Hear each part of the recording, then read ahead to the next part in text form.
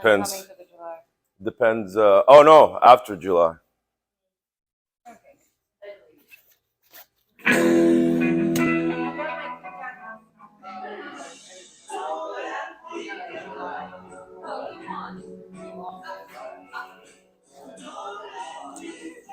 Morning. I'm mad at you. What? I'm mad at you. Good. It's a good start.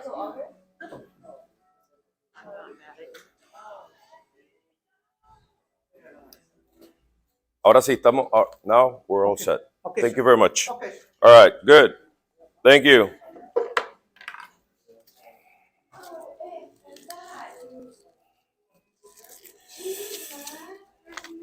Poliana, ¿estamos todos ya? ¿Estamos todos ya? Okay. Probably 30 minutes. It's 30 minutes anyway.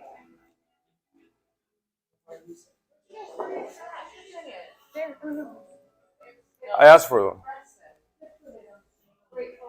I'm like 10 minutes away from license.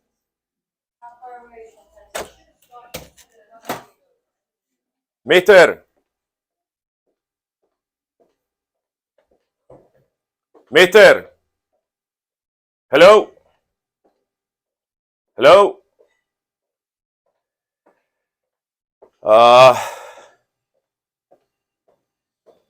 Hello.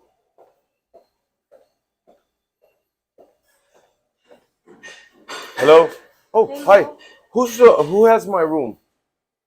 But wait a second. I'm in the last room. Okay, we need a trash can. Yeah, that's it. Thank you.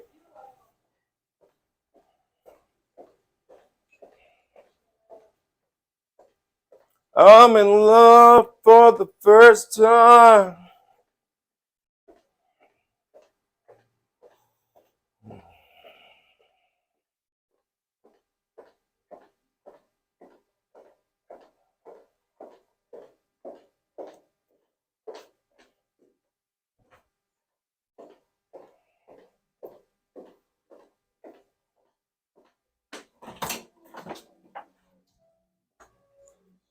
I went to the other room. What the fuck? I went to the other room. Yeah. All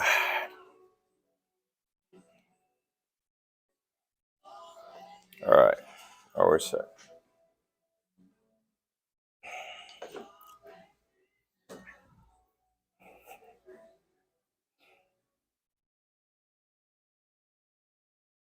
All right. You can put your pencils and all that in the back. We're not going to use them yet. Like the word yet. Yet.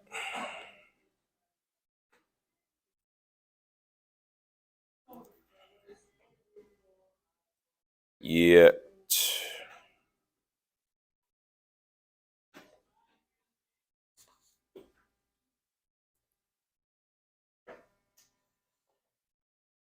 All right.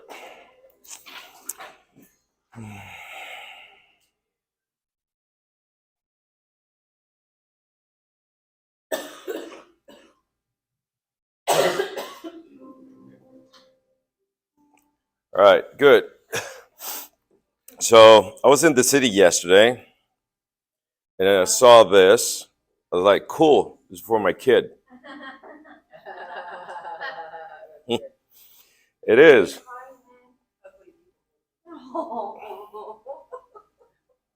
So for my friends, the ones that make my kid cry, they're going to be named ugly until they die.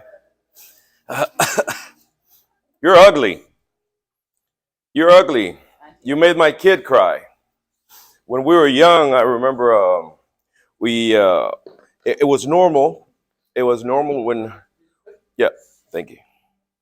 When we were young, it was normal that our grandfathers, our grandmothers in South America, they threatened us. Use that chair. They threatened us, and they're like, if you don't eat, the boogeyman is going to come and do something. If you don't the boogeyman. I remember I was like 7, And she made me, my grandmother made me eat remolacha. Remolacha, the red thing, the red cabbage. I, I still remember it, and I want to throw up. I have that effect with that food. I was like, and I was like this until here. And she's like, oh, the boogeyman. I was like, bring that motherfucker now. So the boogeyman was dead, and that's when her shoe was introduced to me. So she started to do different things to threaten me. And the thing is that always they have something to threaten you or to make you a mercenary. If you pass, then I'll buy you I don't know, a skateboard. If you pass the test, a thumb. And then by that logic, eventually our unconscious understands that now if I pass without they telling me nothing, I'll ask for something. You ask for something. Hey, I passed. Yeah, that was what you're supposed to do. Yeah, but you told me if I passed that, but you didn't tell me nothing about the last one, but I passed. So when you're dealing with kids and you're dealing with clients, there's one thing that it's very basic. Beliefs have three components when we talk about language. If it rains, it makes me sick. It's only a belief. My kids, when it rains, they go out in the rain and say the rain is healthy. They're in school and it starts raining, and the teacher's like, "Hey, get in the rain, get out of the rain. You're gonna get sick." And my kids are like, They're like, "Teacher, you're wrong. The rain is healthy." And they're like, "No." It's like, "Yeah, but my father said so." That's when they shut up, because that's when they're like, "Okay, I'm not gonna mess with what they teach at school. No, what they teach at the house." And when you say, for example, if I eat bread, I get nausea. If I run, I get tired. If I go on a travel, I'll gain weight. So these are things that we call cause and effects. This makes this. All right? So just think about it for a moment. You have three components, but I'll only mention two. Somebody says, if it rains, I get sick. There's only two components, rain and sick, but rain causes me to get sick. The belief is in the evidence. What is the evidence that makes you believe that if it rains, you're going to get sick? So the evidence is where the magic is in our language. Give me an example of whatever.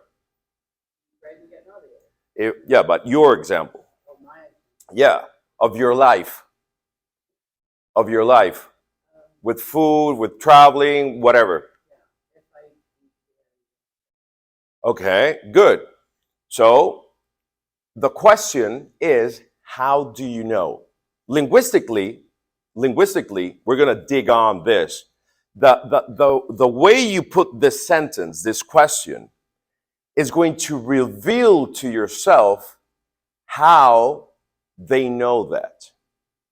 So when we did the first session, and you guys the second session, we never talked about one thing that you're going to dig in July, the ones that are going to July, but we're going to start swimming around it.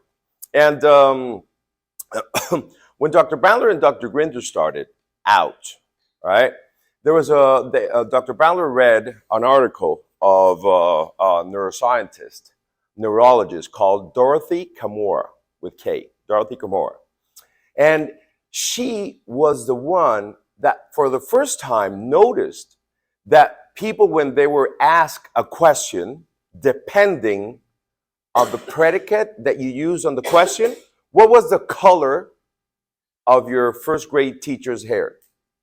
Exactly. So you're using a what predicate? I use a what predicate? Visual, auditory, kinesthetic, or olfactory, gustatory? Color, exactly. How did the horn of the first car that you remember at your house sounded? Now, which predicate am I using? What horn sounded like? So now we're in. How did it feel the first time that you remember you touched the snow? Which territory am I? Exactly.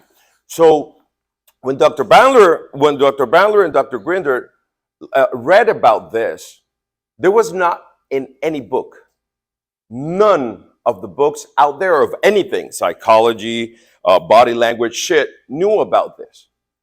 And they begin to study, and they realize that in our brain, we have what? We have cortex. Depending on the cortex, you access to get the information. So we're going to pair up, all right? We're going to pair up in a moment. You're going to stand in front of each other, all right? And you're going to ask only questions with visual predicates. What was the color of your first bed? What was what was the color of the? How high is your, I don't know, the stools in your kitchen? So I want you only to ask visual questions, okay? And only of the past, all right? 3 and 3. And I want you to just calibrate, what does the person in front of you do with their eyes? All right, let's begin.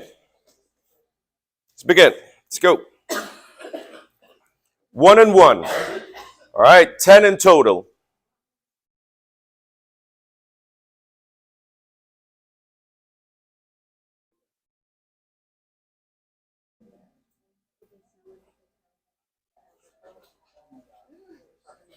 Switch.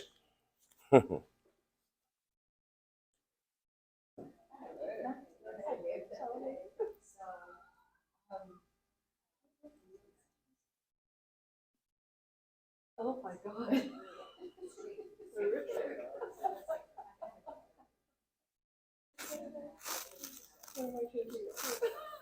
Okay, oh, okay. I heard this before. And what?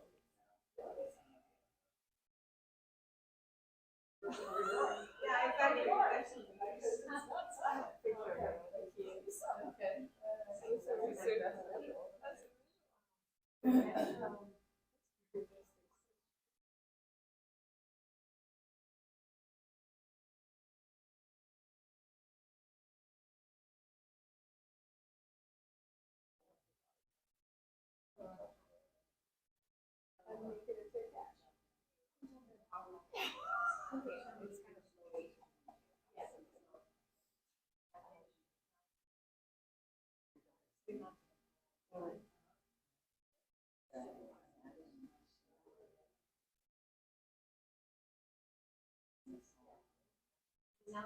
All right, grab a seat. There we go. All right, so one thing that is a constant, like gravity, is that if I remember to this side visually, auditory, it's the same side, always. If you have a client that constructs to this side or to this side auditorily, 100% is going to construct the same side. So visual and auditory, they're all the same in the person. All right? Unless they have a fucking sick brain, they will remember this way and they'll remember this way. That hasn't happened, that nobody has recorded. Nothing about that. All right? So that is 100% always true. Okay? You can count at that, like gravity. Very simple. Okay?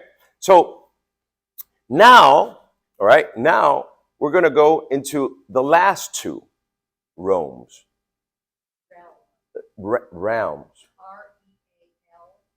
Realms. Realms. Good. Realms. So, good. So we're going to go to the last two realms. Good. You have to do it. It's like riding a bike. Oh, I fell. No, I'm going to try it again. Oh, you fucking do it. All right. Basque. Oh, but I'm translating in Spanish. That's why. My bad. Basque in English. I switch it. Good. Basque. Basque. Basque. Cool. So now the last two is that, Cam, the circle, please. Watching them. It's good. It's good. Take it out like bad ideas. So, what do you say to yourself when you have to choose a dress for a cocktail night party? What do you say to yourself? No. What do you tell yourself? Do you know? All right. Good. Exactly. And when you drove here, yeah, we're listening to something. All right. Good. And were you thinking about questions that you want to ask me? Good. Empty cup. All right. Go ahead, please. So, how does it feel when you imagine that there's a bug around? Exactly. Have you ever touched a snake? Oh, snake. Have you ever touched a snake? Yeah. Yeah? Crocodile? Yeah? How about a tarantula? No. Not yet. Exactly. All right, go ahead. Sit down. Thank you. So now we're going to go into the realms of the internal dialogue. What do you say to yourself? And we're going to go into kinesthetics. So you can ask about feelings, internal or external. How does the hot sand feel? External, kinesthetic. What did you feel when you carried, if you know the person, your first child? So now it's internal, all right? And we're going to ask, what do you say to yourself? You can do a variation of that question, but basically is, how do you hear yourself when you're responding something to yourself or asking or doing a commentary, all right? Before you go into working with a client, what do you say to yourself? All right? And just calibrate. So it's kinesthetics and internal dialogue. All right? One and one, one and one, one and one. Go ahead.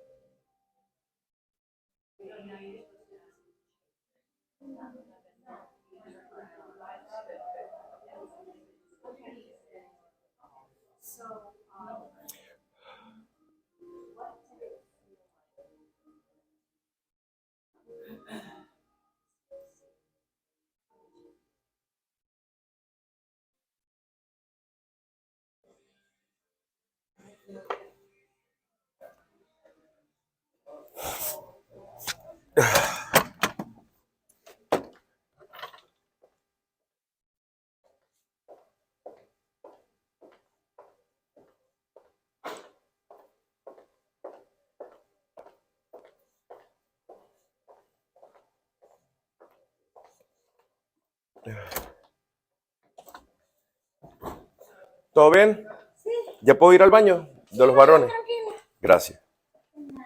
Está el papelito ahí todavía. Así ahorita le saco, por favor. ¿Se lo quito? Sí. Gracias, muy amable. Gracias a usted. Sí.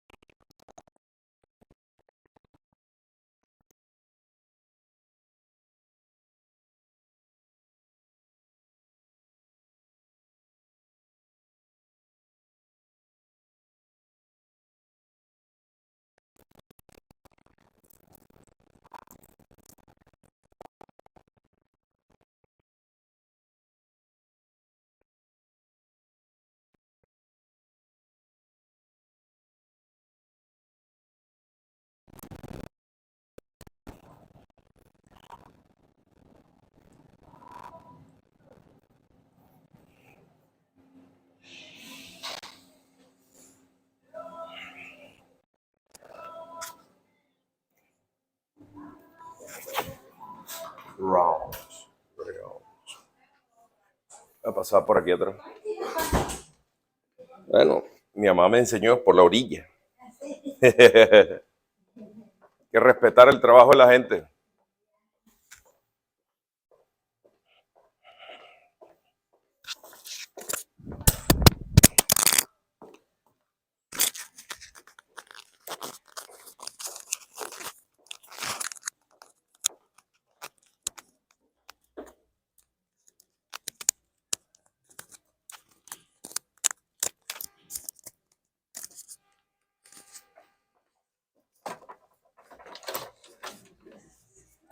Switch.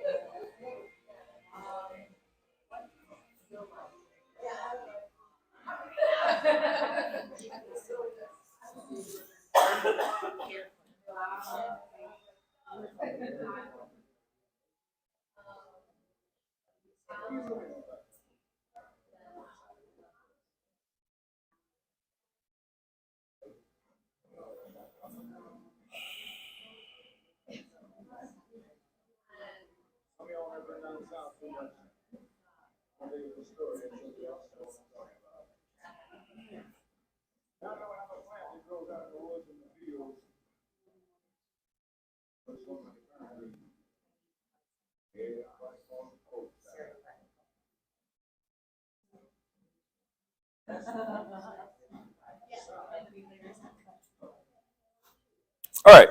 Grab a seat. All right.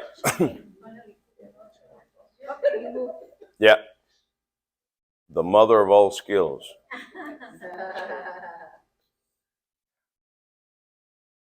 All right. So what we covered is the six eye accessing cues that a human being has in order to access the information, something that we're hardwired to. So when Dr. Ballard and Grinder started to learn about this, they were the first ones in the world to put it out in the world in a book. So if you're talking to a client, all right, and I'm the client, so you're going to ask me questions, and I'm going to exaggerate just a little bit, all right? So you get used to my accessing cues, all right? So we got visual, remember, construct, auditory, remember, construct, internal dialogue, and kinesthetics. People ask, so gustatory and olfactory also, well, they're linked to the kinesthetic, all right? So hit me. First question. Look at me. I'm the subject. Go ahead. What did it feel like when you first got it? I was scared. All right. What did I do? Yeah. And the first one? First one? Remember, before you started to study hypnosis, if you have no training at all, you didn't know about the predicates. So you didn't know the person saying, well, my house is very tall, it's very wide, it has a huge living room. In what realm am I in? Visual, exactly. So in the sales world, if the person asks you, I'm the client, and well, I'm searching for a house that it has to have a very big garden, all right? If it has panoramic window, it's awesome. I would like that has 2-story, house, it needs to have 3 bedrooms and white marble floor. All right? In which, Your house is not very big. exactly. But where am I? What is the representational system? Exactly. So this is what you should do when you train people. So you tell the person, all right, so what are you going to say? So, okay, listen to me. I have the perfect house to you. Did you start good or no? Why? Exactly. So I want you to imagine, but now imagine is what? And this is why we're here. No, because can you imagine touching? Exactly. So there are unspecified verbs or predicates. Knowing. How do you know?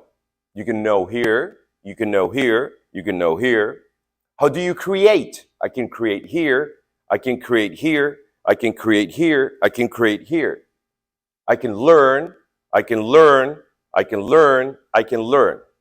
So there are like around 5 or 6, there are more, but basic unspecified predicates that you can only know if you calibrate your person. So yeah, I'm trying to remember how my mother, where am I? Where am I? Where am I? I'm in auditory. That's the only answers that I want. So yeah, I can remember that. Where am I? I'm in kinesthetic. Juan Antonio, here's kinesthetic. So where am I? Where am I? I'm here. If you see me down here, don't interrupt myself. I'm having a meeting with myself because I'm in internal dialogue. All right? So, yeah, I can imagine that. So wait. Give me a second. So, if I say, I can imagine this, or I'm remembering it, or, yeah, I know. Yeah, I know. So, words like know, imagine, remember, learn, create are unspecified. Why? Because it depends on the eye accessing cue. Right? So, yeah, I have a problem that is bothering me, a client says. And the person says, yeah, tell me about it. The fuck? So, Virginia Satir was the first person that we know of. We remember every time we say we, is we as a species, not like I have a lab coat when I talk about we discovered, all right? So she was the first person that unconsciously, she switched her predicates unconsciously depending on the eye accessing cues of the person. So I'm the client, and all of you are Virginia Satir, and of the client says, yeah, I have a problem that it's bothering me. And well, yeah, tell me what it looks like. Yeah, can you describe what you're seeing? All right, so you keep your words in the visual. I have a problem that's bothering me. Can you tell me more about it? I have a problem. So somebody says, I'm in kinesthetic. Yeah. So the big problem was, right? Remember, we like to tease psychologists and psychiatrists. So the guy is laying over there looking at the ceiling, and I'm here. So what the fuck? What the fuck? How do you create rapport properly with an unconscious mind? So imagine this. You have a client. You're seeing them in person. And they're like, yeah, I have a problem that, yeah, it's affecting me too much. And a stupid motherfucker says, yeah, but you have to look at all the possibilities. Hey, that's you. That's you. If you hear yourself before coming here, when you're talking to some people, they're in kinesthetics, and you're just like, oh, you have to look at all the possibilities. Listen to my sound. listen to my sound, listen to my voice. What's the fuck? So if the person says, for example, yeah, I have a problem that, oh yeah, it's really bad. Why tell me? How does it feel? What do you feel? No. Keep it there. Yeah. Let's have a grab to it, or let's grab onto it so we can find a solution and build over it. Get my idea? So the idea is that your words, your context of the solution, you begin to build it in kinesthetics. Oh yeah, I'm stuck, man.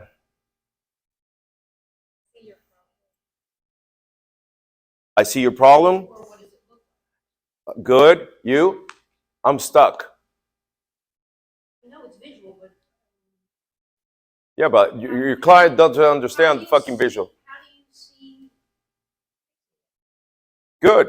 And remember, we're building a machine so you can create rapport according or depending on the language with the accessing cues of your client. All right?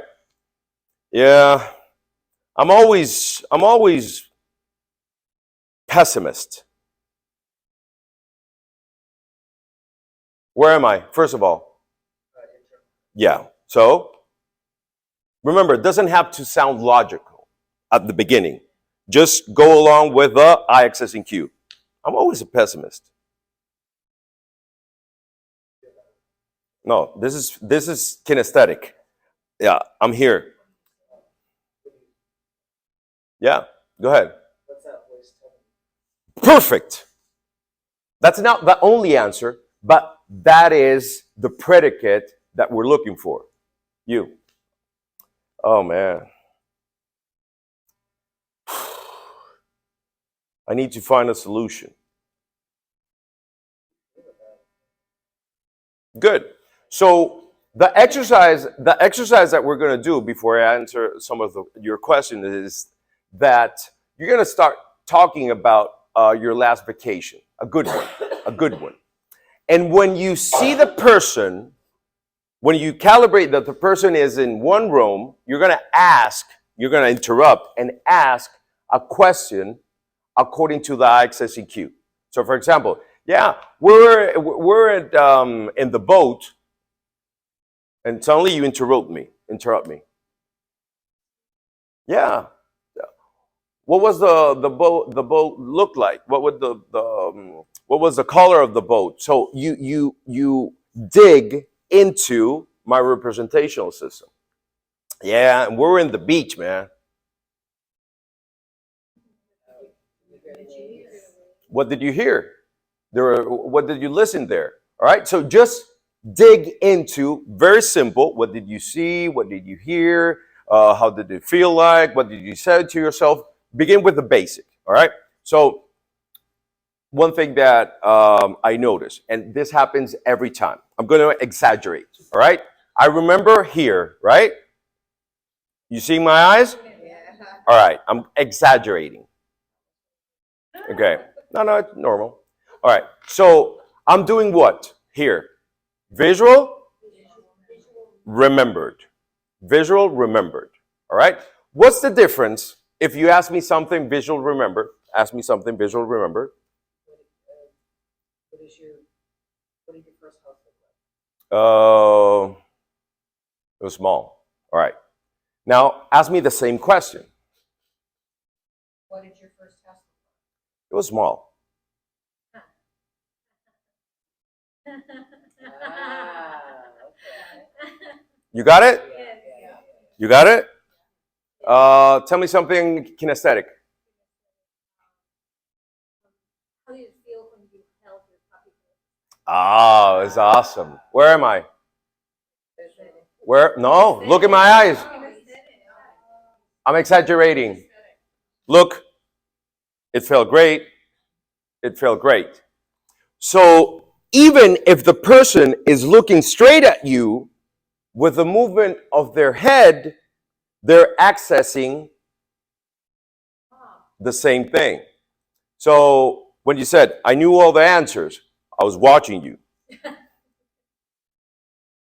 since April, and at Orlando, already got all your eye accessing cues.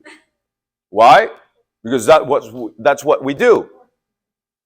So each time you have a question, I answer it depending on where are you at. That's why my answers make a little bit more sense than usual. Why? Because if you tell me, yeah, I don't understand what's this exercise about. Where am I? Auditory. All right, listen to me because I'm going to explain it slowly this time. Yeah. So this is why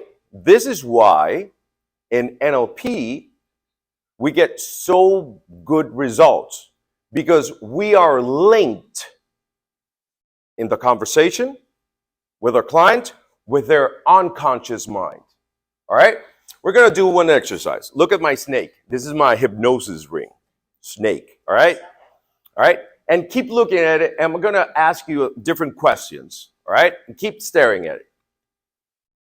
Where did you spend, or where were you in your birthday in 2015? What was the sound of the ring or the bell when you were in high school? What was the name of your third grade teacher? What was the last 3 movies that you saw in the cinema? What was the name of your third grade teacher? What was the last 3 movies that you saw?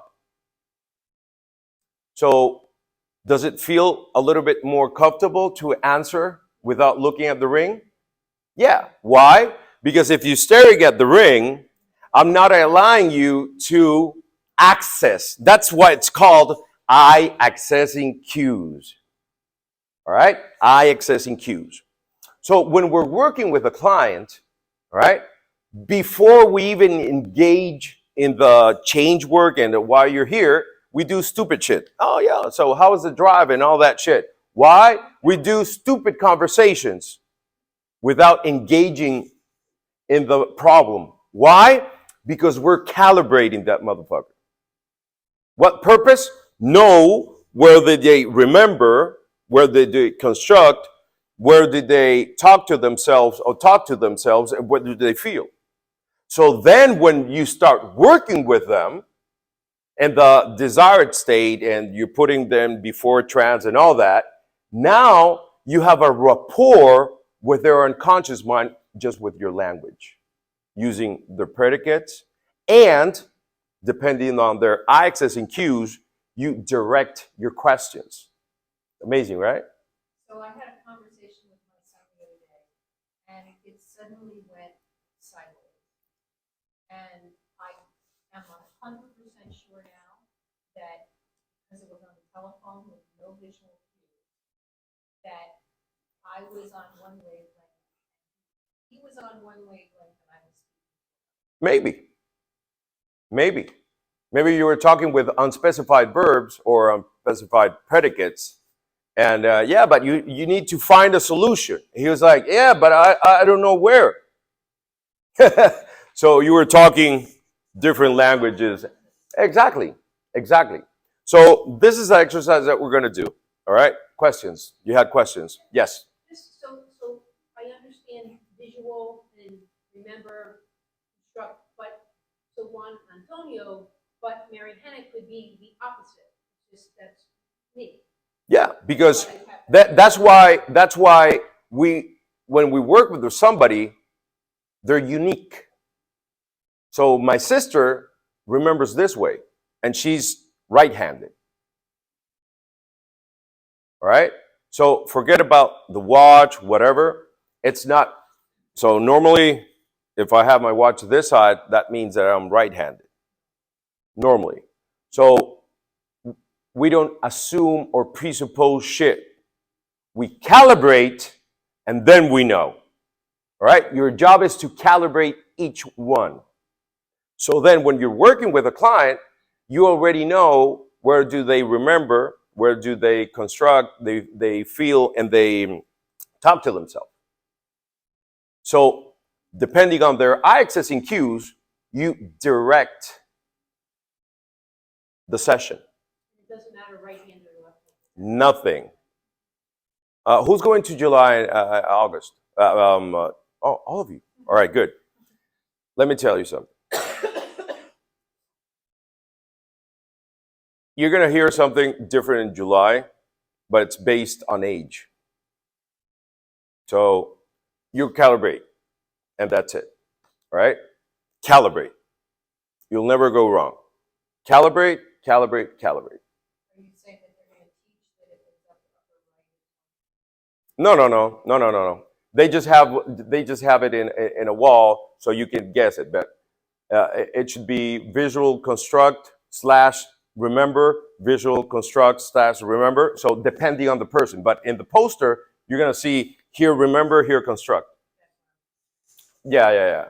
But that's so you calibrate. That's the way. It's not that they say you have the watch here, you're left-handed. No. It's just in the poster. You understand now. It's not like a rule. It's like, all right, so I have to calibrate because maybe this person is switched. So the poster looks awkward if they has / remember and all that. It confuses you for the first time. Too much information. Intake. All right? So your job is to calibrate where that person accesses. All right? So you're going to start talking. Okay? The person that stayed in the groups is the one that's going to start talking. I have a real question. Yes. Well, all of them are real. People who are dyslexic No. tend Continue. to have multiple locations for any one given thing. So speech, for example, resides in more than one area. Speech is in Broca normally. Broca's area. That's Broca. right, but there is like a backup system Yeah. on the other side of the brain. Yeah. And they know this because people who have dyslexia recover their speech from having a massive stroke Yep. much more readily than people who have neurotypical. Yeah. So if that's the case, because there are a lot of us, Yeah. might we access different? No, because these are based on the muscles behind the eyes. So it doesn't have to do nothing with the brain. And dyslexia is how you encode words. How do you encode? All right? So imagine you have this is Kathleen Laval exercise. Imagine, put your hand here, and you have a piece of a pie, rectangle. All right? But the crust is in this part of your hand. Look at it. And the pointy part is at the end of your fingertips. Now, turn and make the pointy part face you. Exactly. You two had to do this. Yeah. The other ones just imagine the rotation. So technically, you're dyslexic. No, the ones that imagine it. So, according to, remember, I only use the word dyslexic, so we can talk at the same, yeah. So, if you go and do tests, you two are normal. You two and you are dyslexic. Yeah, you because you said it. All right? So you can reverse engineer easily than they do. So if you're an engineer and you're in a plant and you have a raw material and here comes the toy, in your mind, you can back up and figure out where the part is wrong. Instead, you have to go from here to here. You cannot, it's very hard for you to imagine the other way around. So it's only a skill in our world. It's a skill. Dyslexic is just a way that nobody knows why you encoded your brain things different. And you can learn how to encode it normally. All right? When we're going to get to the, after lunch, when we work with the whiteboards, I'm going to teach you how you can help those people, for example, with words. Normally minuscule, yeah, minuscule, D, B, and P. So you can tell the person spell dog, and they say dog, but they don't see the word dog. They saw the dog that you have in your brain, the transderivational search. If I say nipple, you didn't see a screwdriver, you saw a nipple. If I say Elvis Presley, you heard it, you imagine it, right? So when you say, for example, the word dog, you bring the image normally of the dog or the sound of a dog. But when a person that's dyslexic, depending, writes dog, they might write pog or bog because in their brain, they switch the word. Even though they're looking at the dog, they encoded it different. So they see D-O-G, but in their brain, they have P-O-G or B-O-G. Exactly. So,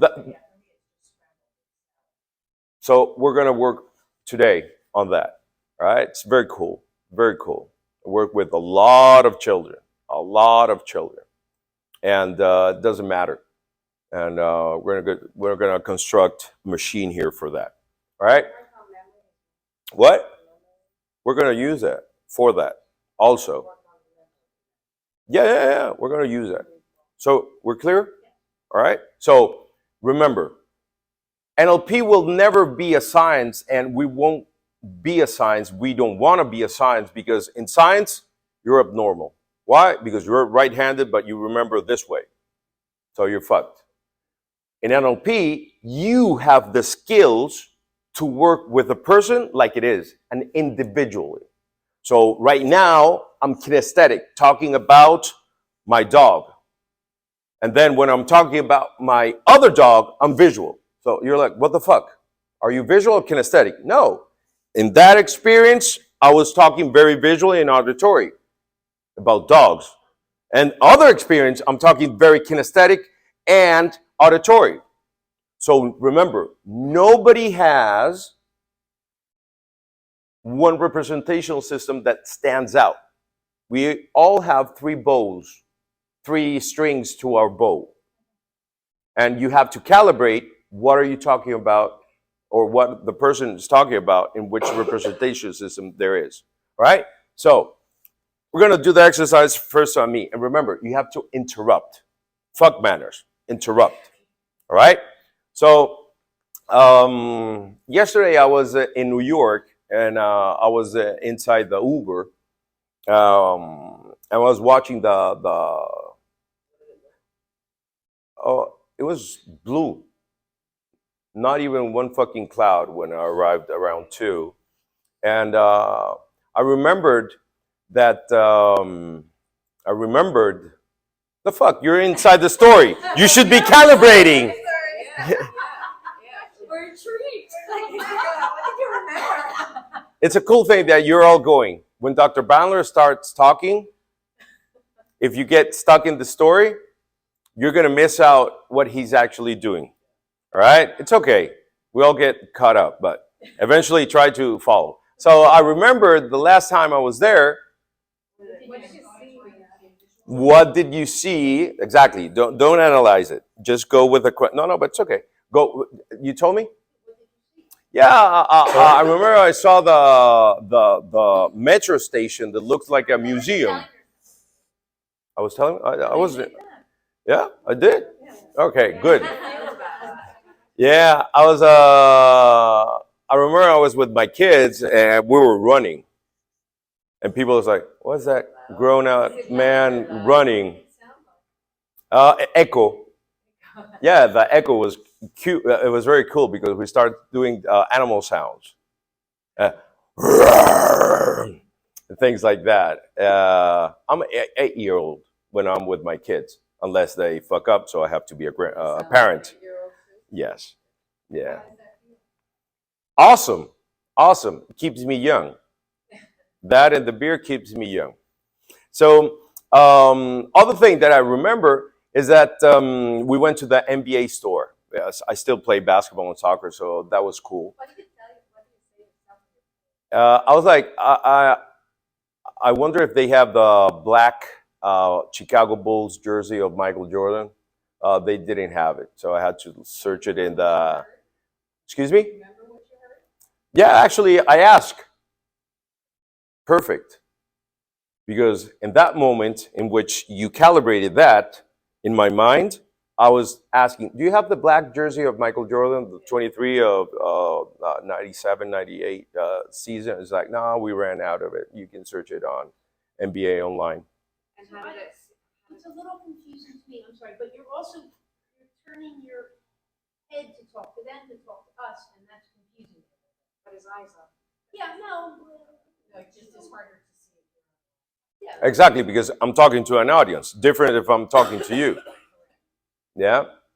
Okay, so that's the exercise. Only one person is going to start talking about a great, amazing trip that they had. And when I say switch, you switch. And remember, don't be polite. That means interrupt with a question. All right? Interrupt with a question. All right? Let's begin. The person that you're, no, sitting down, remember? And one thing that now you're ready to understand. When we're working, all right? I think we talked about this. Stand up, YouTube, 1 second. I think we talked about this in Orlando. If you put your chair in front of the person is going to be a little bit more conscious about being polite. So they're going to stare at your eyes, all right? So normally what we do is that we tilt a little bit the chairs. So even though, no, stay. I'm going to show you different ways. So even though I can watch you, I still have a clear path. So you're going to have unconsciously more analog marking with the hands and more eye accessing cues. So you can sit like this, or you can sit like this. So even though I have the person in front of me, still in front of me, there's nothing. In front of them, there's nothing. So when you're watching Dr. Bandler working with a client, you're going to see that maybe the person's here, but he's going to be to the side when the person is a stool. When they have chairs, he always sits beside. Why? Because we don't want to be in front of the person. So when we were beside the person, we give them more freedom to give us more information. It's not so intimidating. Being in front of someone is kind of intimidating. No, because when we were going to do trance, we do this. Exactly. So one thing also that's extremely important, and I told Poliana, when you're talking to a client about making a session, this is something that costs a lot of money. When you're talking with a client about arranging a session, don't let them tell you anything about the problem. I'll tell you why. Because I'm talking to you on the phone, and it's like, I need to resolve this, and da. So they're giving you part of the problem, right? When you sit down with them, unconsciously, they already talked about that. So when you start talking about the problem, they're going to give you less information. And that's like gravity. You can count on that. They're going to give you less information because they already talked about it. And we always go with the first unconscious response. Remember? How do you feel your neck? Oh, it's the same. And before the trance, they were like, oh, no, until here, I can. So it's the same. Which one do you trust? Unconscious or conscious? Exactly. So unconsciously, they're going to give you less information when you're in the session.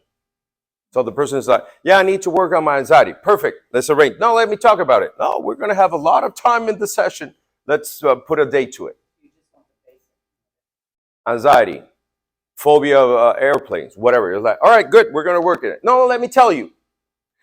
Let me tell you, they're already accessing, remembering when the plane was da da da da da da da because of the rain and stuff. And maybe when they're talking to you, they're like, yeah, it was terrible the time in the plane. Yeah, but what about the visual? Because their strategy of how they get scared is remember visually. I talk to you on the phone, so now that step, I skip it, and you start working kinesthetic. But it actually begins with visual. Going to make a little bit more sense as we progress during the day. But if they told you anything on the phone, are they going to skip that first step or are they going to go back to step? It depends. That's why the less they give you, the better for you, because we change people with information. So it's almost better to get somebody else to book you. Even if they talk to the other person. So just keep it basic. What do you want to work on? Well, I have anxiety. Yeah, all right, good. No, let me talk about it. Is it only at work or that? You're fucked. All right? Use the phrase analog markers of the hand. Analog marking. So when Dr. Bandler and Dr. Grinder modeled Milton H. Erickson, they didn't have in English, since they're Native Americans, a way to describe the variation that he did with his voice tone and what he did with his hand. So if I'm talking to you, you will notice that my hand, this one, the one in the watch, talks to your unconscious mind. Because in the past, you know that things may vary.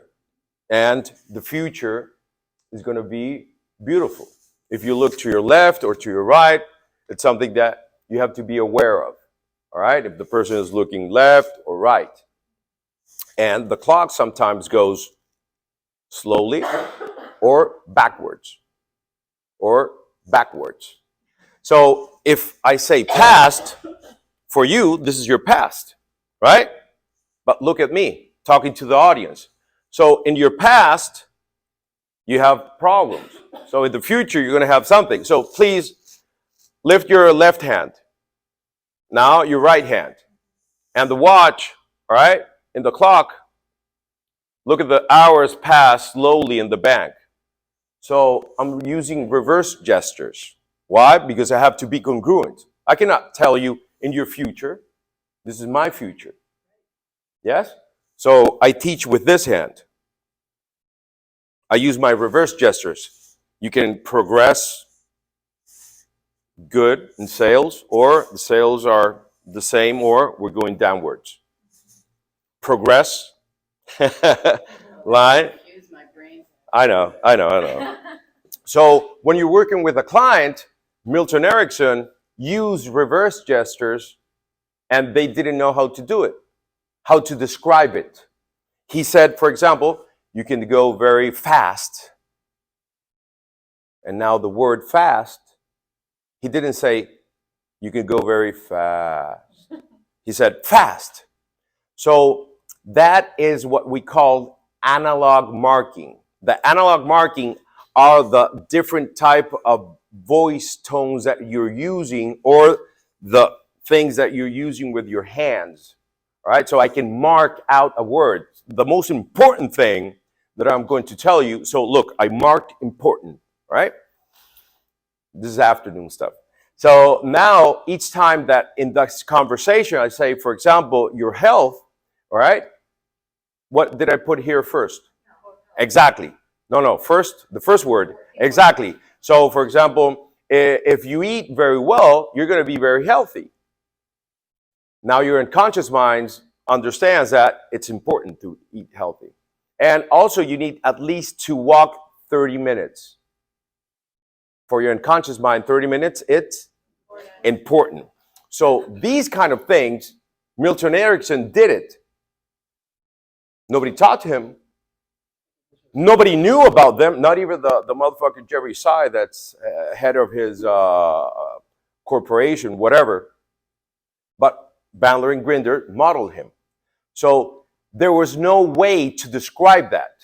It's like a word. If you don't have a word to describe that, you have to create it. Make sense? Before, when you were doing movies, you needed a helicopter, a cameraman, and a co-pilot to shoot some scenes. Now a kid with a drone does that. Before, we didn't have social media manager. Why? Because there was no social media. So it's the evolution in the workspace. Analog marking is a way to describing the variations of the things that you're doing with your voice and your body language. All right. So, for example, when you go into your house, all right, and you turn left. What's this? This is an analog marking. All right. I don't know about. Do that to me, that's right. Yeah, but I'm the client. I'm the client. Yeah, I have a problem. Like, what is this? No, I have a problem. What am I doing here? Exactly. I'm marking it out. I was like, what's this? What do you mean? Yeah, close your eyes. Oh, fuck.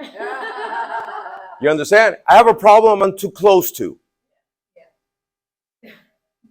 All right? So the analog marking is basically out there what people do with their body language and their tonality. I don't know, I'm a little scared. I'm marking out the word scared. It's different. I'll say, a little bit scared about that. So it's completely different. So in some modalities, you have analog, some modalities that, imagine you have this kind of like, how do you call this? A dial. So you can put the picture a little bit bigger, or you can put the volume a little bit more lower, or you can put it higher, louder, right? So this is an analog submodality. You can increase it or decrease it, visually, auditorily, kinesthetically, all right? Like when you did the sliding anchors. And then you have digital submodalities, on, off. Associated, dissociated, digital. Put the picture from color to black and white. Those are digital submodalities. So the analogs is with the dial. Sound, volume, image, whatever. And when you have like a switch, those are digital submodalities. Remember, this didn't exist. This is all the hallucination of two men that have to invent things so we can describe the experiences in our brain. We good? Analog marking? You're going to get better at it. Yeah. Remember, each time you see somebody doing a gesture or whatever, remember, in their mind, they're seeing something or hearing something. I don't know. It just bothers me. I'm marking out. So you don't know what the fuck I'm marking out, but you're watching me marking out. Exactly. So what's that? What do you mean that? Yeah, close your eyes. Duh. Because remember, your clients are not aware of some modality. They're not aware of images. They're not aware of internal dialogue. They're not aware that they're associated, dissociated. They're not aware. That's why when we're calibrating, they start marking out shit. Oh, when I try to sleep, I just can't. I try and try and try. You don't know what I'm doing here, but I'm marking out something. And I don't know. That's the whole point. If you're talking to me and you see my watch here, and I'm like, yeah, my mother was like this, and she's like, so he's inventing, he's lying to me, he's creating something. You don't know. That's why we calibrate. And when you started your certification, I remember that Paul used the basic ways in which people understand that inside of their brain, they see, they hear, they feel, they taste, and they smell. So how many chairs does your living room have? They're like, 4. How do you know? Because I know. No, you don't know because you know. You saw them. No, I didn't. So once you're working with your client and you're making them aware of what they see in their brain, what they hear, what they feel, it's easier to change what you're going to change with them. All right? So when somebody's doing this, you cannot read the mind and say, oh, those are voices. No, you don't know if they're voices. Maybe they're lights. You don't know. So your job is to make them. Maybe it's grasping. Exactly. So that's your job, to finding out what the fuck is that he was marking out. Right? So you literally just asking, what does that mean? Exactly. I was like, keep your hands like that. Close your eyes. You were telling me about this. Yeah? All right, good. So look at your hands now in your mind, and what is this? And eventually, they're going to find out. If they don't, you put them in a fucking deep trance and ask their unconscious to tell them, or tell their unconscious, tell them what the fuck is they're looking at, or what's the fuck is that they were marking out with their hands. Bring them out, and then they'll tell you, oh, it was 2 campfires. What the fuck? Yeah, because you don't know. And yet we calibrate. Okay? That's why calibration is the mother of all skills. We never assume shit. The first time you assume, you're fucked. Oh, I have worked with 100 million clients. Yeah, but each one's different. So your job is to find out what that client is doing at that particular moment with this. Because this is maybe, maybe this is a voice, my mother. I had a problem with my mother. Oh, so tell me what he was in auditory? No, he just marked it out. So what's this? What's this? You don't know. So it's your job to find out what is he marking out. All right? So tell me how you exactly. They're like, I don't know. And some people. You ask me, if I go like this, how do you ask me? What are you doing with your hand? You're like, I don't know. And then I look at your representational system, your eye accessing cues, and that gives me a little bit of a hint. And then I ask. Exactly. I don't know. I was like, oh yeah, it's the wind. But it's the wind that you're feeling the wind. But it's like this. Or, oh, I can feel the wind. Or it's my mom that she was in the morning, hey, wake up, wake up, wake up, wake up. Or it was my mother that did this to me in my head when I was sleeping. And she woke me up like this. But instead of doing this, I'm just doing the hand. So that's the beauty about our job. We cannot use universal signs to interpret what somebody's doing. In China, you do this, you get in trouble. Because in China, this is like, what the fuck, motherfucker, what? But they do this. Neil Armstrong, when he arrived to the moon in '69, he did this in television. Half of the planet was, wow. The other half is, he's going to get in a fight with the other guy? Because this is a totally different meaning. Yeah, and you're wrong. Exactly. Yeah. There are countries in South America that they how many things, in which floor do you live? The first one. They don't do this or this. They can do this, but this is not a bad thing in some countries in South America. So people say, yeah, 1 Coke, please. So that's the beauty about, again, everybody is a unique individual. All right, so begin with your story, and remember, don't get caught up in the story. Interrupt. All right, let's begin.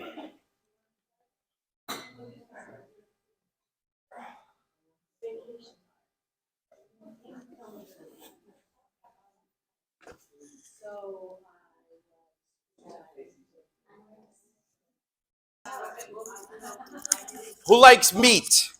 Meat restaurants. All right. Who else likes meat. Going to a steakhouse. You.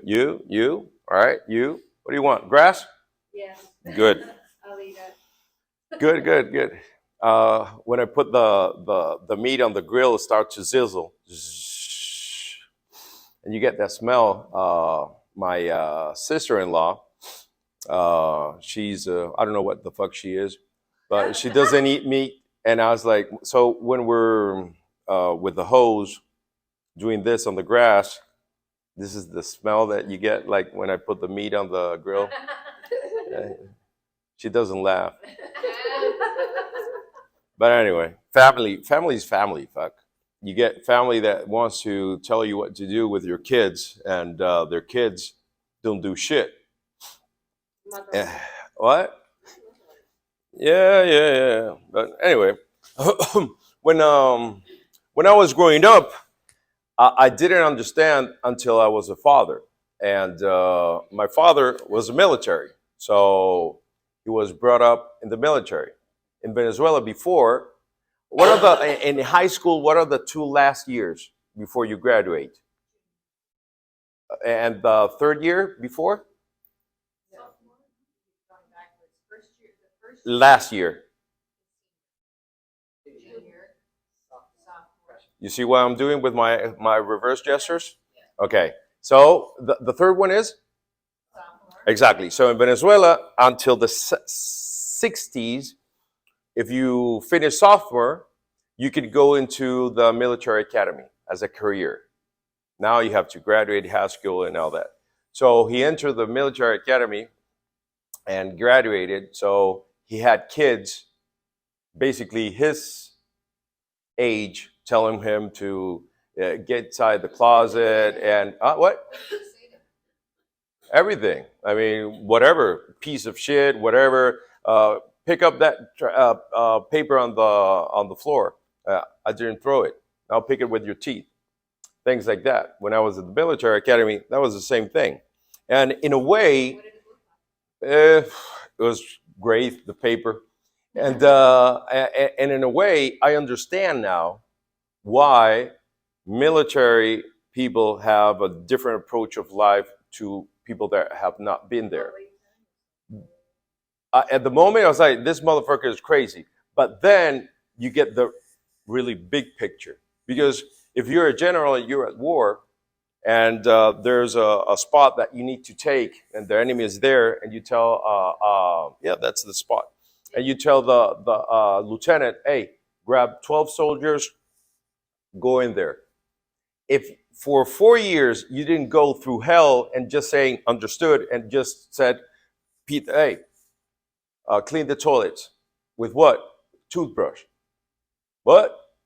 Arrested.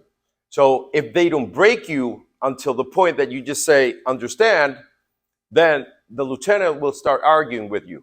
Oh, but maybe we would get killed. Since you're the general, you know that while they're doing this, we take the flanks and take that post, which is the most important thing. And when I was growing up, my father brought me up like that. Do it. That's it. No explanation, nothing.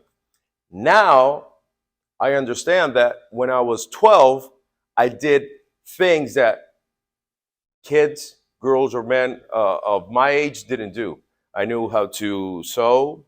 I knew how to cook. I knew how to polish a car. I mean, stupid things. Even, how do you call the things that clowns walk on? The two sticks? The stilts. I learned how to do stilts. I mean, I did a lot of shit. I had a lot of skills for a 12, 10-year-old boy. And that's the things that I'm doing with my kids right now. My kids, Alfredo is 6 now, Sabrina is 8. And they both, before they go downstairs, bed is made, brush their teeth. Alfredo and Sabrina have long hair. So they comb their hair, they put the ponytail on. The room is, it's cool. And when they go downstairs, they eat with their non-dominant hand. So they use the fork with the left hand, they brush with the left hand, and all that. Even though at the beginning it's frustrating for them because they don't have the ability to do it, now it's normal. Even they learn how to use the chopsticks with the left hand. And we started first with the meat and the rice and all that, and now only one rice, and they practice not like Karate Kid, like '84 and all the mosquitoes.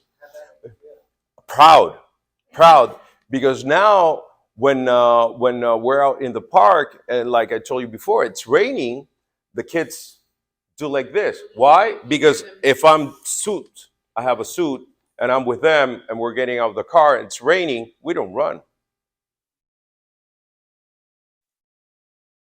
I get wet. I go home, take out the suit, have a bath.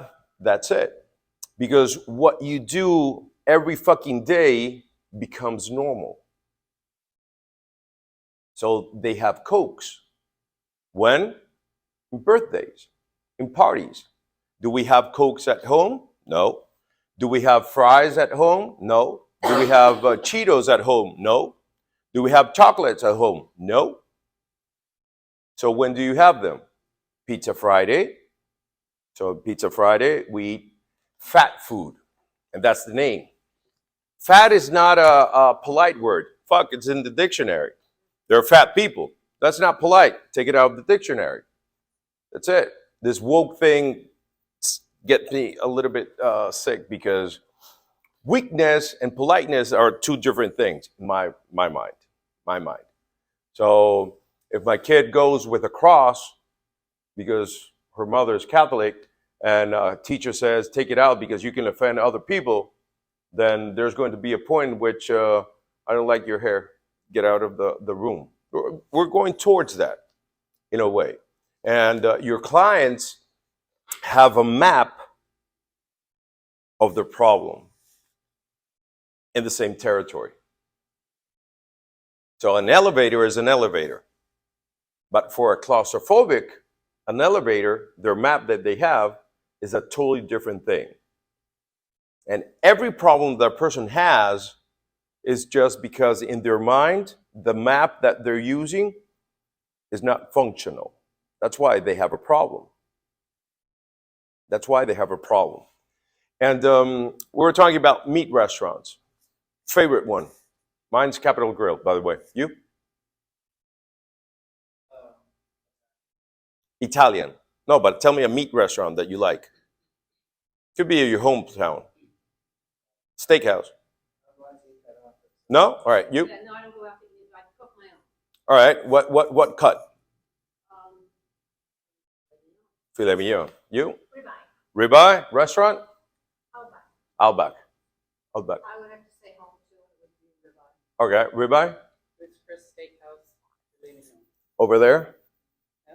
Over there? Where you live? They're in Hawaii, but there are some near where I live. Okay. Cool. All right. Come here. Come here for a spell, like the president of the society says, John LaBelle. For a spell. Come here for a spell. All right. So, tell me about this place. The last time you went and had a very good, nice steak.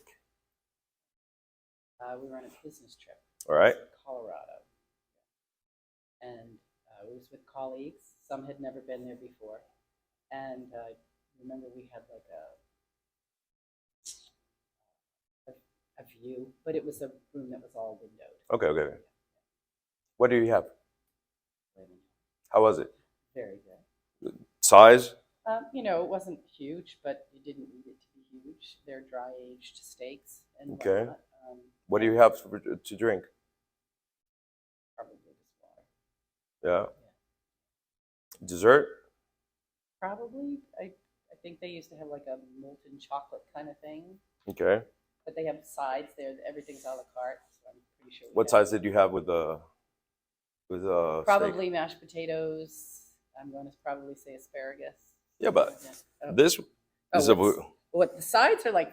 They're served family style, so it would have been a good size. so you have this size and in the filet. steak. The Yeah, filet the was steak. probably All that right, size, yeah, good. yeah. All right. So this steak, how do you order it? Well done, medium. Medium rare. Okay. The size are good. Yeah. Huge. Exactly. They're like a 2. Okay. Cool.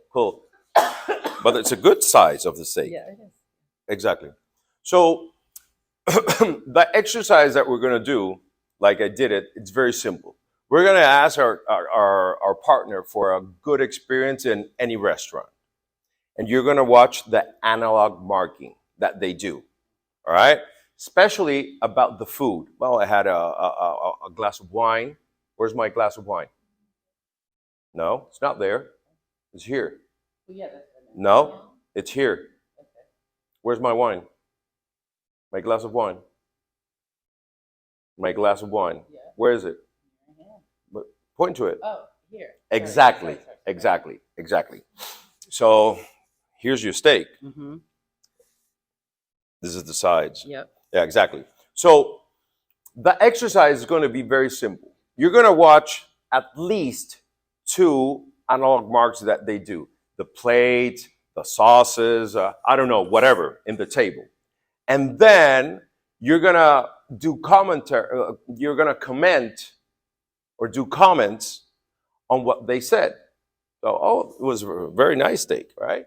So you're going to replicate their analog marking where they did it.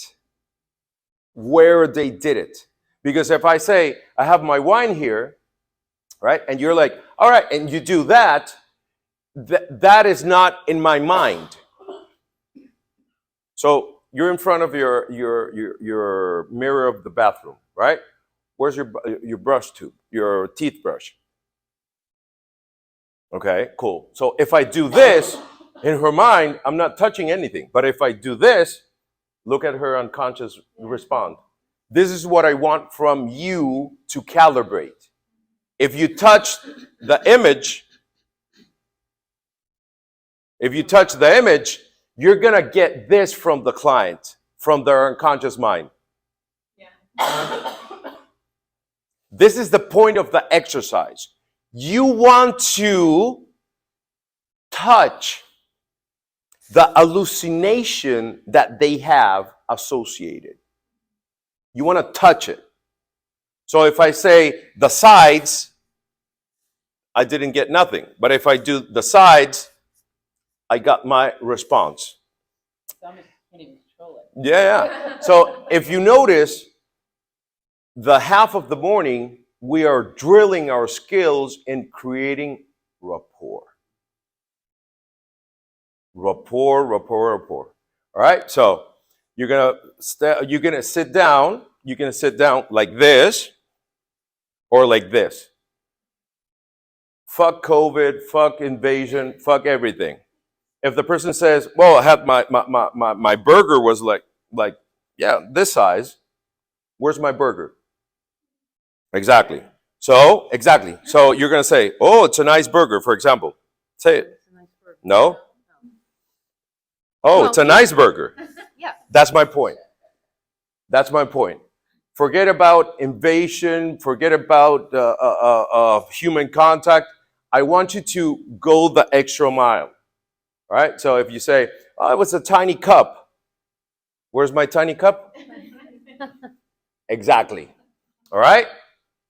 You have to hallucinate what the person is marking you out and replicate it.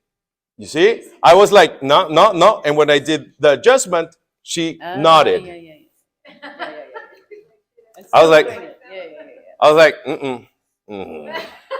But here. All right?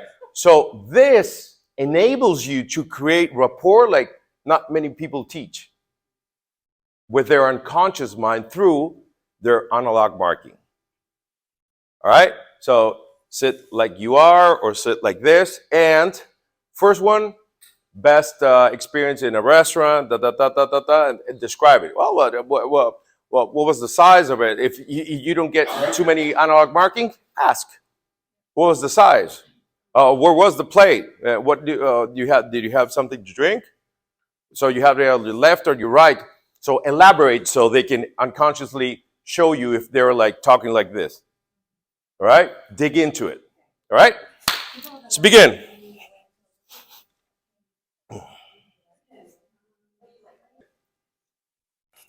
So When people talk about motivation, right? It's a motive to take action if you cut the word. And there's one kind of motivation of different kinds that they are. And this is a very cool exercise because I want you to find something that you really like, that you really enjoy, and like everything, you begin sky high motivation. And eventually it drops down. In this period in which it drops down, if you can make it go up again, I believe you can get more stuff done. Whatever it is. Whatever it is. Work, writing a book, something that eventually you put to a side and then just feel that motivation again and begin it. All right? Yeah. So you have one, right? Right. You have one. All right. You have one. And remember, the most important thing is that you put it aside for a while because you feel demotivated, and then you feel motivated again and you start. All right. You have one? Okay. You? No? All right. Not that you know of consciously. But it's okay. All right. So, Green Sage, Patricia, please come with me. All right. You're going to stand beside the chair looking to your future. All right? So, that's your future. Obviously, that's your past. Okay? So, this is what we're going to do. I want you to remember a time that you started this activity and you felt that motivation spinning like 100 million times an hour. All right, close your eyes. And I want you to go back, literally, go back just before you began that. Go back in time, in your timeline. Yeah. Go back until you feel that motivation that you're in that particular moment just before you started to do it. Just before. You know? It's like just before that kiss. Just before 2 or 3 inches before lips touch, you know, that kind of feeling, that anticipation. Exactly. Are you feeling that motivation just before the activity? I want you to make it spin double. And double, and double. And we're going to increase it a little bit more. A little bit more. A little bit more. Make it spin faster. See what you see, hear what you hear, feel what you hear, and make it double. Double that. Double it a little bit more. Feel that determination. Tell me when you're feeling like 110%.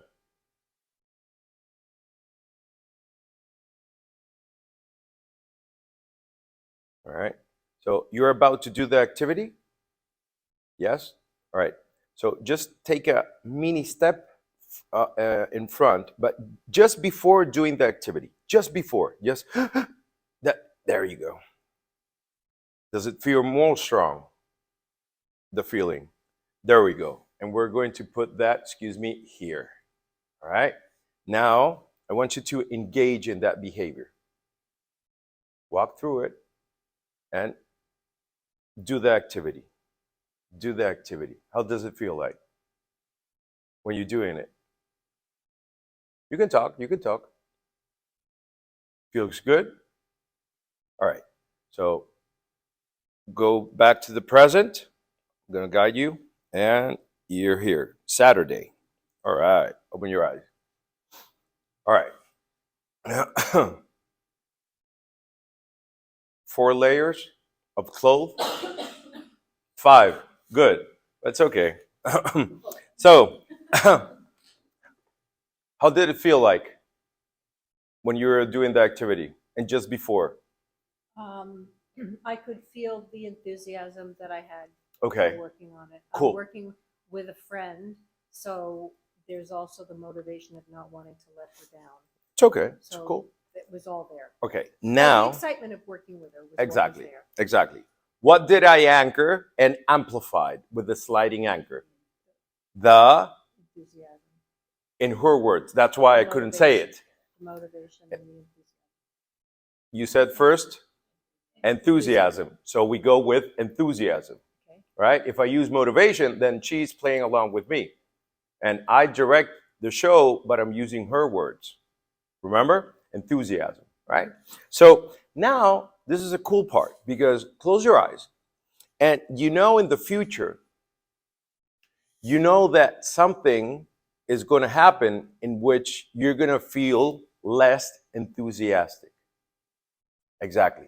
And I want you to go just before that happens into the future. 10 seconds before that happens, that you know you're going to feel less enthusiastic. And something is going to happen because now you're going to charge yourself. There you go. Charge yourself. And with this enthusiasm, make it happen.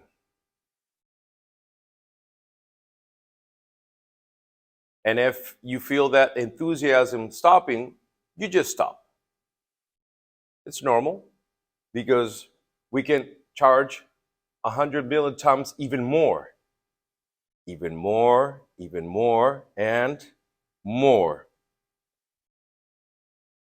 There you go. And then you finish your task. And now, keep your eyes closed because we're going to return to the present. I got you. We're going to return to the present.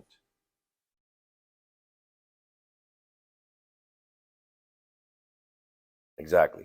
And from here, you can look at the future and remember what you did.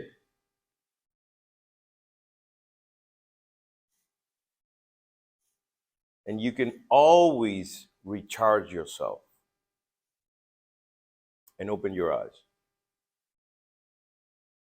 All right, sit down for a second. So, good? Yeah. It's good. Feels good, right? Yeah. It's like your own high. Own. Mm-hmm. All right, so everybody is in the present, right? They know why? Because it's their brain.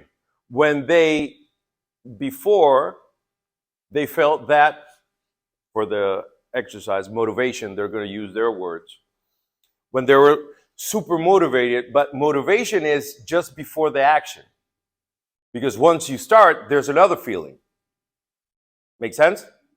So motivation is what gets you hyped up. But once you start or engage the behavior, a totally different animal transforms. All right? So just before the engaging the activity, associated language. See what you see, Hear what you hear.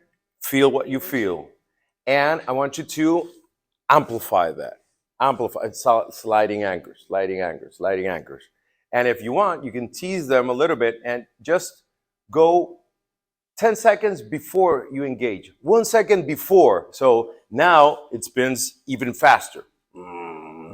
And then when you calibrate that you're seeing the person, because calibration is the mother of all skills, you're calibrating, they're actually in there. They're like, let me go. That's when you, for this exercise, so we can, I anchored it here. And engage in the activity. And then to the present. What did we do? We anchored the motivation or the enthusiasm. So the pre-sub is that in the future, you know that your enthusiasm is going to go lower. And you know when, reading mind, and you know when. So go into the future when you feel like the enthusiasm or the motivation is going to stop, or you're going to stop. And stop there. Because now you can recharge yourself.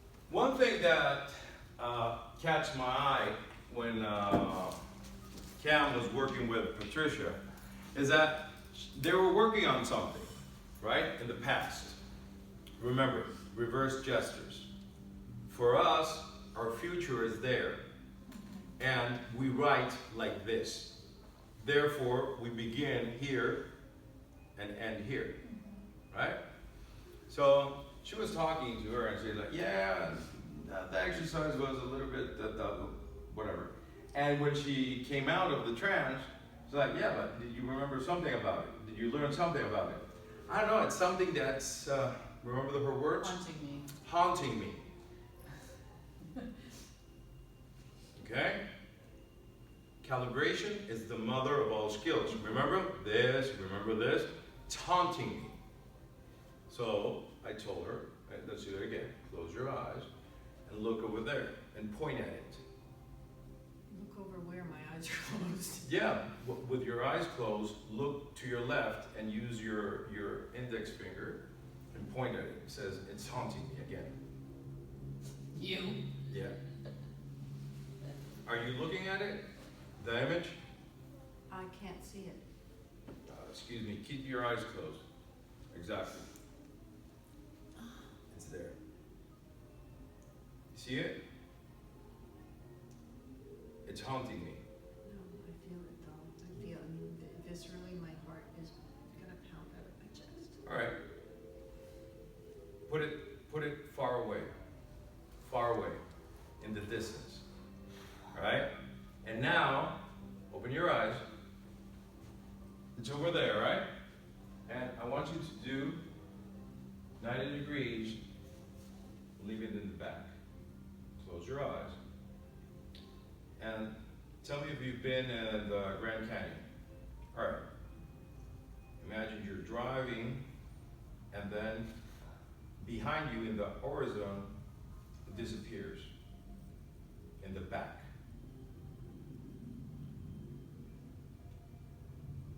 And put it at the distance in which your chest feels good again.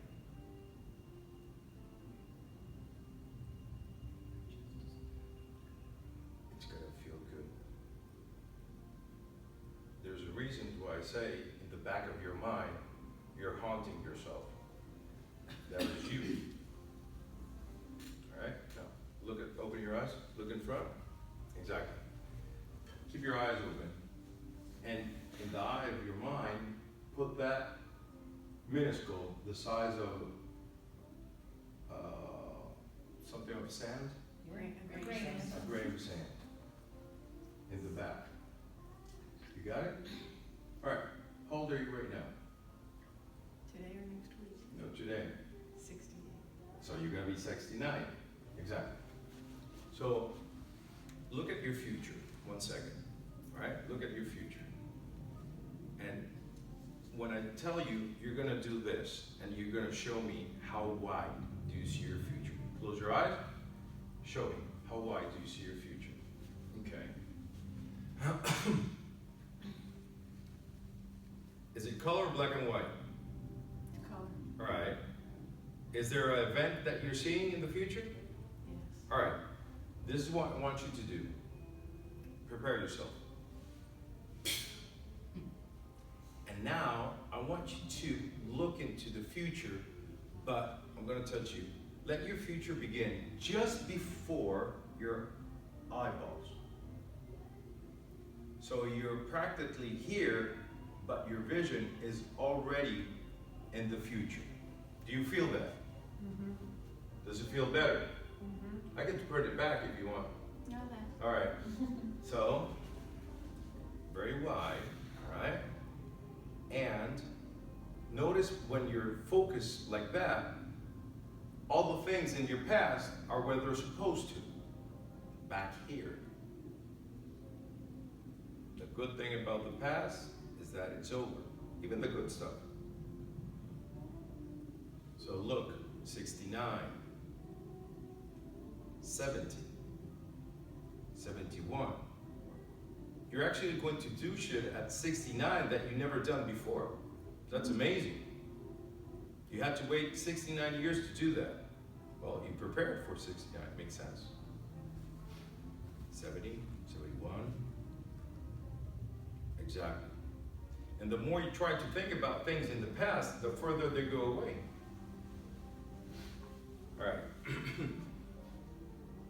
You have peanuts? Do I have peanuts? Did you eat peanuts? I might have. Okay, cool. Try to think of that thing that was haunting you. I don't know. I mean, I don't know what it was. Does your chest feel the same? Well, this helps. Yeah, but you know what I'm talking about. Yeah, I do. Yeah, Exactly. I can breathe. I know. Close your eyes, focus on that grain of sand, even further away. And the more you try to focus, the farther it goes, the further it goes. Exactly. That's, 64, 65 years ago. Exactly. And look into the future. Not look at the future. I know I don't speak very fluently English, but it's a very different thing to say, look into the future, because your future now begins here. It's different saying, look at the future. Now you're associated. Feels good, right? Right? So when somebody speaks, if you pay attention, you will notice there are 3 times of timeline. In time, through time, which is, this one is Present. associated, this one is, Dissociated. and then you have between time. So you have episodes, and you can go between episodes. Like, I don't know, like this big square can be an image of something. But I can also have one here. Imagine it. So I can go between time. So now I'm between this event and this event. And this is nothing. Atreyu. Yeah? Yeah. So now I'm between times. Those are our 3 concepts of how we can figure out time in our brain. I sat her here first to fix her, and second, to make you realize that calibration is the mother of all skills. There's something haunting me. So, you write in Arab? I can, Yeah. How do you write your name? Show me. from right to left. No. How do you write it? Exactly. Stop. So if she is talking to me and she says something that's something that happened, it says like this, I was like, is this her Arab timeline, or is just an analog marking because the image is here, nothing has to do with her past? Make sense? So I asked her, is this something that happened, it hasn't happened before, or whatever? Because each person can change their timelines depending on the event. So in the session I did with her, Yeah? you wanted me to bring her out. She still was trying to process something. So, Yeah. So is that exactly what you would have done with her? Bring her out and say, okay, talk to me about what happened, to see where that was, to then, No, I or would should have I have asked done her. that in session? I would have asked her what happened. I would have asked her, do you remember what happened? Yeah. So the answer is actually for her, not for me. Right. But I can But see. she did ask I me, did ask and the that. answer was no. Okay. At that time. Exactly. But I wouldn't come back. I refused because I needed to ask a question. Exactly. So I now know the who, which I did not know before. It's a good thing. But I don't know the what, but I'm pretty appalled at the who. Well, it's okay. So now there's another thing. When you're going to work with trauma, right? One thing that it's very useful is to have a bail out anchor. So for example, Patricia, where are we? Conference room. Exactly. New Jersey, Crown Plaza. All right. So you know we're here. Yeah. Exactly. So even though she's in a trance and you're like, we're in the safe place. Exactly. That But it means wasn't- shit. That it means wasn't shit listening. because there was no anchor. Hey, it's a learning seminar. So you set up a bailing anchor. So now that you're watching yourself from here safe, so now she's completely dissociated because now she knows that she's not there, even though that she's watching it. That's what we call bail out anchor. Not necessary to bring her out, but to make her realize that she's watching that shit, but that shit happened, she's not there, it's whatever. Well, at one point, Cam asked me if I was safe in the event, and I said no. No. And then That's why it's she traumatic. assured me that I was safe here, and I acknowledged that yes, I was safe here. And then it went another 15 or 20 seconds, and you were reminding me that I was safe here, and I said, no, I'm not. So That's there fine. is some, I that made was, sure to disassociate her at that point. I told her to put that young Patricia on the screen. Yeah. She was associated and all that, so I said, let's put her up on the screen at this point. yeah, but she didn't stay She there. didn't stay there. Yeah. And when I jumped in, I really, really wanna know. I know you did. oh, it's okay. You have time. No problem. And What, the next 16 hours? yeah. And when I jumped in, I asked her, go and talk to her with the age that you have and tell her all the beautiful things that you have accomplished, one by one, and smile. I love that you said she won't believe you, because that's what made me smile. I know. I know, because in the moment of trauma, you don't believe nothing good is going to happen Right. because you're associated to the shit. Once your today self goes to the child and tells it, hey, look, man, we went to Belgium, we did this, we did this, we did this, and that, and so you see the kid, really? Yeah, just get out of it. Let's go. Come on. I don't know. That's me. So each one does it at your own style, but it's gonna be okay. Look at me. All right, good. That's the whole point. All right. So what I want you to very realize very much is that people give you basically everything if you listen to the language and calibrate their eye accessing cues, their analog marking. All right? We're good? All right. Thank you very much. Now you understand the significance of the I am here mantra. Yes, I know. Let's go. Come here. I forgot what we're gonna work. What were we gonna work? What you just said. All right. Forgot. All right, good. I'm gonna put an anchor here. Like it. Okay, so she wants to work on memory. And the good thing about memory is that people say, I have bad memory. And I was like, yeah, you have so bad memory that sometimes you remember that you forgot something, Yeah. which is a paradox, Yes. right? So let me ask you something. And this time I want you to interrupt, all right? And say what I'm doing, okay? Like, say what I'm doing, okay? So, You're rolling up the sleeves. yeah. No, you're the subject.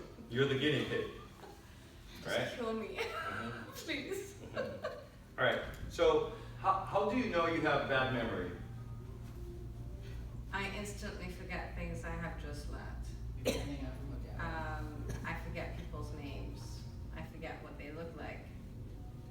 Okay, close your eyes. And when I ask you that, were you hearing yourself? Yes. She was answering me like this, right? Yeah. Exactly. Open your eyes, and what did you tell yourself before you spoke to me? Fix me. So you said, fix me, I forget people's names. Fix me, I forget, Roma. See, no? Yes? Yeah. All right, good. So, tell me You have, how many kids do you have? 2. All right. Good. If you're a man, I'll say that you know of. Yeah. Exactly. So you have 2. And you told me you remember all these things about one kid and you forget even the favorite dish or favorite food from the other one. Yeah. Exactly. So, if I ask you, tell me about the one thing that you remember, even the most stupid thing of one of the kids. Any one of the kids? No, the second one. Oh, she loves to sing. Yeah. And the one that she tells you her favorite food, you always remember which one is it, right? Mm-hmm. All right.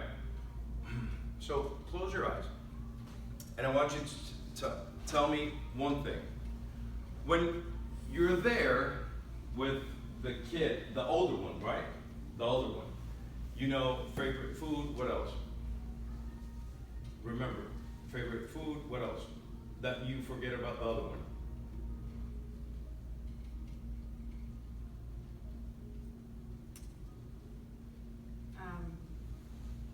I know what she likes to wear. All right. Style. A style, all right, good, good. Her personality, the way she is funny and talks to me about everything, and Tell me about things. So you have food and style.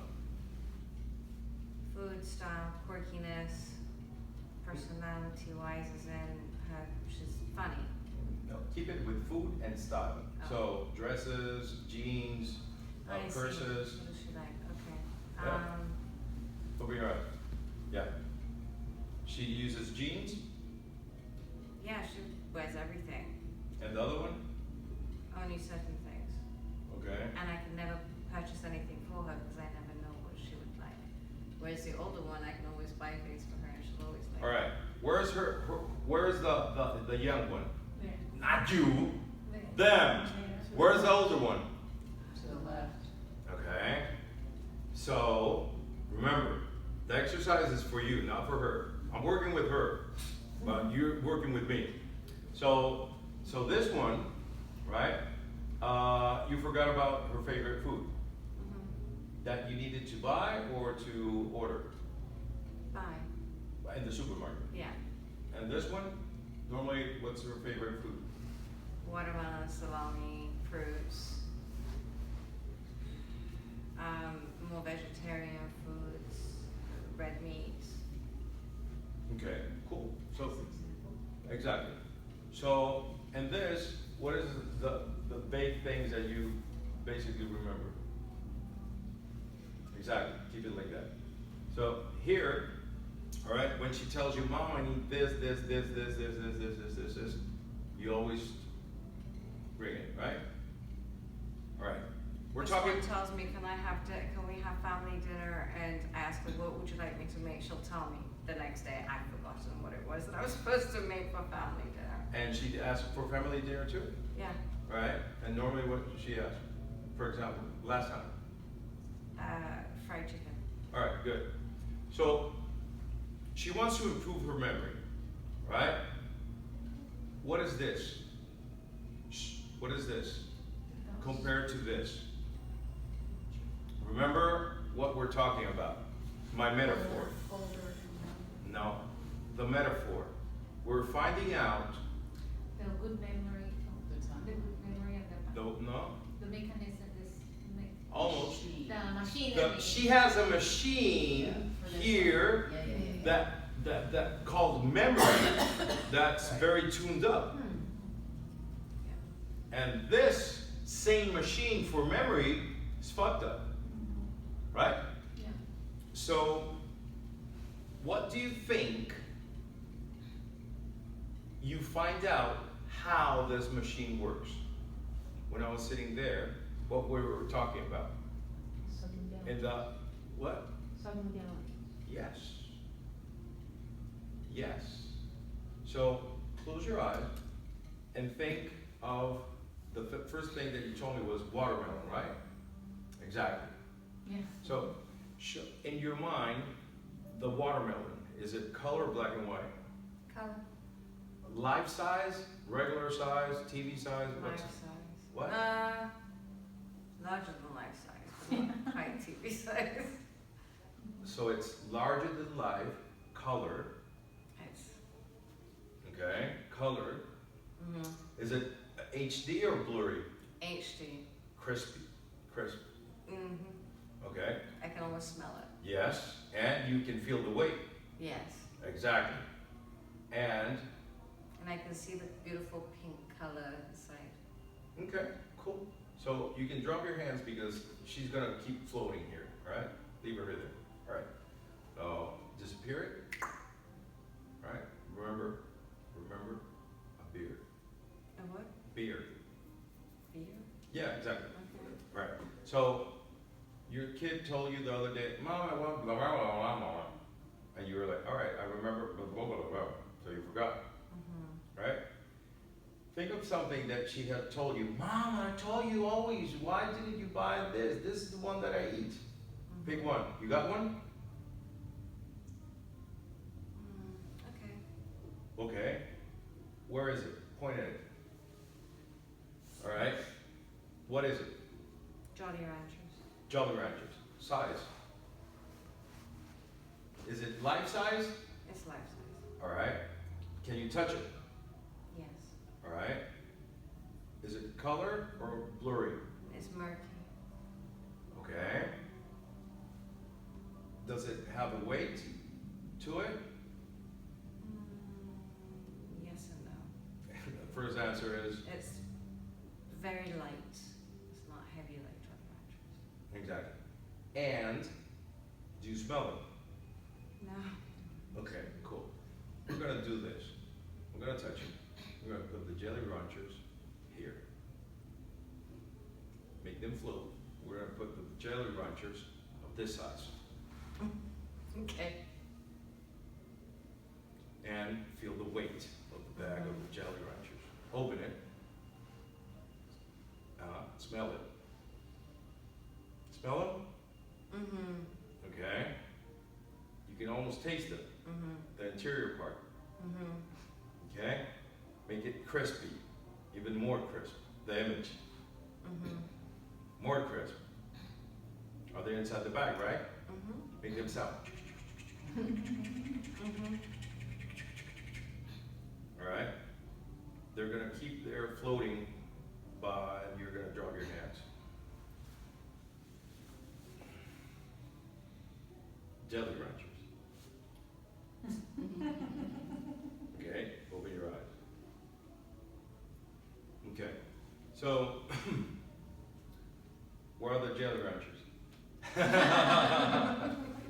So what we're gonna do, well, actually, that's what you're gonna do is the exercise. I just showed you the basic strategy.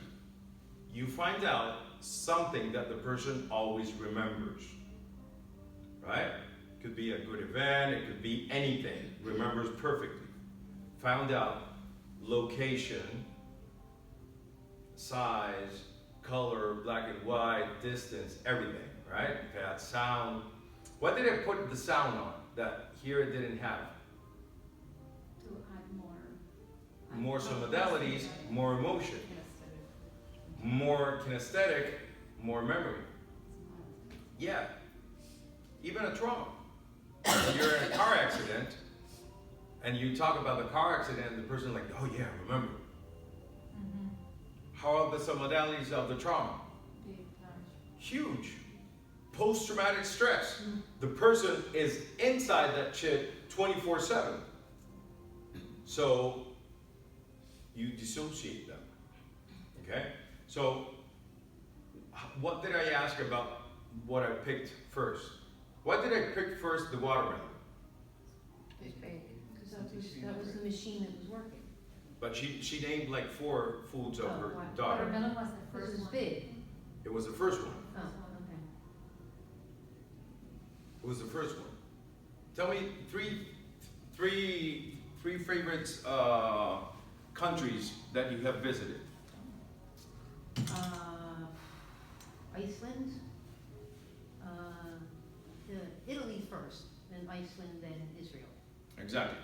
But close your eyes. In your mind, did you see Iceland in the top of the list, or you saw it in front and then behind Italy? Or it was Iceland in the top in your list and then underneath Italy? Well, it was Iceland first, but that's because that's the last place I went, I felt like. Okay. I didn't feel like that was my favorite. Okay. So open your eyes. So in your mind, you saw it like this, bam, bam, bam. You saw it like this, bam, bam, bam. Or you saw it like this, bam, bam, bam. I saw it like that. Exactly. So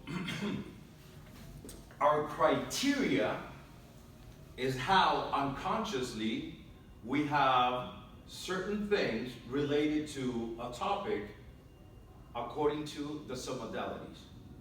So if I tell you, for me the most important thing about health is how you eat, and then how you sleep, and then the exercise. So which submodalities are bigger? Eat or exercise? In my mind. Eat. Exactly. If you find out, all right, look at the image of eat and ask the submodalities, and then ask the submodalities of exercise, you're going to find out that exercise are different as lower. Maybe the distance of the image is a little bit further away from mine, or maybe it's smaller, maybe it's a little bit blurrier. So our criteria is based on submodalities. Even people tell you, well, the most important thing is this, and then this, and then this. So you know now that's, or this, this, this. When I ask her, she's not wrong. But in her brain, she encoded it like the dishwashers in the restaurants. The machines that make memory are based on the last one. So your first phone number, you have it here. And then you move, and then you had a new phone number. Maybe you moved again, or bought your first cell phone. And then and now you have your latest cell phone, right? So which is the first phone number that you remember? The last one. Where is the first telephone number that you remember? Because it's the first one. That's how our memory works. Okay? Okay. For example, in phone numbers. When we're talking about anything, for example, my daughter's favorite food, so we figure out how the machine that makes her remember the food of her daughter works, and then make the other machine adapt to the new one. So now we have two machines. One for her favorite daughter food, and one for her other daughter food. Which implies one is favorite. Yes. I was gonna say that. Actually, she's my favorite. Yeah, but she's the independent one. That's why you take care of the other one.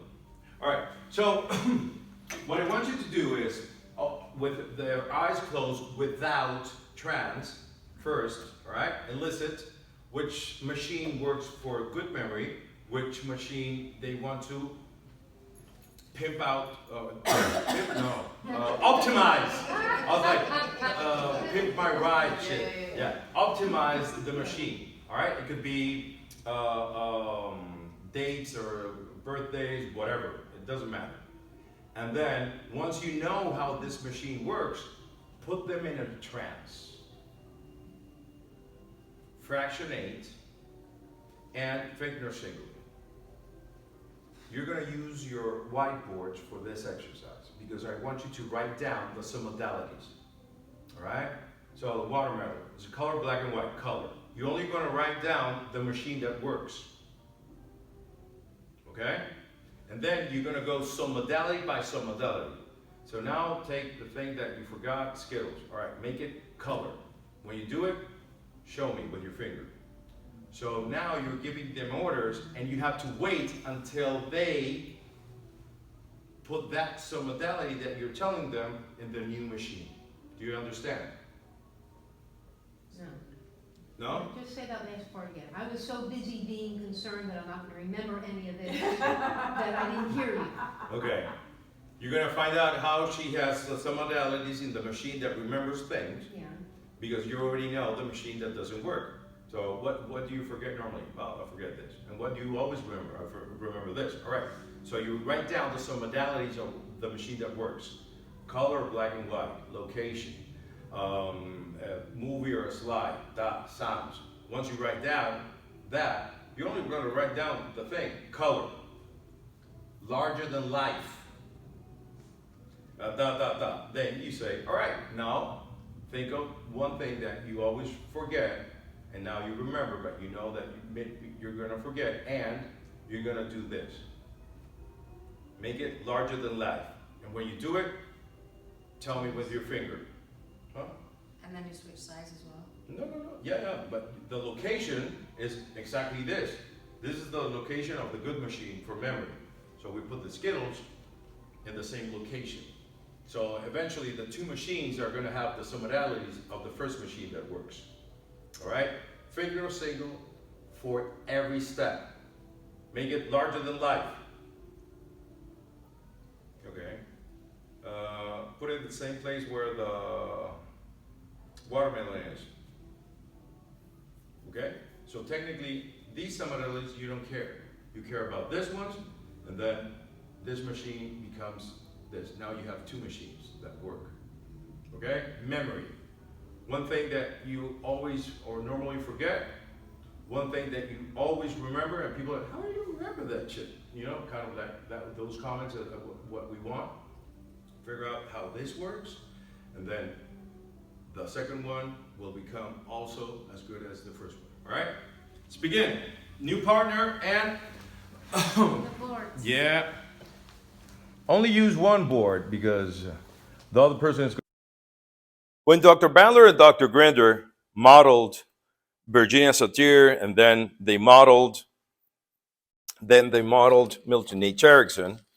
If you remember at Orlando, I told you that they didn't stop there. They started to model other people that were successful at what they did. And one of the most intriguing ones were the kids that didn't have IQ to work at NASA, and yet they won spelling bees.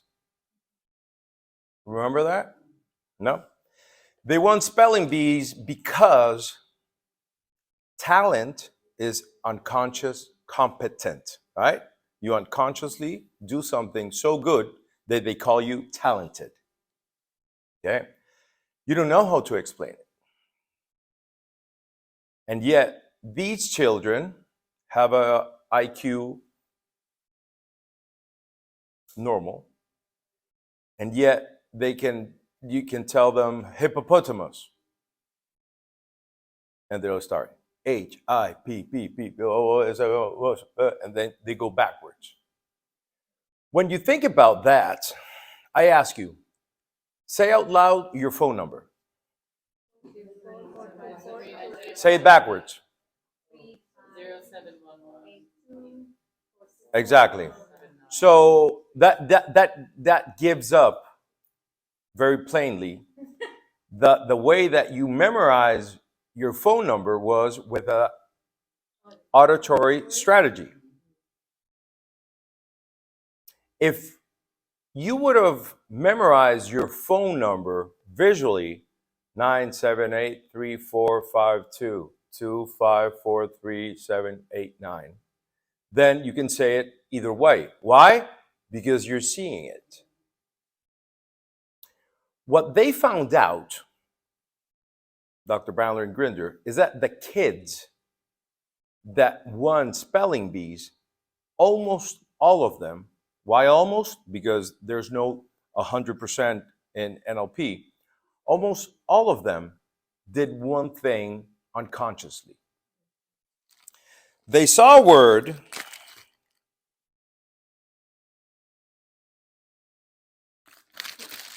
word, in their book, like this. Hot, right? And yet, when they memorized it, Nobody knows why. But the important thing is now we know how. They did this, hot. So, Juan Antonio, how do you spell hot? H-O-T. You're watching more my analog marking, right? H-O-T. No, I'm doing it reverse for you, but for you. But it's H-O-T for me. I'm doing it for you. They say H-O-T.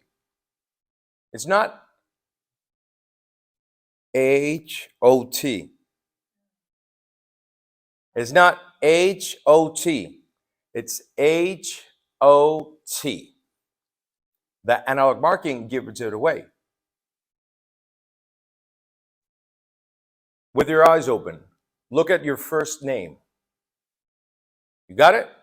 Point at it. Where are you watching your first name? What size does it have each letter? Show me. Show me. Okay? Point at the first letter. Second one? Third? Fourth? Okay. Now, imagine you're in the back seat in the middle of a cinema. Which are the ones, the bigger one? IMAX? Exactly. And look from the beginning to the end, your first name. Point at the first letter now. What happened with this small shit? And now you're like, do you understand? All right. So remember, nobody understood this. It was Dr. Bandler and Grinder that found out how they encoded the words in their brain. Okay?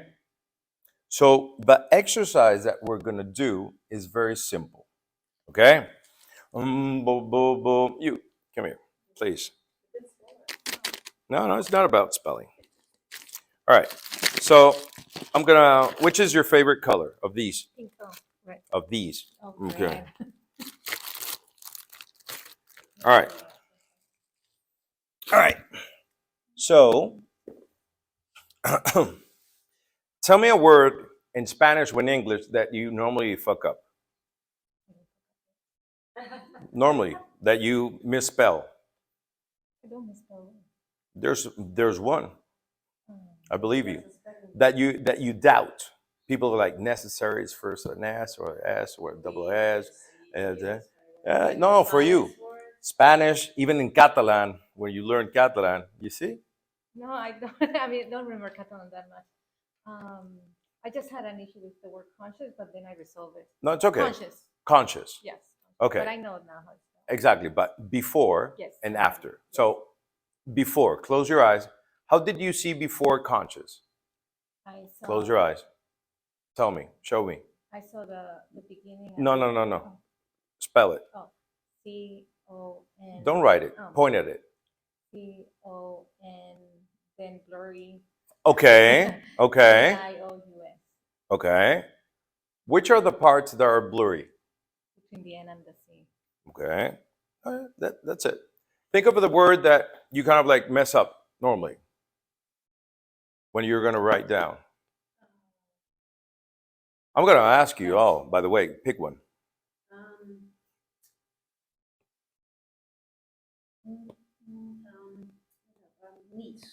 Niece. Okay. Okay, close your eyes and start spelling. Tell me what happens.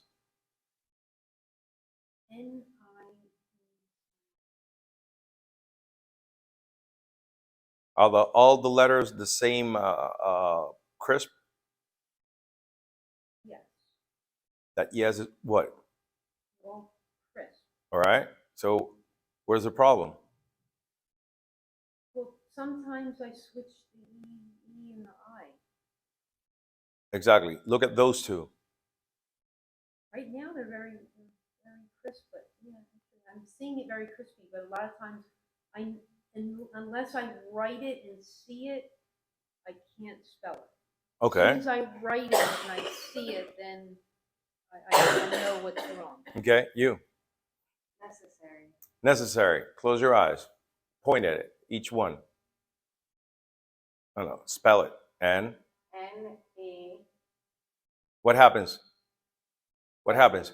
Fuzzy. All right. That's it. That's it. It's okay. Open your eyes. What? All right. Point at it.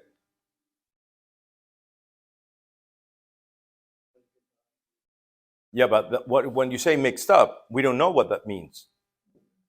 No, no, no. It's okay. It's for them. It's for them. So when you say mix up, what do you see? Okay. So you have like two images, one in front of the other one. All right. Good. Open your eyes. Mine's an IE word too, it's receive. Receive. All right. R-E-C-E-I-V-E. That could be wrong. Recieve. Yep. Spell it right. I didn't, okay, well, that was good. All right. Another one.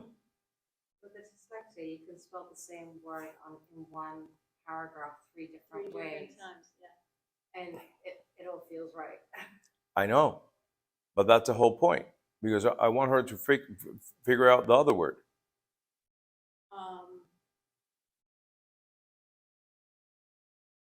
Believe. E-E-L-I-E-V-E. Good. You. So mine is more typing skills, but believability. Believe. Believability. Okay. Spell it. B-E-L. All right. What happens there? The E and the I. Okay. What is it? Um, Describe what's there. It's kind of blurry. All right. That's it. Yeah. That's it. That's it. That's the whole point. All right. So we have this. Whiteboard. All right. What happens if I ask you? Remember when I asked you to find out the size of your name in your head? You did like this. All right. What color is your name? The letters. All right. And the background? All right. I believe you. Same two questions. Red. Red and? White background. Gray on a light gray background. Purple and a blue. No, wait. Oh, sorry. Put that machine in yours. Put that machine in yours. Gray and grayer. Oh, dark gray on light. That's okay. Why are you doing like this? No, no. No, okay. What is this? Do you remember Fred? Fred. What am I doing inside my brain? Where is Fred? Fred is far fucking away because I'm trying to look at something, right? So what happens if we put the letters green, put your name green, and in the background yellow? Yeah, but still, they're like, there's not too much of a contrast. So keep the letters gray and pick a different background. For example, white. White. Right? Look at the word hello here. Hello? My name was my mother's name. But say hello. Oh, Hello. Hello. Exactly. So put the letters gray in a back. Oh, they aren't gray. They wouldn't be gray. No. They're green. They're gray. All right. And rain? And what? Rain. Rain would be blue All right. on light or anything, yeah. Okay. Death. Death would Letters. be black on white. Exactly. But the thing is that now you get to choose one to unify your spelling. That's the machine that we're going to build.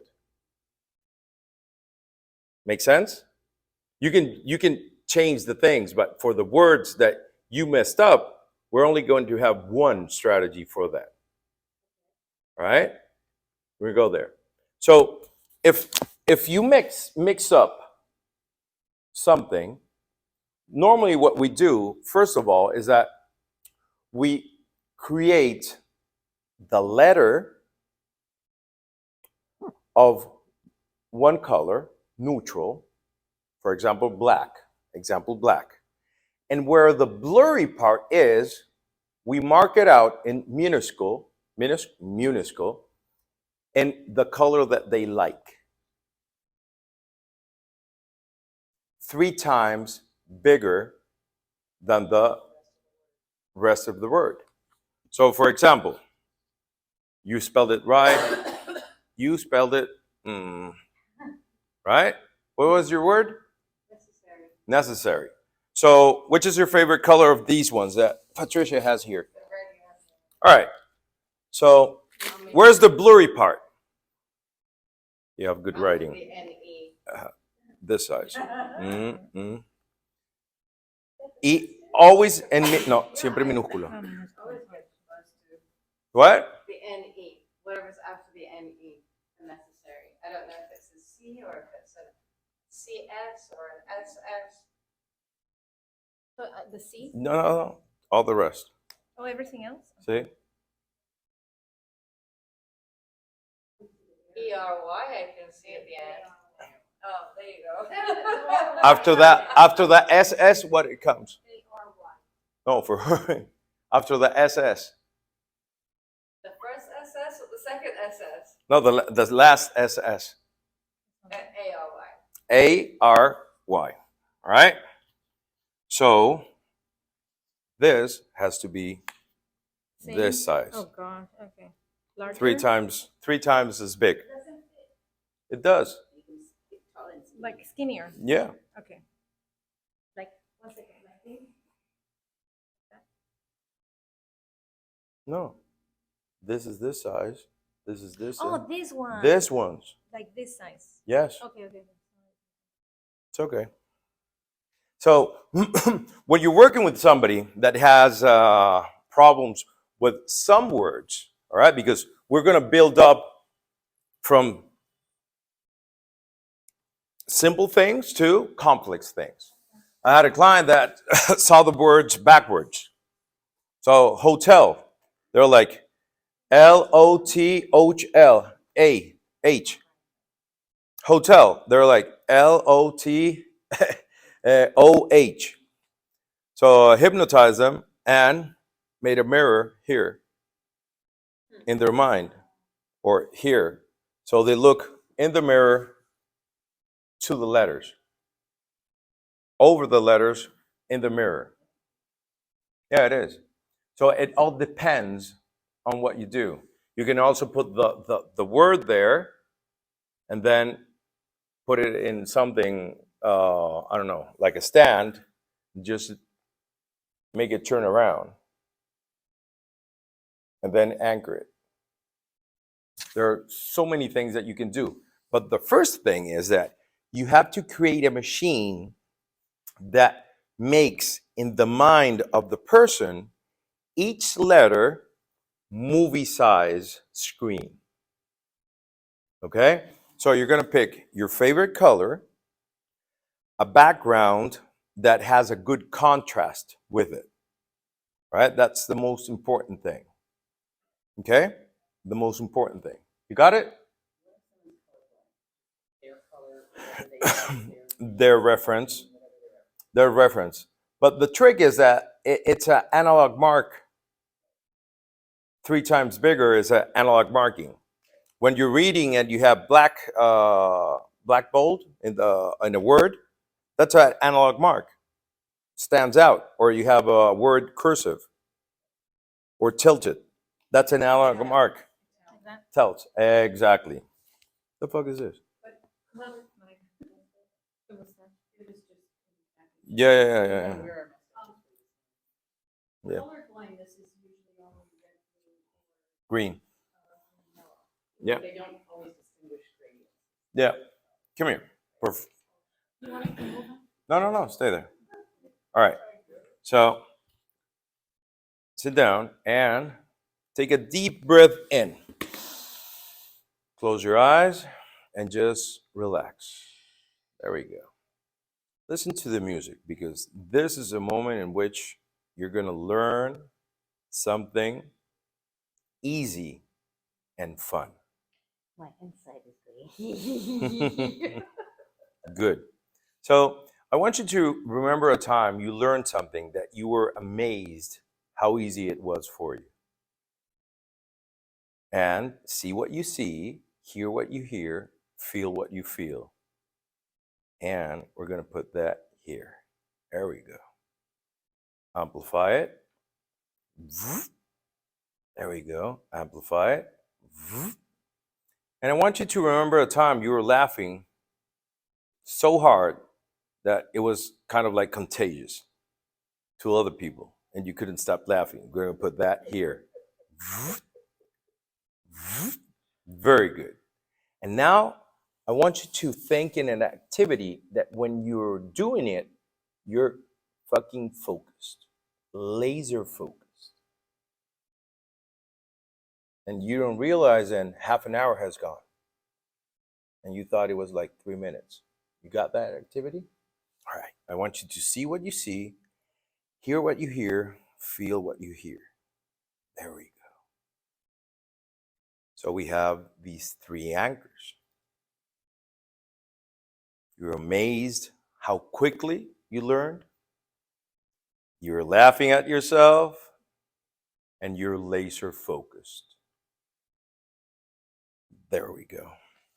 Because in a moment, I want you to open your eyes. Hold that 1 second.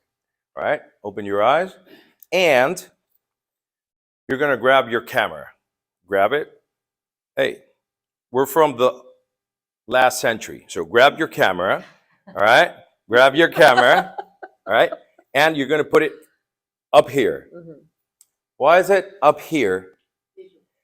Beautiful. All right. Put a note for her. All right. Extra points. So when I'm going to show you something, you're going to make the sound of the camera. How does it sound? All right. And you have 1 second to take a picture and close your eyes. All right. Close your eyes. Close your eyes and open your eyes. Picture. Open your eyes. Close your eyes. Picture. Open your eyes. Picture. Close your eyes. And now we're going to put some juice into that. There we go. Open your eyes. Picture. Close your eyes. And I want you to see that word in the movie screen. Lower your hands and go into the movie screen. And tell me only the letters in red. DES.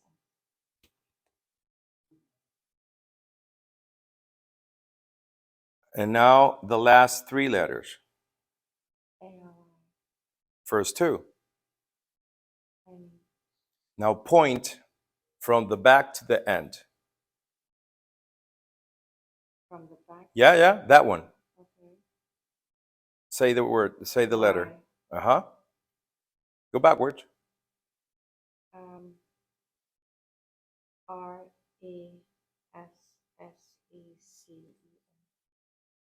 Now forwards. NECESSERY. What's after the S? E. Mm-hmm. RY. All right, that camera is a little bit fucked up. But it's okay. It's okay. It's okay. Why is the camera? No, she said she had problems with E, so the She E, did, we didn't mark the E out the should E, have she been did red identify too. it. We're good. We're good. Remember, we're learning what happens if something happens. If you're working with kids, right, they don't do, they Wi-Fi that thing or Bluetooth and put it on the screen, but it's the Wi-Fi that's mixed up. So it's never them. It's not they that did a mistake. It's the camera. We reframe the mistake. Yeah. Yeah. No, lower it down and open your eyes. What did I do wrong? No, nothing. Nothing wrong. Nothing. What did I get wrong? No. Poliana did.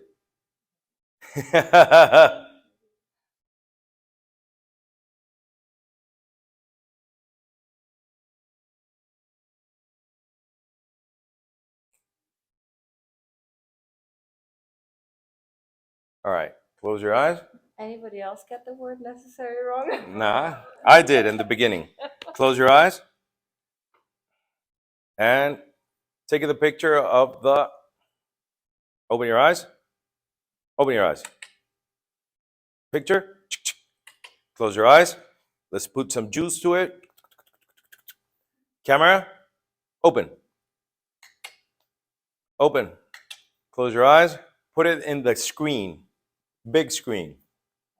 All right. And begin from left to right. NACESS.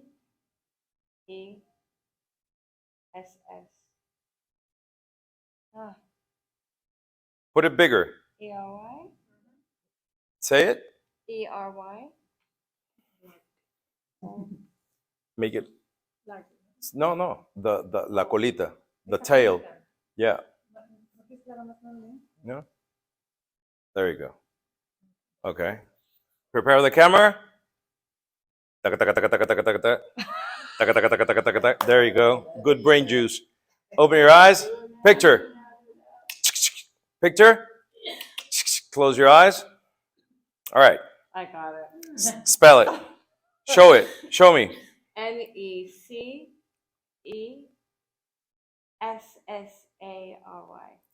Backwards.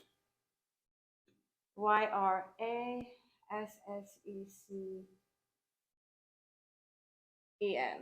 All right. Open your eyes. All right. You get a free beer tonight. Yeah. All right. So, yeah, thank you. So the exercise that we're gonna do is just only today. We're gonna build the machine. All right. Choose a color for your letters. Choose a background that has a great contrast. And once you do it, a very simple word, 3 or 4 letter word, all right? Something that they know, their first name, the city in which they live, the word hotel, dog, whatever, and put them into a deep trance until they're unconscious to put that movie-sized screen, the background that they chose, and the letters with the colors that they chose. Only one color, not the favorite one, a neutral one. All right? A neutral one. Because there's nothing wrong. So we don't need a different color so their unconscious mind say, oh, I have to pick up on this, right? A neutral color and another neutral color for the background, Deep trance, fractionation, as you wish, but fractionation. Fingersingling. Once they made that adjustment, tell them at least 3 or 4 words while they're in trance. 3 or 4 letter words, all right? Don't go crazy. Hat, car, basket, I don't know. So once they see them, let them show you with their unconscious hand the letters without saying nothing. So you can calibrate this, and eventually it's going to be this. It's not a test, a spelling test. We're building a machine that now sees a word, and in their mind, they code it huge. All right? This is the first step. Because tomorrow we're going to do games.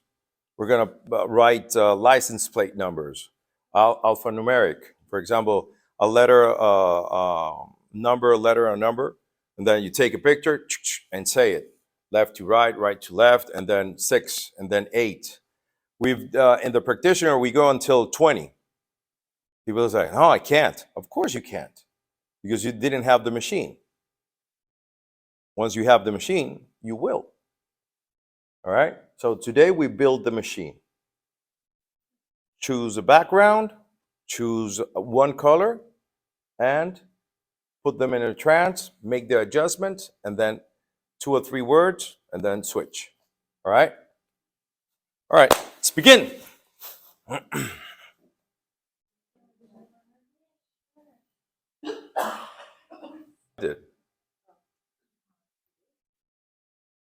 No, but randomly.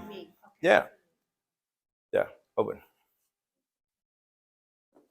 All right. Turn your chairs around.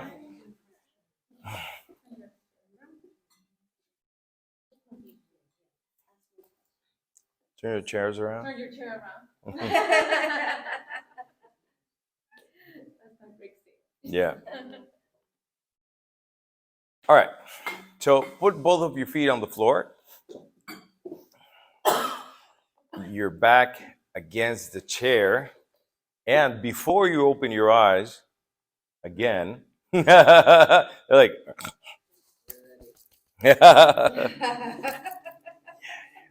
trance. Before you go into this trance and you sleep beautifully tonight, I want you to remember one time that you arrived to a place and you just on the bed. Anywhere, hotel room, vacation of a friend's house, your house. One time that you just passed out until the other day. All right? So close your eyes. Take a deep breath through your mouth. Hold it. Let your shoulders go and let it out through your nose.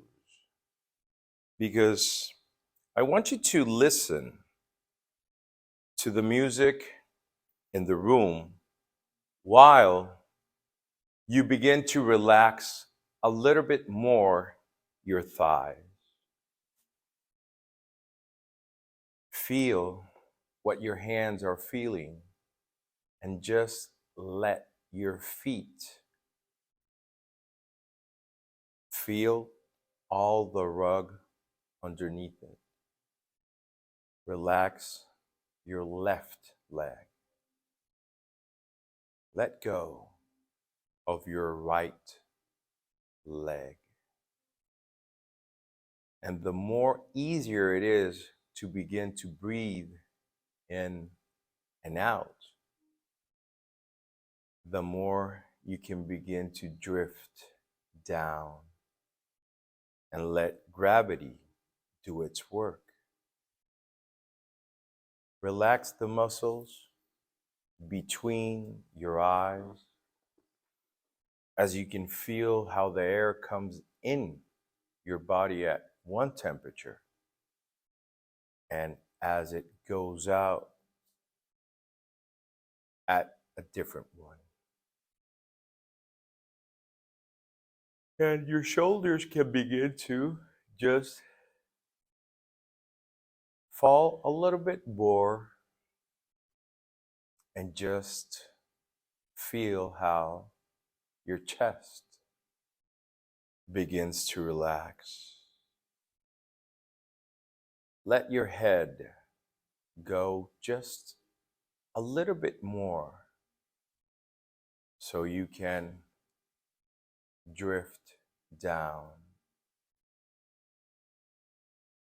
relaxing the palm of your right hand and your left pinky. Because in the morning, you learned and relearned how you can pay attention even more to your client. If he's in the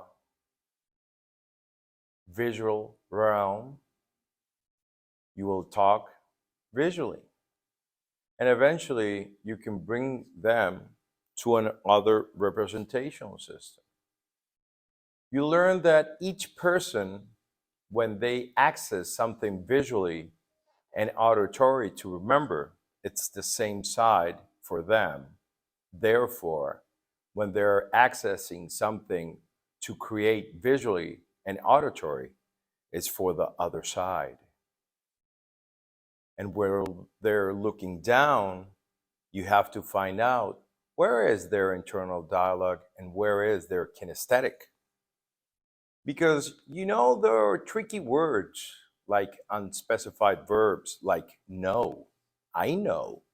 Yeah, but I know how. Oh, me, Juan Antonio, said I know, and he was looking to the left. So that know is auditory remembered. And we can create, or I can create a song. So the word create, where was my eyes accessing at? Oh, it was visual, it was auditory, it was internal dialogue, or it was kinesthetic. Because the more you pay attention to the world, the better you get at developing your skills. And also, we learned a little bit more about analog marking. Where's the toothbrush? Oh, it's here. And you touch the picture in their brain, which they analog marked. And where's the toothbrush? Where's the soap? The plate. How big is the plate? Where was the wine? Where was the water? And the more you touch those pictures, the more unconscious rapport you get with the mind that actually does the changing for them. And you get a nod. And that nod is a green light that tells you you are in the right place. You are in with the one that changes them. So tonight, while you sleep and you dream, just feel what you felt that time that you just went into bed in that place and passed out. Because seconds before your conscious mind disappeared, all of those images were fading into the distance, going further away like mist that dilutes itself in the distance. And even if you're saying, oh, tomorrow I have to do this, I'm going to wake up, the way that you're talking to yourself, even more, you're going to hear it slower, and the volume is going to decrease to a point in which you only hear your breathing and your body just lays over the surface you're at, and you relax your left shoulder. You soften your right hip.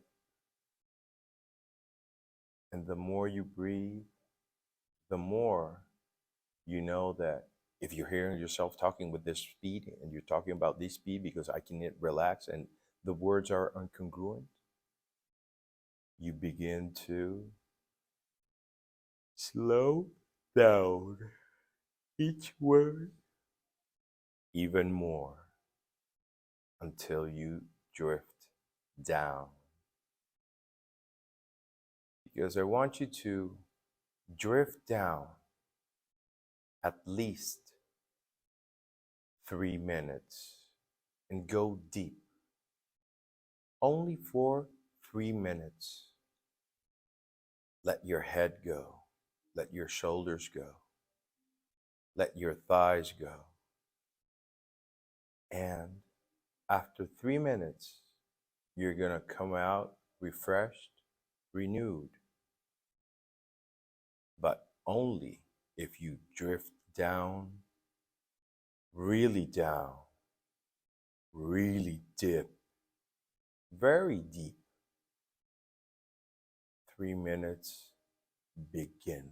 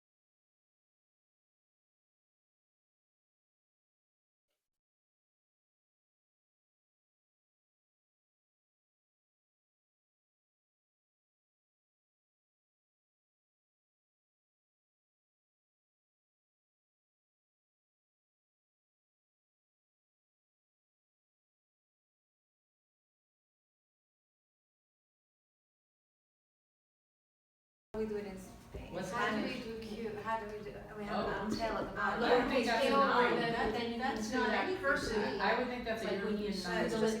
I would Yeah, think it's it's a nine. I would think it was a Yeah. cube, but it should be down lower on the. All right, Cubans have a seat. All right. No. And I do sevens with the cross like Europe too. How was it? Did you surprise yourself? Yes or no? You didn't? What do you mean? I saw you do 5-1. Okay. You thought you could do it? I thought it would, yes, I thought I would just, yes, Exactly. But you did. but I did. In 1968, for the first time, after how many years of Olympic Games? Until 1968. How many Olympic Games? Like since the original one, Yeah. went to Olympus. Yeah, until 1968. How many games do you think we had as human beings? At least 10? No. More than that. Yeah? Well, depends when we start counting. Yeah, Right, exactly. We start counting at marathon, but 42 kilometers, right? And only in 1968, for the first time, Jim Haynes ran the 100-meter race under 10 seconds. Wow. For the first time. couldn't be done. No. And what happened? Because that was kind of like in July of 1968. That same year, 7 more people did it. Broke the record. Same with the 4-minute mile. Yeah, What do you think that happened? because it was believable. Because he showed it He could showed be it could be done. done. Exactly. So it took only one man to convince a lot of athletes that maybe they were in better shape than him, and yet in their mind, running the 100-meter race was impossible to do under 10 seconds. Once one person did it, Now they had a collective belief that it could be done. So in the world in which you are, getting in even deeper, which is hypnosis, out there, people don't believe that you can help somebody in 1-2 sessions. That's why our job, in a way, is so challenging. That's why people don't believe that you can get rid of something in 1 session. Why? First of all, there are a lot of cheated people without skills learning stupid shit that put our name back. And second of all, is that most of you still don't believe in your skills. In California, in Atlanta, we were working with people that we invited, people that don't do this. I mean, they were like subjects, clients. And I remember Cam, she had a lady in arm catalepsy. And even though she was confident of her skills, you can see that she was still doing.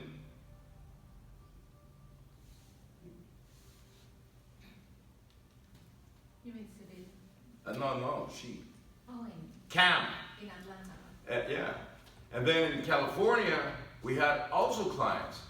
And when we finished, Sibila and Giorgio, they're like, I felt that they were playing along with me, so I don't feel bad. The fuck is that comment? You got somebody with the pupils dilated, they were doing the eye catalepsy, and then you told them close your eyes. They were going into a trance. They were in a trance. Their figure signaling was completely unconscious. And yet you doubt yourself. And after you took them out of trance, you're like, all right, think of the bad memory. I can't. And you still don't believe. So my question is, what would it take for you to believe that you're actually pretty good at this? Even though you have a small amount of time practicing since you learned through a screen. Yeah? Because the exercise that I want you to do is that you're going to ask your partner, what would it take to convince you that you are good hypnotizing people? You're going to put them in a trance, and you're going to future pace them working dissociated and having that thing that they need to do done in the future at least 3 times. So I need to do a full body catalepsy to be convinced that I'm good, all right? But the problem is that if you don't have the skills, you're not going to be very convinced. Skills, competence, security, exactly. So confidence without competent is like a monkey with a razor. Dangerous. All right? So just think about it. What do I need to do so I'm convinced? And don't give me the imposter shit. That's stupid. Stupid name. Well, every fucking name is stupid when you put a name to it. Imposter syndrome. Imposter syndrome. Yeah. Maybe you're a Martian trapped in the woman. Okay? So before we do that, wait. Are you gonna wait, or somebody wants to lose weight? Ambiguity. Your unconscious knows. Which knows? This one, or knows of knowledge? Giraffe fart. Right? When we're working with a client that wants to lose weight, the first thing that we do is actually ask him or her, what do you want? What is it that you want? Well, I want to be less fat. This is a direction. All right, this is a line. If I focus here, it's totally different if I focus here. So somebody comes to the gym, right? And the trainer says, what do you want? I want to lose weight. I want to be less fat. I don't want the clothes to be so tight on me.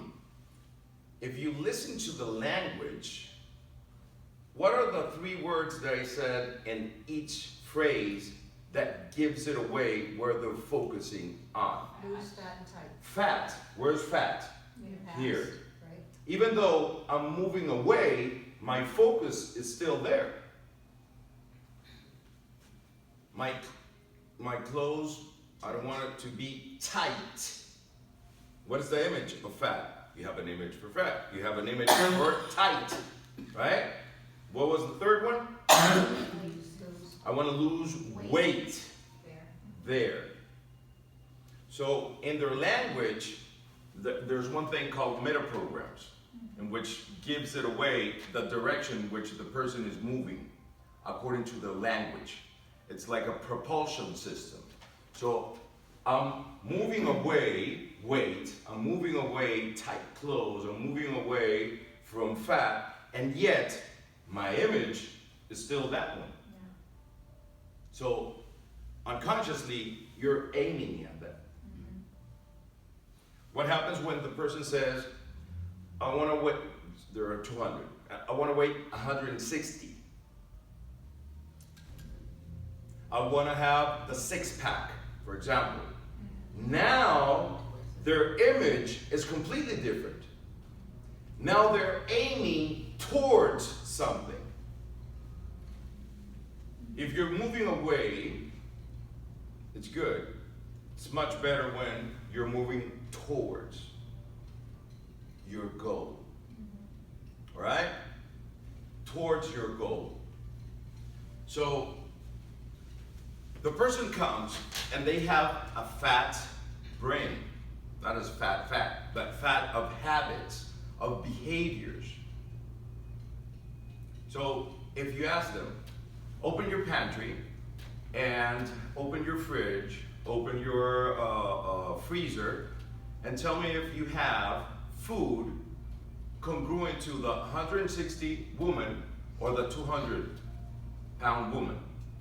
If she doesn't have a sugar problem, whatever, but we're talking only that her body is a reflection of her fucking habits and behaviors, it's congruent. All the shit that is there with her body. If you ask her, tell me about the exercise you have done the last 6 months, probably it's going to be congruent that her body haven't done almost nothing related to exercise because she has the exercise habits or behaviors of a 200-pound person. So when you're building the desired state, first of all, it should be towards and aiming at the healthy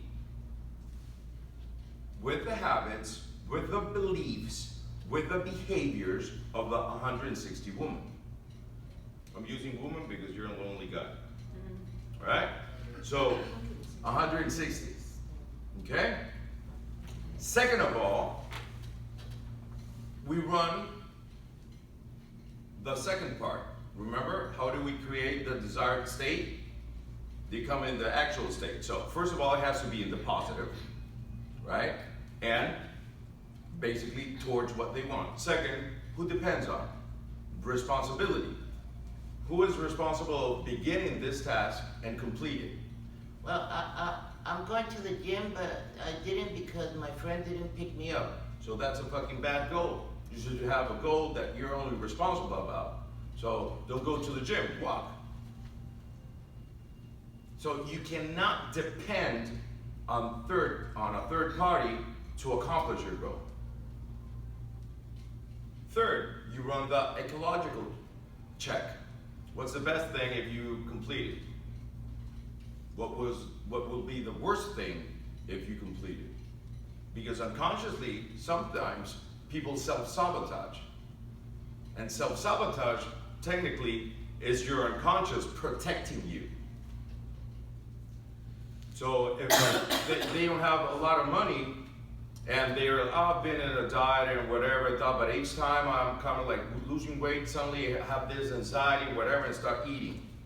I have clients that, remember, each person have a different belief. I had clients that when they were reaching a point in which they had to lose that clothes and buy new ones, they started to eat again. Because in their mind, just imagining changing the whole fucking closet was going to be a lot of money. Other women are like, fuck, I'll burn that shit. I'll give it away to the Salvation Army. Remember, each person is different. So if you don't run the ecological check or the ecology of the goal, maybe there's something hidden. And remember, self-sabotage actually is your brain protecting you based on a belief that you might have over there. Fourth, you have to send them into the future so they can wear their new body. Look what you look like, see what you see, hear what you hear, feel what you feel. So now they have a taste of that new body. When you return, when you think about it, you've already been there. It's like a drug. People that are addicts, they're more addicts about how they know they're gonna feel more than the same drug or having the drug. Because as soon as you think or remember how good you feel, you get motivated. Why? Because you begin to release dopamine. It's a fucking beautiful cycle. You give that first kiss, if it's a good one, and then, all right, see you tomorrow. And then you pass the whole day remembering how good it was and imagining for the future how good it's going to be. That's why when you set smart goals, it's stupid. Because you're not involving the nervous system. You're not involving the unconscious mind. You're not involving your enteric nervous system that releases all that good feelings about your goal. When Dr. Valerie Rinder designed the desired state like you learned it, we are involving both of their minds.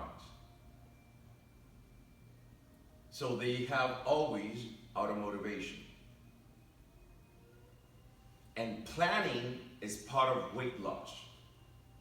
Remember, if you're driving with somebody that learned how to brake almost near the other car, and you're like, there will be singing, there will be talking, or they'll be focusing on the road, and they're gonna hit the brakes like that because they learned it like that.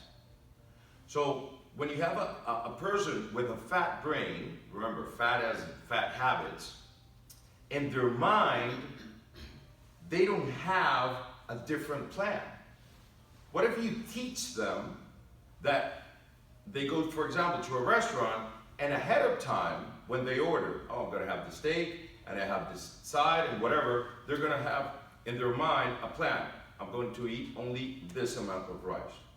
I'm going to eat this amount of meat. I'm going to eat this amount of potatoes. And the rest, doggy bag. So they begin to reduce their stomach. And I think you know me, I'm a very simple guy, very plain guy. Every fucking diet there is, it's like an accountant book. Remember when you did your accounts of your check balance? The only way, and I mean it, but people can argue with me whatever you want, but the only way to lose weight is to burn more calories than the ones that you're consuming. You have to go into a low deficit calorie. Simple as that. So your intake should be less than the things that you burn. It's very simple. You have to be in the negative. I don't care if you call it the points, the keto, the whatever, shit, I don't care. You have to burn more than the ones that are coming in. It's very simple. It's a checkbook.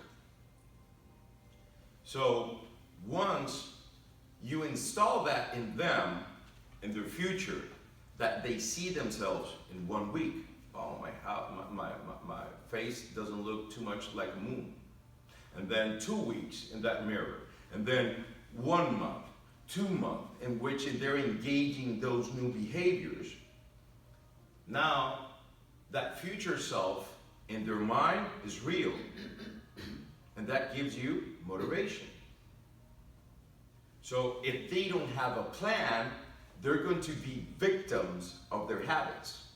They're going to eat like they normally eat, that amount that normally have. They're going to do that exercise because in their life, their routine doesn't include exercise. So basically, you need to teach them how to plan ahead of time. I'm going to quit sugar. Good. I always drank coffee with sugar. I didn't, but example. So I go to a restaurant, I'm talking on the phone, please coffee? Yeah, thank you. Yeah, good. Yeah, I don't know. Thank you. Yeah, I don't know. Yeah, I think we passed that. Yeah. Okay, perfect. All right. Yeah, I'll send you the email. Okay. Oh, fuck, what happened? Who put the sugar on my coffee? My unconscious mind. Why? I taught that then. I taught it. So the word diet, this is beautiful. Maybe not you. Maybe not you. Yeah, maybe not you. But almost all of us have in their mind that the word diet is a presupposition that has a expiring date. Exactly. Why? I have to go into a diet. First of all, I have. And you ask them why? Well, timeline, right? I have to go into the diet. Why? I'm going to the beach in 3 months, and it's Cancun, and I want to use this bathing suit. Where's Cancun? Exactly. So, for 3 months, I do stupid shit, right? And when I arrive to Cancun and wear my swimsuit, after Cancun, what happens? What happened? Start eating the way you used to. I go back to what? The unconscious habit. To my normal. Which gave me this body based on my habits. I have to go into a diet. What happened? Oh, I did my blood work and I have Cipolla instead of blood. So, yeah, I have to change this. All right, I do my new test. All right, you're much better. A lot of people will go back to their habits. Some of them will keep some of the things. In your words, or in your client's words, you can detect if there's an expiring date. I have to go into a diet. Why? Because I'm going to a wedding and I have to use this dress. And it's been a while since I fit in it. What happens after the wedding? Look at the Miss Universes. What happens after the pageant? Well, they have 1 year that they have to be. Yeah, exactly. What happens after the death? They're in fucking McDonald's taking pictures, eating ice cream. Right? So, bosal. What do you call what you put on the dog so they don't bite? Muzzle. Yeah. They put a mind muzzle in between that thing. They don't train the dog. They put a muzzle. If you train a dog, it doesn't bite. It's very simple. If you put a muzzle on the dog, then you're containing him. You're not training him. So when somebody wants to lose weight, it's all about the behaviors and the habits that you need to install, so now they go out of your office with a 200-pound body with a 160-pound mind. Make sense? So if you don't send them into the future with those plans, they're going to remain the same. I remember I did a ton of money, but a ton of money when liposuction was the thing. And then the muscle, you know, like a metal thing that so people couldn't eat, only straws and shit. Stupid. Get Stupid. their jaws wired shut. Yeah. Why? Because they went into surgery, fat body, thin body, fat brain, fat brain. After 6 months, they regained the weight, even past it, with fury.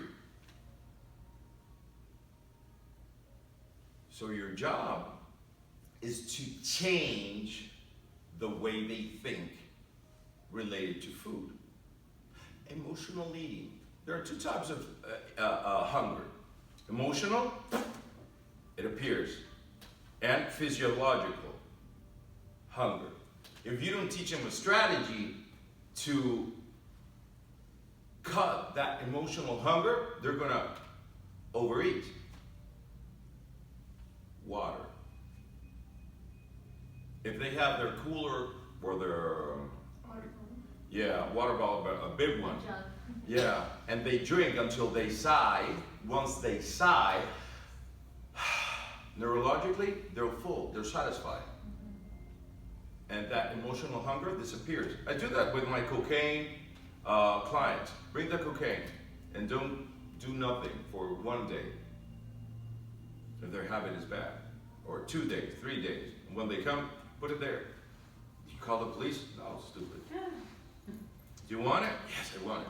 Water. Until they're sigh. Do you want it? No. But that's only a trick to quit this time. You have to make a plan in which you're healthier, your skin looks better, your mind is wiser, etc., etc., etc. So you have to build a machine in their mind. Excuse me? They have to want those things. Yeah, that's why they come. So, but you have to send them into the future.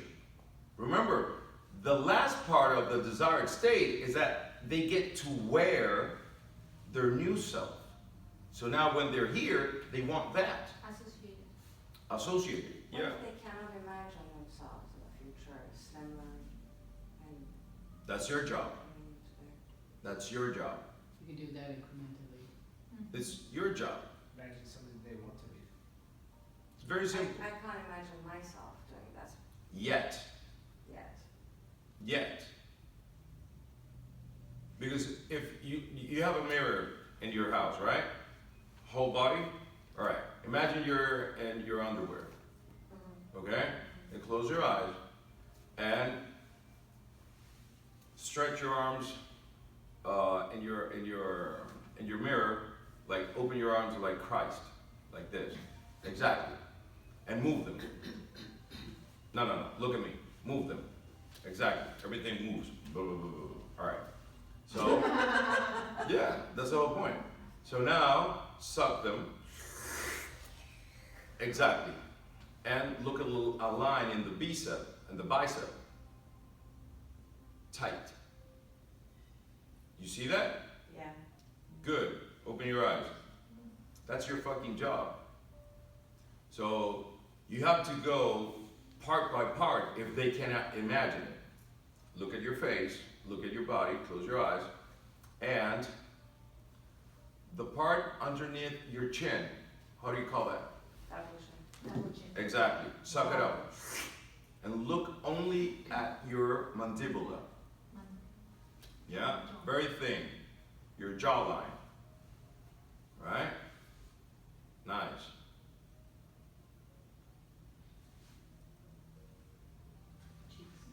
Cheekbones.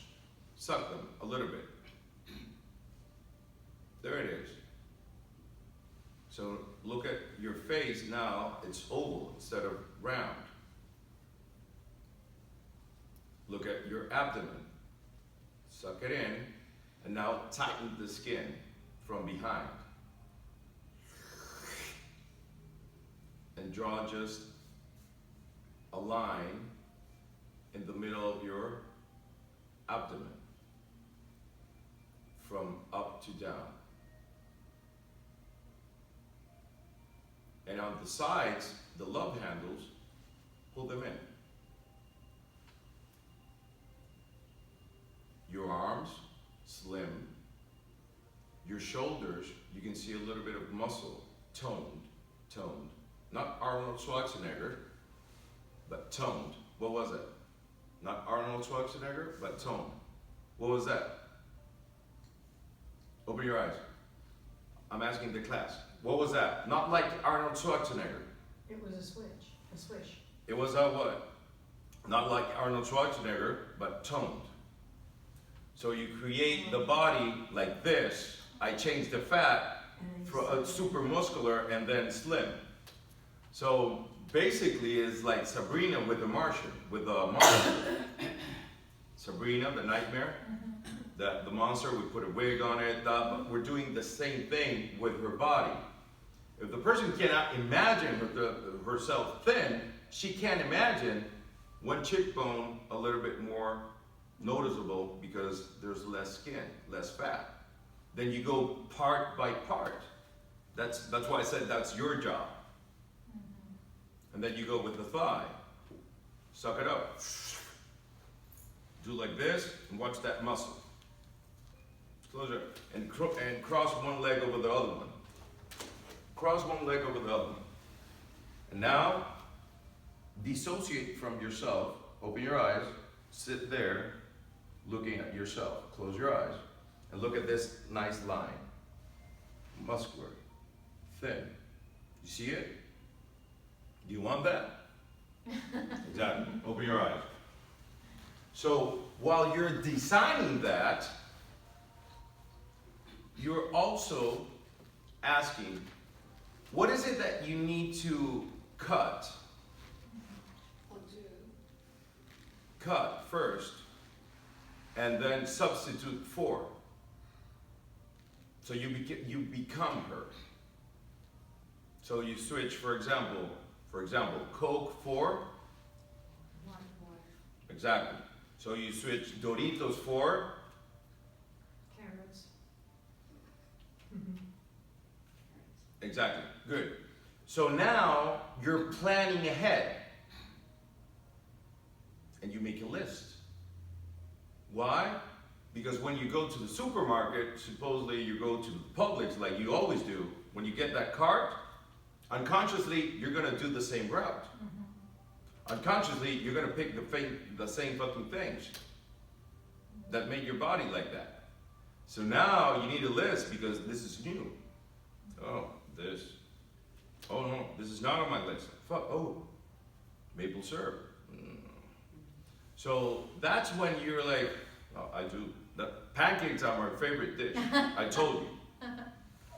So now, while you're planning that, they're already planning substitutes. And they get a out of jail card. What's that? A cheat meal. Because you're not going to be a monk. So you're allowed a card like in Monopoly. Get a free get out of jail card. Yeah, once a week. So you get to enjoy a little bit. And the most enjoying thing should be the process of becoming her. You're already her here. So after 1 week, you look at your results. And when you're thinning down or you're becoming thinner, the first week normally you don't lose weight. You lose a little bit of tejido adiposo.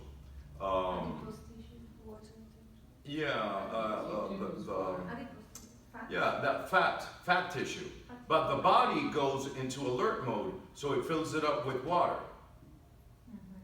So you notice that your clothes feels a little bit looser, but when you put yourself on the weight, it's the same thing in the balance. So you have to understand that you need two references. When you start your change, for example, today, that is the clothes in which you measure yourself each fucking Sunday. And then, oh, look, moves, oh, it's looser. And you also use a reference of the scale. So you need two. And the better you go, the more motivated you are. So it's a process of becoming her. Because her doesn't eat what you eat right now. That amount of food that you eat right now. So it's a beautiful change. Get it? Yeah. But Can I ask you about 2 clients though? yeah, but I'm gonna answer you, but remember, I don't know what the fuck they're doing, and it's your interpretation of what they're doing. If they're not doing that, I'm answering based on what you think they're doing. So, understanding that, I'm gonna answer your question. Okay. So, 23-year-old girl Yeah. who's got a beautiful body right now. But she says, I eat so much that I feel sick. I can't stop. I She need can't. to continue eating. Yeah. She looks beautiful. She knows she looks great. It's just the point of eating to her wanting to be sick.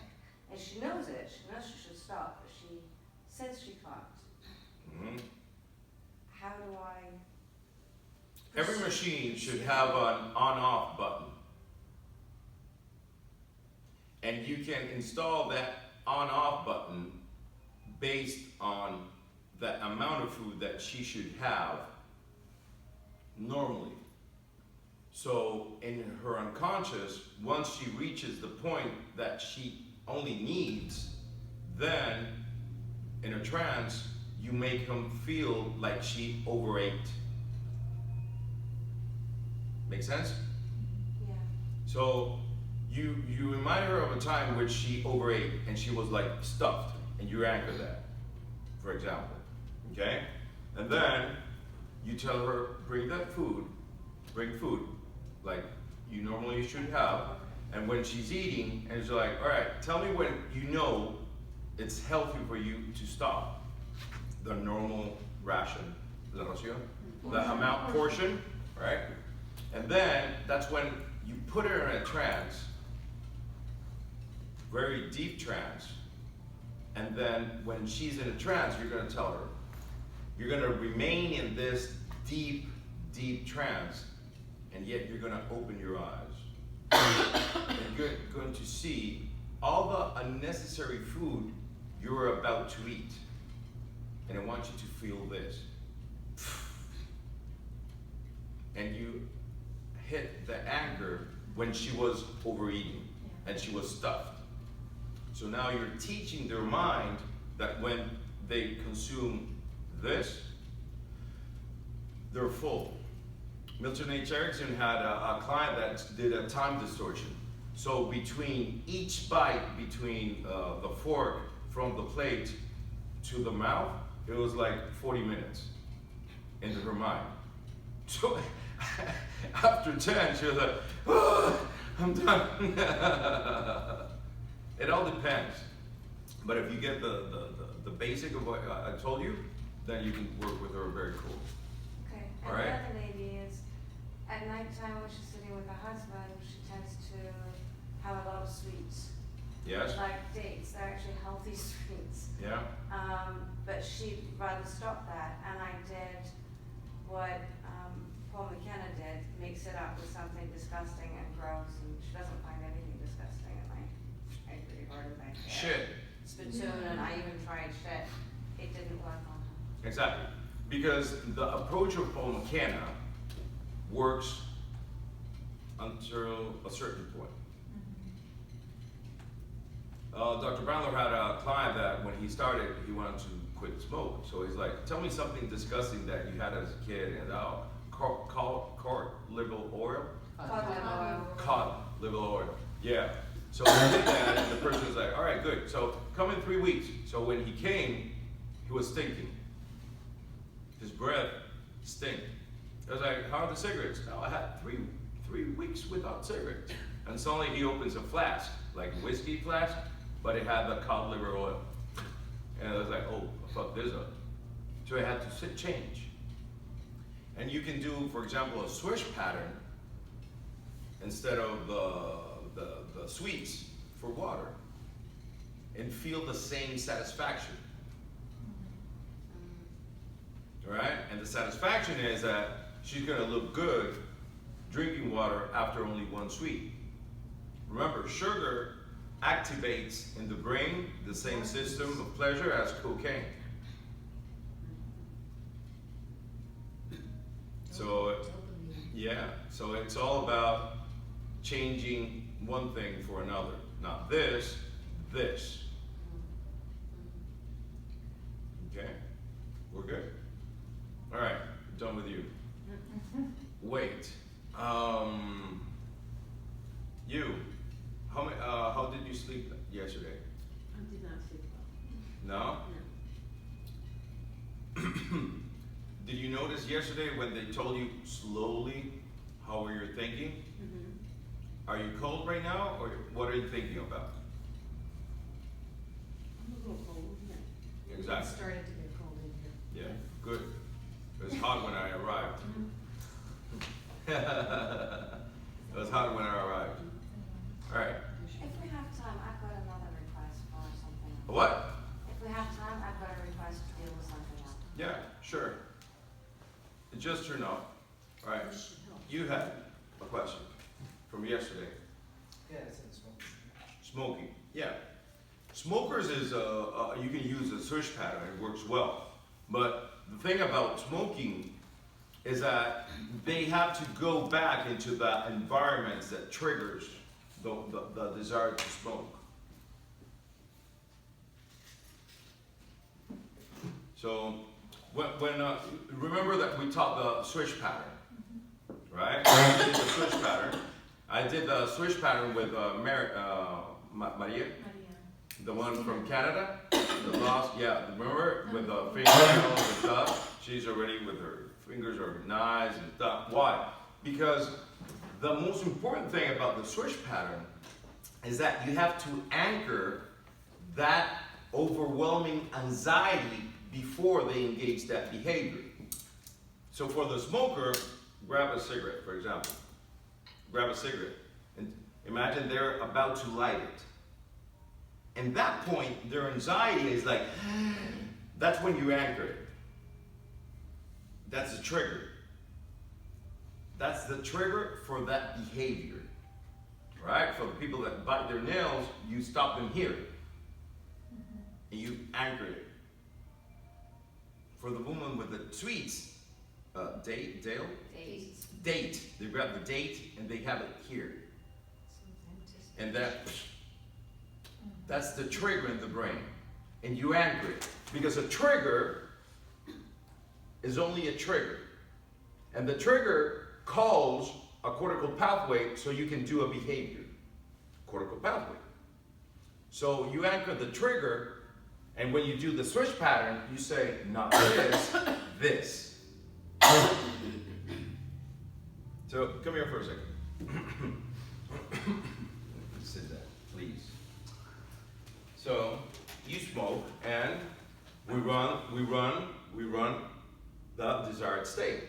So do you see yourself like a healthy person? Yes. All right, good.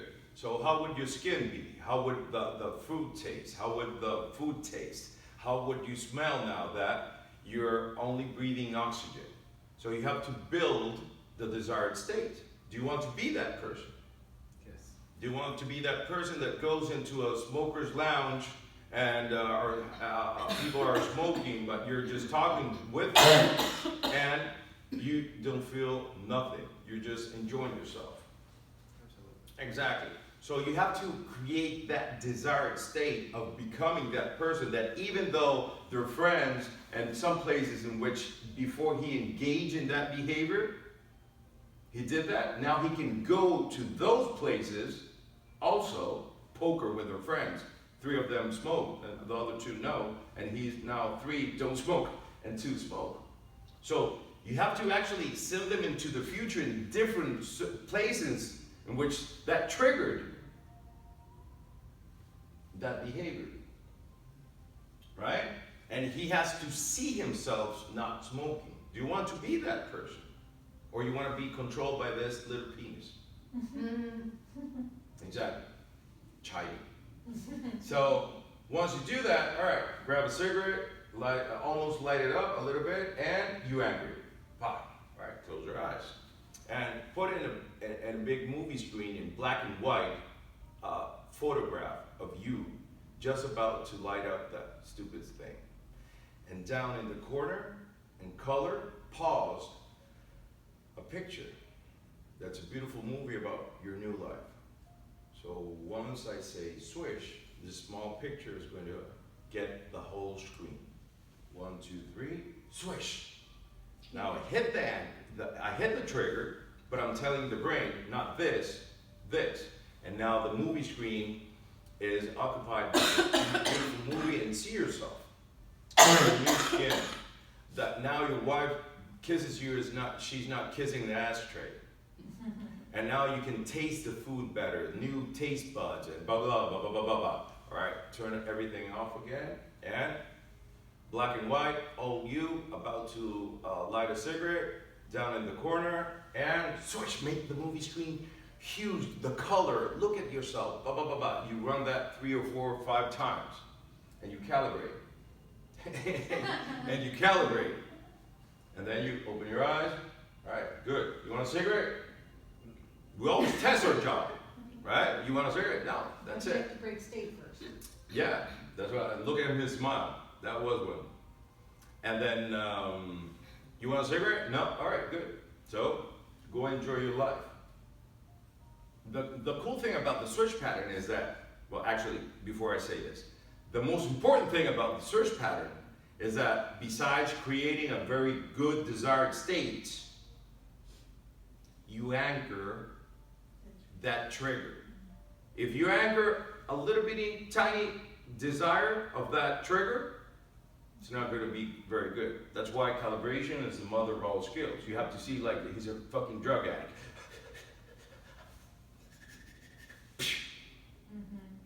Right? You have to amplify that feeling. So now you have a very good trigger. And the cool thing about the switch pattern, now I can say it, is that you're telling the brain, not this, this, not this, this. It has to be fast. All right? How many times do you run it? Until you calibrate and you say, okay, good. How many times? Until you calibrate and you say, it's good. Yeah, but how many times? Until you calibrate, it's up. So it depends on you, depends on the client. Sometimes 3, sometimes 17. Depends on you and the client. Can they self-anchor if you were on Zoom or something? You can anchor them visually or auditorily because they're going to be with their eyes closed. So you can anchor the trigger like, yep, I don't know, beep, okay, good, that's it, I don't know. So then when you say, or swish, because you're going to say swish eventually. So you want to smoke it? Yeah, you're about, all right, swish. No, sorry, no, don't, swish. All right. So then when you say swish, now they have the anchor. Remember, we can anchor with 5 senses. Yeah, you could have a bell next to your computer or something. Your Pavlov? Yes, Yeah. Good. I was thinking more like a school bell. You got the metaphor of yesterday, right? The dogs. Oh, yeah. Yeah. All right. So the exercise that we're going to do, all right, is that you're going to group and work in pairs, and you're going to finish your fucking metaphors because a lot of you was a school night and you were drinking. People told Or me. sleeping. Or sleeping. All right. So remember, The other one that's your confirmation. two metaphors for 2 setups of a technique that you're going to do. All right? Technique.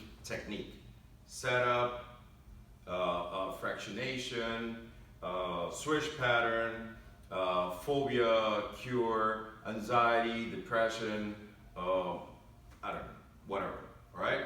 Anything that we have learned, everything that we have learned, right? 10 minutes. Let's go. In 10 minutes, I'll ask. We are brought up with a belief that we need, I'm generalizing, that we need to beg a bank to give us money. In a way. In a way. We're brought up like that. So I had a client in the mentorship program that needed $80,000 so he can begin his enterprise, his project. So he told me that's what's stopping me. It's like, good. So pay attention to my language and repeat it so I understand that you're not distorting nothing. You're going to go to a bank without an appointment and you're going to talk to the loan officer. You're going to ask for 1 minute and you're going to say the following thing. Hello, my name is John and I'm interviewing banks because I'm starting a business and I want to know which one has the better offers for me. Interviewing banks. When can we have an appointment? What did he do to the bank or he totally changed the scenario in which the person is normally engaging in a conversation with somebody that goes to a bank to ask for money.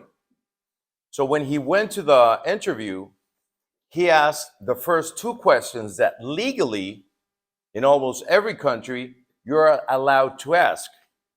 What is the amount that you can give without authorization? They have to tell you. So they, as a loan officer, have authority to 100,000, 50,000. They have to tell you. And which is the maximum amount that you can give me with authorization? Good. And you have to go dressed like them. Dark suit, white shirt, blue or black tie, or red, black shoes, socks matching your belt, a simple watch. If you have a marriage, a ring, comb your hair, if you have, a little bit of cologne, and just hug that. Just ask that. And then ask him, what is your criteria for the project so I can give you one? So I can make my project based on you. And then you say, oh, time is running out. I have to go to another bank. You're interviewing banks to know which bank you are going to give your business. If you think about it, you're changing everything of how people run their brain towards a bank. And we're only using language. We're only using language. So when you're working with children, the parents can ask like a simple question. Hey, Stacy, what's your criteria for grading the kids when you're teaching math? Well, we're looking for this, we're looking for this, we're looking for this. Oh, cool. What's your criteria for history? What's your criteria for this? So now you have something to aim at based on how they give grades. Because people distort how they study based on what they think they should write or they perform for a test. If you have the criteria of how the teacher qualifies them, so it's easier. Make sense? It does, but then what happens if you have a child who doesn't conform to their narrow industrial revolution, factory, Yeah. assembly So- line version of education. So you install that strategy for them, for that teacher, and also you let them with you use their one. So now they have two. So you teach them in a way to manipulate the system. So they can get away with that. You build a machine for the kid which conforms with the teacher. Yeah. And you also let them study with you how they study. So they have their own machine that works beautifully, and they have a machine for the system. That's it. I only need this grade so I can move on in life. You feel me? Instead of instead of burning tires in school, you just conform. Yeah, you got that. A, and then you'll be you. But you need to fill up the steps. Make sense? You're not lowering your head. You're just playing along, and let him be with you. So now you're teaching them how to get what they want. They want to pass their grades.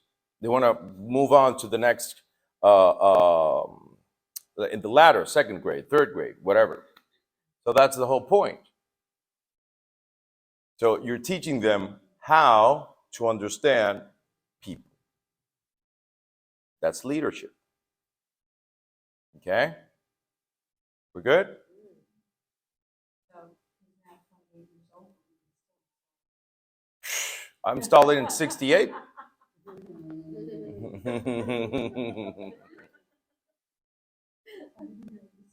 I installed it in people of 68.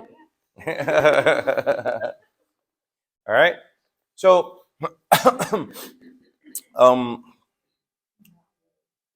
a little bit. Okay. So one thing that we're going to learn right now is spatial. All right. We're going to do something spatially. And for that, Cam, please come with me. All right. Stay there. So guilt is just a way of saying, I feel bad because I did this, right? It's not very common that you feel guilty right now of something you haven't done. It's not very common. It can happen, but you have to overthink it, right? But guilt normally is back there, okay? So I want you to think about something that makes you feel a little bit guilty. It could be something stupid. Maybe you gave a buddy of yours a screwdriver, and then the motherfucker robbed me, and I gave him a wallet or whatever. It could be anything. All right. So again, close your eyes. You know you have the future in front of you, the past done, and you already have something in which you feel a little bit guilty about. Right. All right. Good. So I want you to go into the past 1 minute before this event. Now, 1 minute before this event.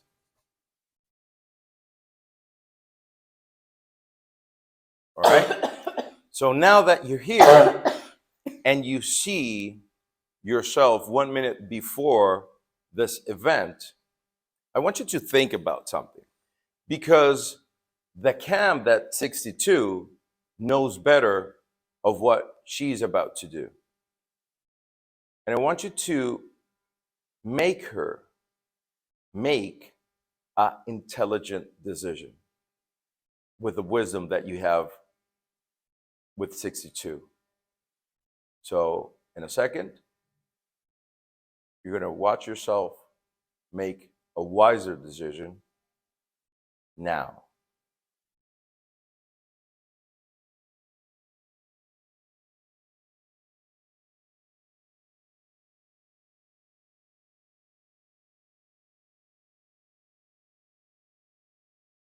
And when you do it, smile. And now I want you to return to the present.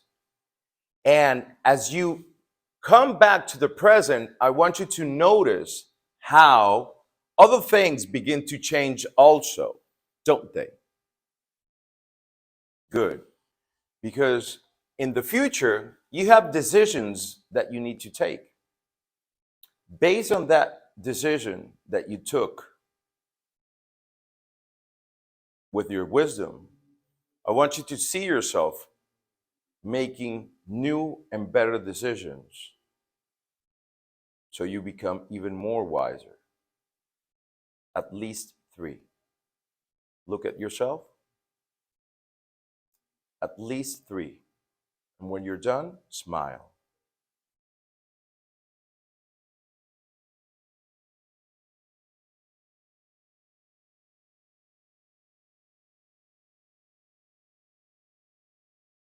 The teeth.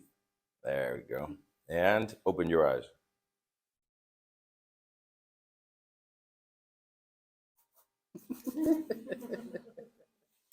All right, good. So think about it. Think about it. The same or different? Different. All right, thank you very much. So this is one way of eradicate guilt. The second way, who has one? Guilt. Who has one? You have one? All right, come here. Come to the present. And you have that? Close your eyes. Go 1 minute before this event into the past. Move. Oh. Exactly. You're there? Fuck. That was quick. All right. So now you're going to look at yourself in this thing that hasn't happened yet. But now you have the wisdom that you have the 3rd of June of 2023. And you are going to observe yourself doing that as it was. But you're going to learn something from it. Play it and watch yourself. And as you see yourself doing that, you're going to gain something.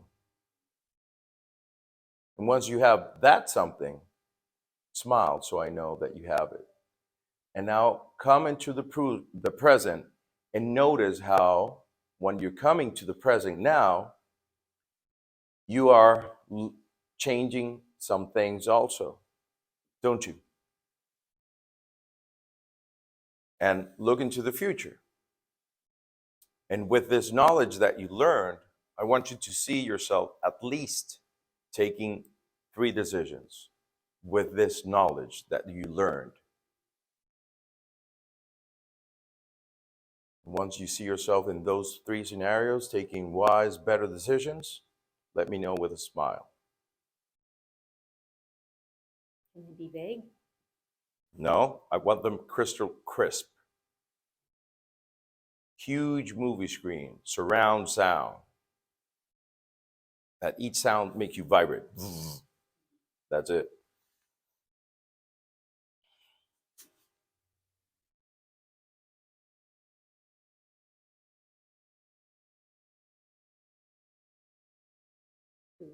All right. Meditating wiser. My voice slower and slower and slower and slower. Okay. Yeah, good. Now open your eyes. All right. All right, good. So wait. Think of that thing. Okay. Feels different? Yeah. Exactly. Yes or no? Yeah. It feels different, right? Yeah. All right, good. Please have a seat. So the first one, And the first one, you take them 1 minute, 2 minutes, depending on how bad it feels, until they dissociate and see themselves. And now you tell them. Now you have the time. Now with the wisdom that you have, and you tell them their age, you can take a better decision with the wisdom that you have. So you make them change the decision. And the first one, the first variation of this strategy. And then me of 46, I'm changing something that I did with 23, but with the wisdom I had at 46. And then as you come to the present moment, notice how other things also change, don't they? Tag question. Why? Because this is a domino effect, like puppy love. A lot of things then came out. Do, do, do, do, do. And then you test. Does it feel different? Yeah, good. So now look into the future and watch yourself taking better and smarter, wiser decisions with this knowledge that you had. The other one is that with the wisdom that they have, they go into the past and watch themselves take the same decision, but now they're going to learn something from it. And then they come into the present and notice how other things begin to change also, because you bring that knowledge with you. And now here, future pace. All right? So grab a partner, pick any one of the variations, and take guilt away. Let's go. By the way, you can do the exercise sitting down, so you can practice. All right. All right.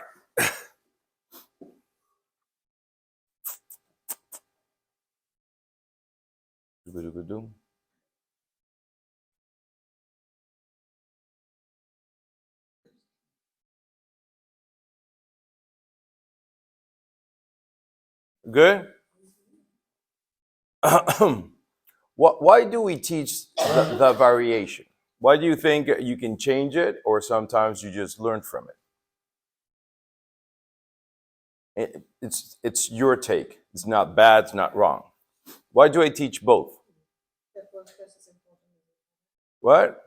That both just as important as each other, so it gives you a chance to see what you've learned, and then you can also see how you can change it. So you learn from the future.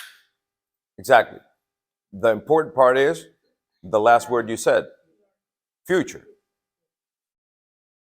Because people, if they don't try something, they don't know how it's going to get. That's why in the supermarket, they give you a small sausage or a piece of cheese. So you have a taste of it, and then you can decide if you're going to buy it or not. If clients don't try on their new behavior, their new beliefs, they don't have nothing to aim at. They're going to return to whatever they were doing before. That's why it's so important when you're building the desired state that you create it so vividly, so amazing that they try it on. They need to try it on. Why? Because the basic thing about our nervous system is that our nervous system doesn't know what is in the past, what is in the future. You're just living it. You're living it. If you remember a great party that you went 10 years ago and you actually are remembering it, you're having a good time now over there, but your ass is here. If you remember stupid shit that you did, it makes you angry or sad, you're here feeling bad now. If you get to try on your desired state that you built amazingly, they're living it now over there. So that makes our enteric nervous system want to feel that again. Now you tried it on.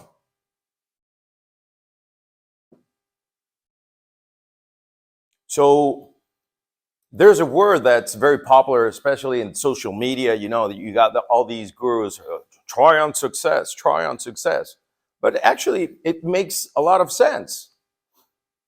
If you dream with a Rolls Royce, for example, why the fuck haven't you gone to a Rolls Royce dealer and got in? Smell the leather. Feel the wheel. Turn on the Bose system that they have. Right? Do this to the engine, even though it doesn't sound now. It's oil, but it doesn't sound like a Bentley. A Bentley, you turn on the Bentley and you don't know it's on. You have to see the light. Oh, fuck, it's on. Even though you don't hear nothing. Silent. Go to that penthouse. Try on a $5,000 suit with the ties, the cufflinks, everything. Put on a Rolex.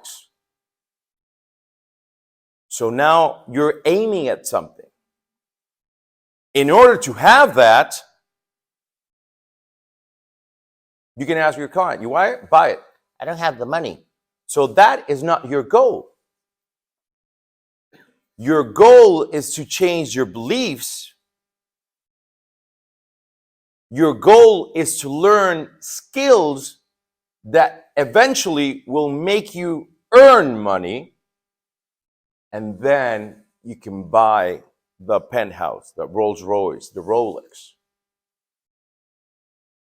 So when we're talking about success, about money, your clients think that the goal or the desired state is money. No, it's not losing the weight, the goal.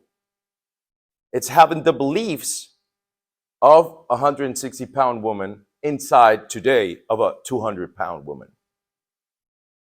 Your bank account is a reflection of your beliefs and your skills of what you do.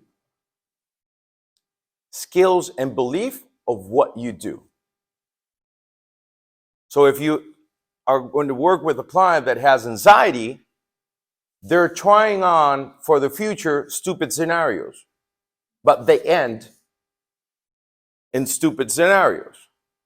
What happens if they see a longer film in which when the shit hits the fan, they now know how to put the mask on? Where's the vest? And put it on. When you have somebody with depression, they're associated to that event. Associated to that event. What happens when you dissociate?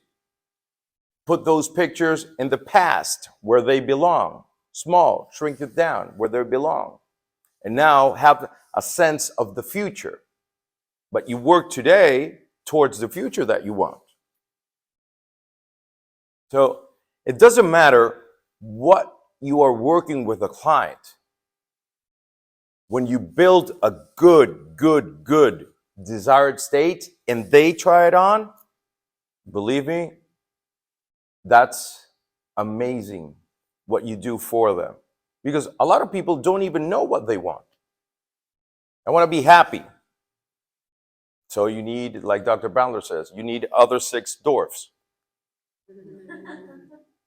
Yeah? Snow White. So happiness is an adverb that helps a verb.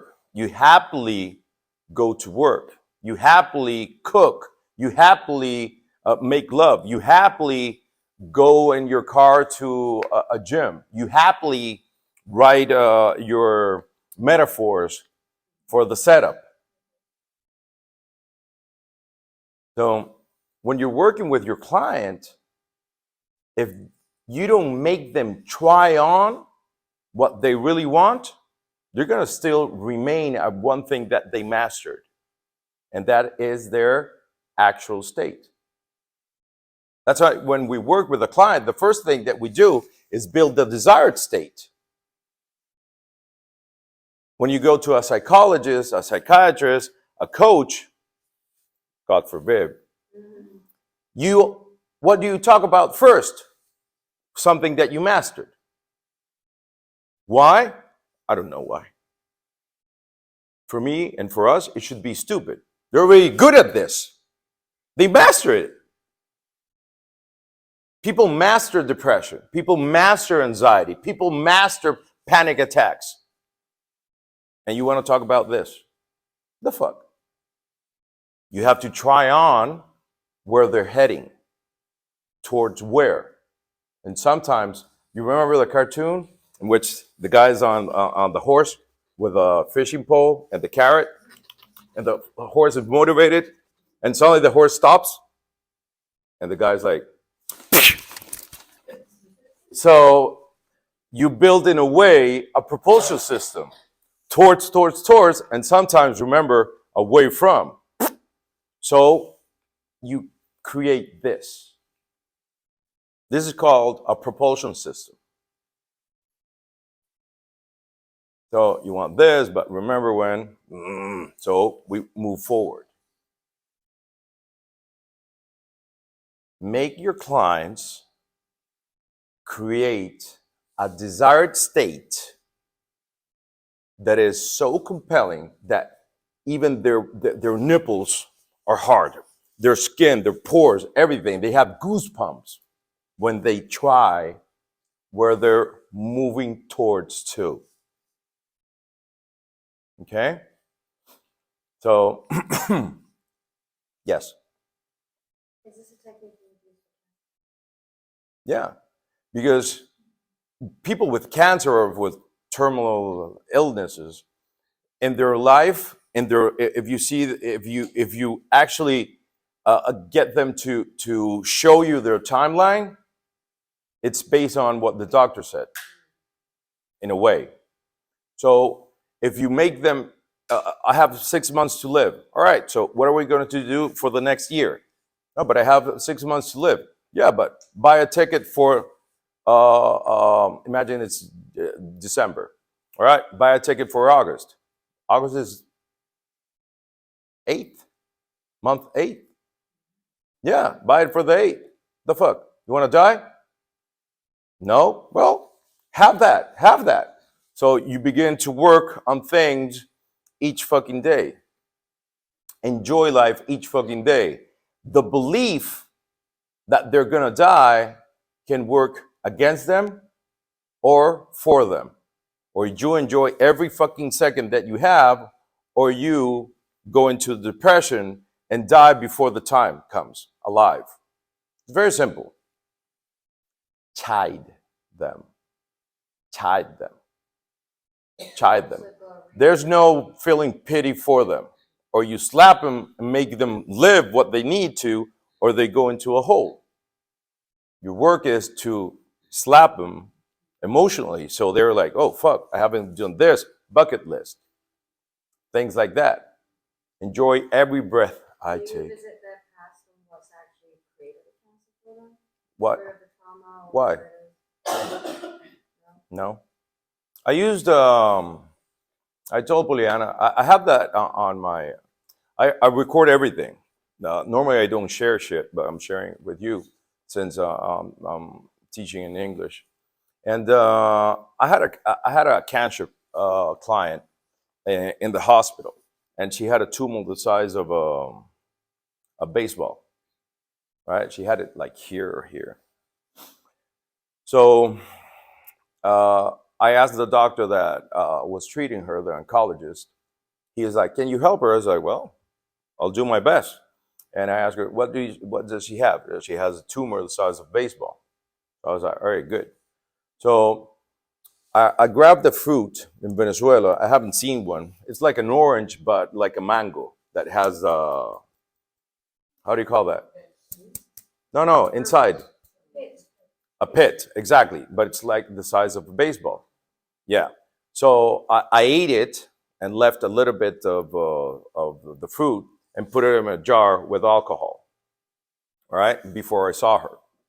So the day that I was going to see her, the jar was mushy and dark, so I changed the alcohol, and now you saw this thing a little bit like the hair like this, right?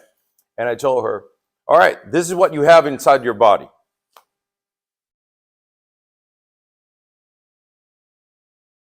Why did I do that for? What do you think? So she has a reference. She has a reference. And also, the precept is what she said. It's out of her body. Two purposes. So then I asked her, think of, this is what I thought at the moment, think of a mythological creature that you like. And she said, a griffin. I was like, what the fuck is that? It's a lion with wings. I was like, cool. So I put her in a deep trance and made her imagine 100 griffins the size of fireflies. Thank you. And the first one was going to come, and I pinched her. And as soon as it was 1 inch, 1 inch before touching her skin where I said the ball was, I didn't say tumor, obviously, I pinched her. And it's going to become invisible. It's going to come in your skin, through your skin. It's going to take a bite at the ball. And it's go out. And then there's going to be the second one. And then it's going to be the third one.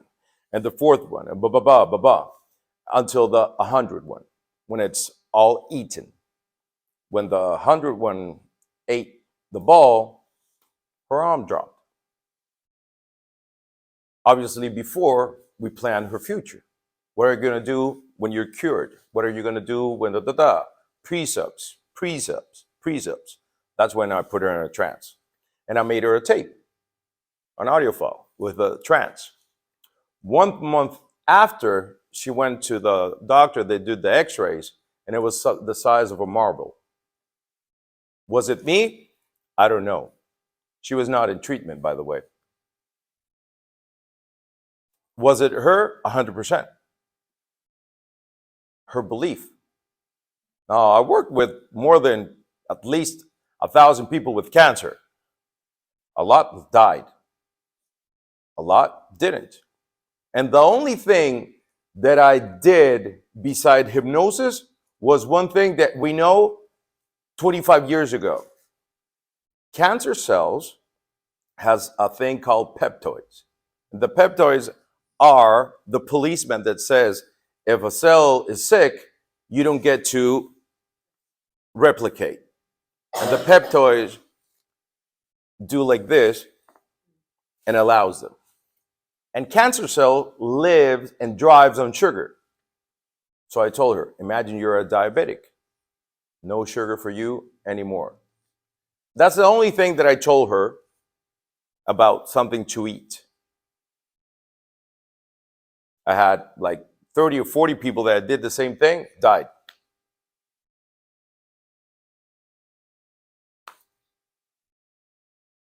Was it me? I don't know. Was it them? I don't know. What happened? I don't fucking know. They died. Others got well without medication. Changing this, having something towards the future, enjoying every moment, and that's it. Is it exact science? No. But we're getting closer. That's the only thing I can say. We're getting closer. When Dr. Bandler told me to help him with his books, and some were out of print, my favorite one, based on my work, I love working one-on-one, is The Secrets of Being Happy, that he wrote with Dr. Gardner Thompson, doctor, medic. And it's a book based on this, moving this, changing this. It's very cool. It's very cool. So if you don't have a plan for the future, then possibly you'll keep repeating your behaviors based on your beliefs. You cannot change the past, but you can learn from it. And the good thing about the past is that it's over. So you learn from it. So each decision that you make today gives you a good direction towards the future that you want. I want cake. Is this cake right now going to help me towards the body that I want?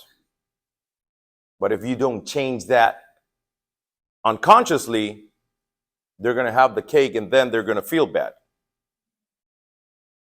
Planning is part of what we do with their unconscious mind. And part of the planning is creating new behaviors.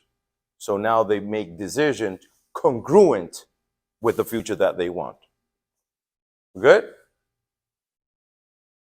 We're good? Okay. So, are you ready? Sure. All right. Have a seat for me. But not in this chair. Not in this chair. We're going to use this one. And wait. And we're going to use this one.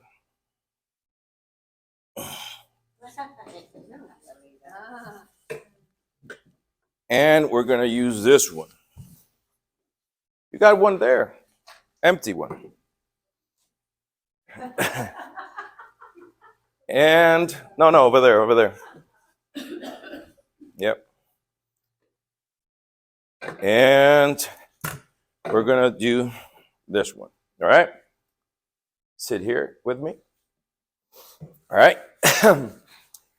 Have you guys done double inductions? Yeah? Bring your chair closer. All right? I'm going to teach you a technique, all right, of how to do a double induction. The cool thing about the double induction is that if the person knows another language, one person talks in one language, the other one goes in the other one, and they go even deeper. All right? That's the first thing. There are a lot of ways of doing a double induction. Okay? And the most simple one is that there's only one person in charge that directs the exercise. The error number one is that people think they need to talk by taking turns. And that's stupid. That takes away the double induction. Double means at the same time. It's not like now you can feel while that's stupid. It's at the same time. All right? So for this exercise, I'm going to grab this chair. 1 second, like this. I'm going to grab this chair. 1 second, like this. And come here. Sit down here, please. All right? I'm going to grab her hand like this. You're going to grab her elbow, all right? And open it just a little bit so she can slide it beside the chair, all right? And we're going to go in zigzag. So calibrate, all right? If I go like this, beautiful. That's it. Exactly. And you just close your eyes because when I say now, we're going to begin. And your job is to calibrate. And when you feel that all of her weight is yours, all of your weight is yours, you do this to me. All right? So let's begin. Speak. Talk to her. Don't look at me. We're both going to talk. Yeah, Sorry. we both are going to talk. Go ahead. So, feel your feet Louder. like there are roots growing out of your feet. And the more you notice how easy it is to close your eyes inside of your mind, you can just let go. Feel the temperature in the front of your lobe and also in the point of your nose. Because even though if you can listen to something like Spanish y sintiendo cómo cada vez más puedes sentir el color de cada una de las cosas, puedes relajarte aún más. Siente cómo puedes hacer que cada cosa puedas dejar, and your head begins to soften. And the more you soften, you can drift down even more. And the more you drift, the more easier it is to just soften your forehead. And the more you soften it, it's easier to drift down. And you can relax the muscles between your forehead and just keep your arms like this, stiff, and just relax. And now we're going to put your arms down. Just let go. Because in the future, you can notice how each and every decision that you take, it's smarter. Because meditation, talking like this, it's not meditation. If you want to go to sleep, you have to slow down. You have to slow down each word to a point that it becomes sleepy. Each word should make you yawn. And if you yawn, you're doing the right thing. Because going into sleep is about relaxing. And the more you relax, the more easier it is to drift down and relax. Relax your shoulder muscles of the right side, left side. Relax your thighs. Just let go. And as you let go, even your earlobes can feel softened and relaxed. You can soften your forehead and you begin to soften your thoughts. Each image is like a projection in the mist that just goes away. And the slower you hear yourself, that easier it is to go into a really nice state and drift down even more because you can soften a little bit more your chest. Let gravity do its work on your back and relax because this is what's missing in your life.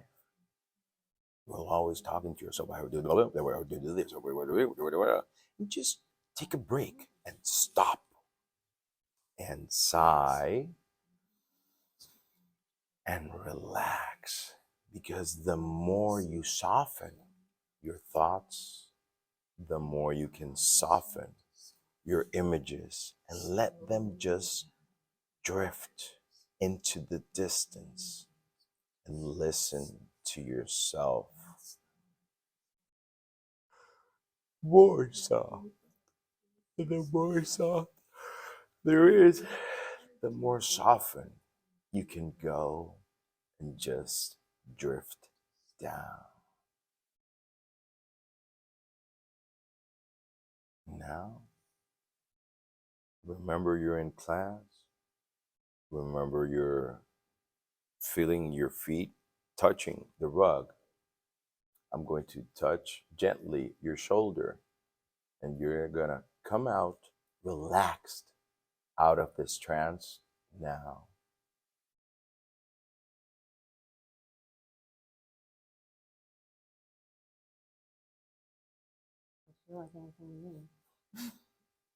Not me either. So, who do we believe? Her conscious mind or her unconscious body language? But I can relax. It just doesn't feel that way to me. Yeah, because the reference that you have of relaxation is like when the kid wets his bed and is focusing on the wet part. Focus on the part that you relaxed. You relax your forehead. You relax your chest.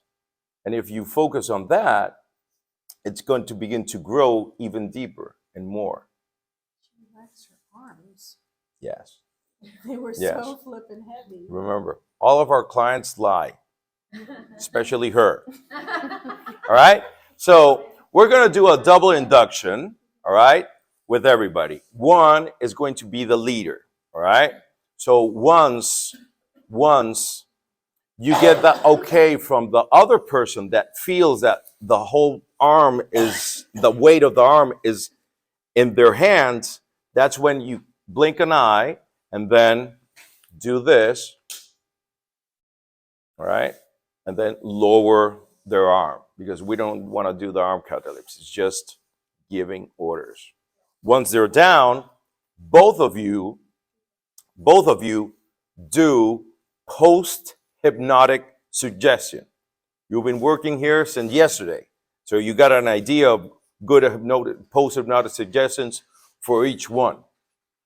All right, you're gonna do well on your work. You're gonna create good things with your clients. We're gonna create rapport with them. Focus on me. You're gonna do better. We're gonna get you out of here. You're gonna be mobile, whatever. Pam, pum, pam. I'm gonna breathe, and they're gonna follow me. Da da da da.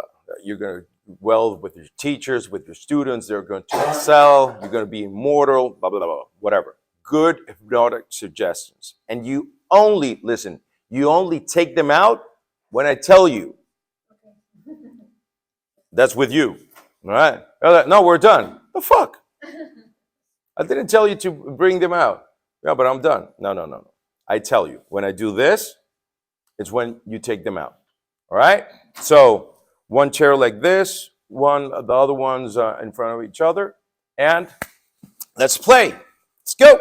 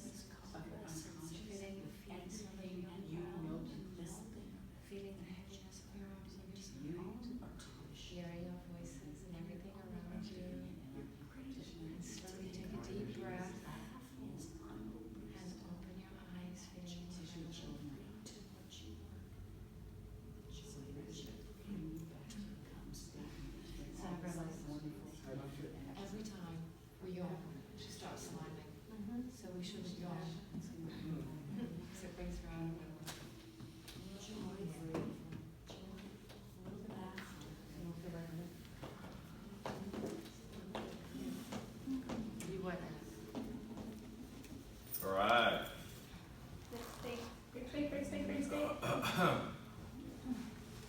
All right, turn your chairs. Where are you going? Looking for some blueberries. You're not going to need them. Where are you going? Then I'll eat them.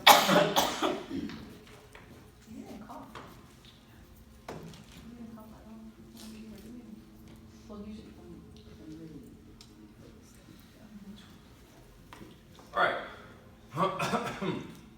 What do you think about the double induction now? Let's all talk at the same time. Well, we really like it. It's easy to grasp. It's totally different doing a double induction actually with people Yeah, in the same room. yeah, right there. Can we do cuadrito in that? Because we're trying to do that. We got, I speak French, Italian, English, Spanish. So when I did the exercise, I got an Italian, I got a French, I got a Spanish, and an English people. So I had 4. That's awesome. So after, I don't know, they tell me, before the minute passed, I was like this, in the chair, knocked out. And then they were giving me all these suggestions, so. I feel like It's this is pretty more cool. distracting. Yeah. I felt like that was distracting. Oh, Like, she it felt like I couldn't get in because of that. And how did you feel? Because It's we lost the, coordination. the movement of the arms, the purpose of it is that they should let go. That's the whole purpose. I know. That's why we're calibrating. So if you're not in sync and you're not calibrating that actually you get the whole arm, the weight of the whole arm, then it's a distraction. So if you give clear instructions before you do the exercise, we're gonna grab your arms and you have to just let go. Just relax. Lay back. But if the person is not even touching the back of the seat and sitting stiff Yes. is not congruent with Just go, just relaxing. So yeah, so the coolest thing about the double induction is that it collapses quicker the conscious mind. That's the whole purpose. So the faster you collapse the conscious mind, the sooner they go down. Once they're down, you do your post-hypnotic suggestions. You do your suggestions. Question. Can you do a double induction and do a technique that we worked here? Guilt, phobia, thought. Of course. It's just an induction. Remember, hypnosis is a hamburger of meat. Not veggie. That's a hamburger. The bun, intro, the burger, whatever you're doing, and then the outro, or the extraction. So you can do a triple induction, and then somebody works on the person, with the person, then take them out. Very simple. After we induced, should just one person do the future facing, or are we both still doing that? One. Okay. Both can do it, but Okay. basically And you in want regular session. you want one person to give the instructions of what they're doing in their mind. Post-hypnotic suggestions is a totally different thing. But actually in their mind, watch this, do this, it's totally different. You want clear, crisp instructions for what you want to change in them. All right, behavior, whatever. Okay. All right. Questions? You good? Your take from this morning. I still am in love with the visual thing, the memory thing. Oh, this one? Yeah. That's the name that we put. It's the spelling strategy. Spelling strategy. Because it's not the reading strategy, it's spelling. That's why we use numbers and letters.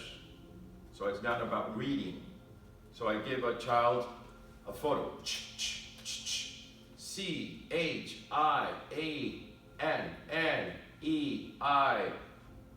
C-H-I-A-N-N-E-I-H-C. Wow, you speak French.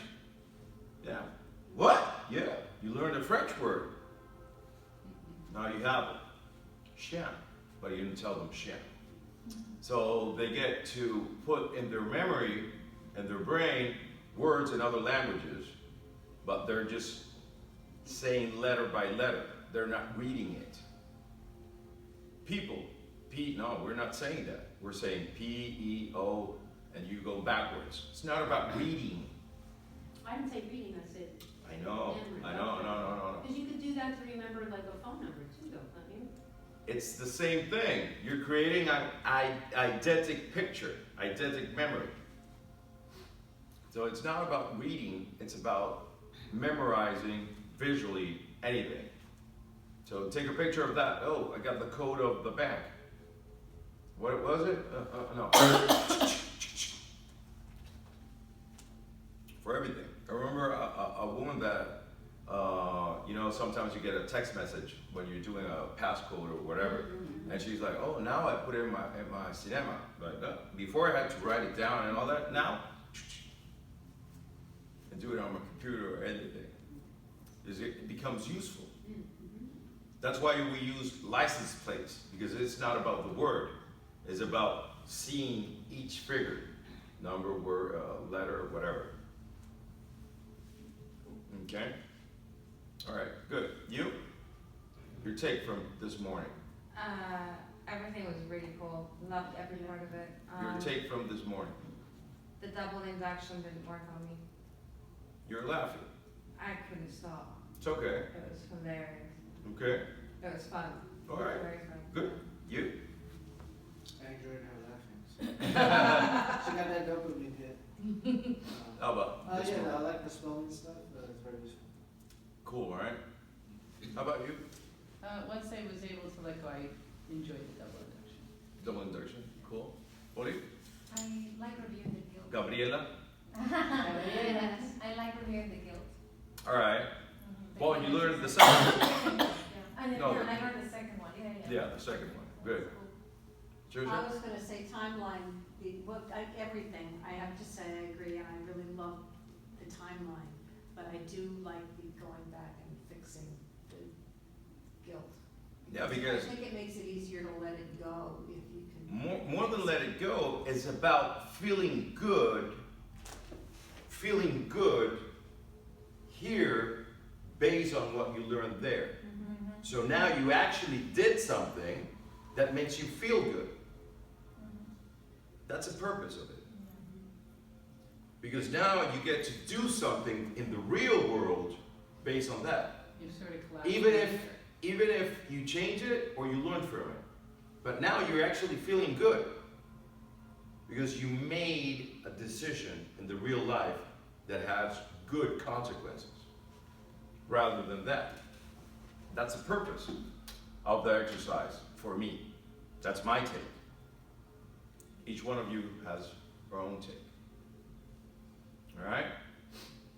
So, when you go home and see the videos, remember, yesterday morning, the purpose of the class was to sharpening your skills of rapport. No rapport, no change. Very simple. Good rapport, good start. Skills. Skills, skills, skills. Okay?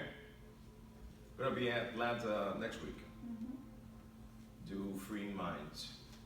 If you wanna go, you're invited. If you wanna work with people, you're invited. You don't need to pay shit, just go. If you wanna go. It's gonna be Saturday, right? Yeah. In Atlanta. So the invitation is open. Come. The invitation is, it's open. We're having wine Saturday night. No, you're having bourbon.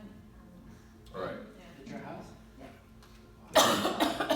Cool. Have Cool. a Cool. rest. All right. Remember the word masterclass, in a way, or master means mastering something.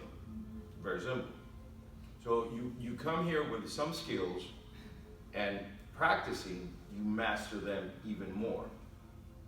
And the cool thing is that it never ends. It never ends. You practice with anybody, everywhere. Anybody, everywhere. You're looking their eye accessing cues, and you ask a question, you do a comment. You do it everywhere. You create rapport with people without even speaking with them. Breathing at the same rate. Mirroring perhaps their arms or legs. That's how you do a check. You do, I don't know, a check, and they're in rapport with you. And then you ask them for something, and they give you glasses to drink wine. For example. You use their same tonality, maybe the same accent. Can you get me some towels? I spoke like Mexican. He spoke a little bit Mexican. So I'm not making fun of him.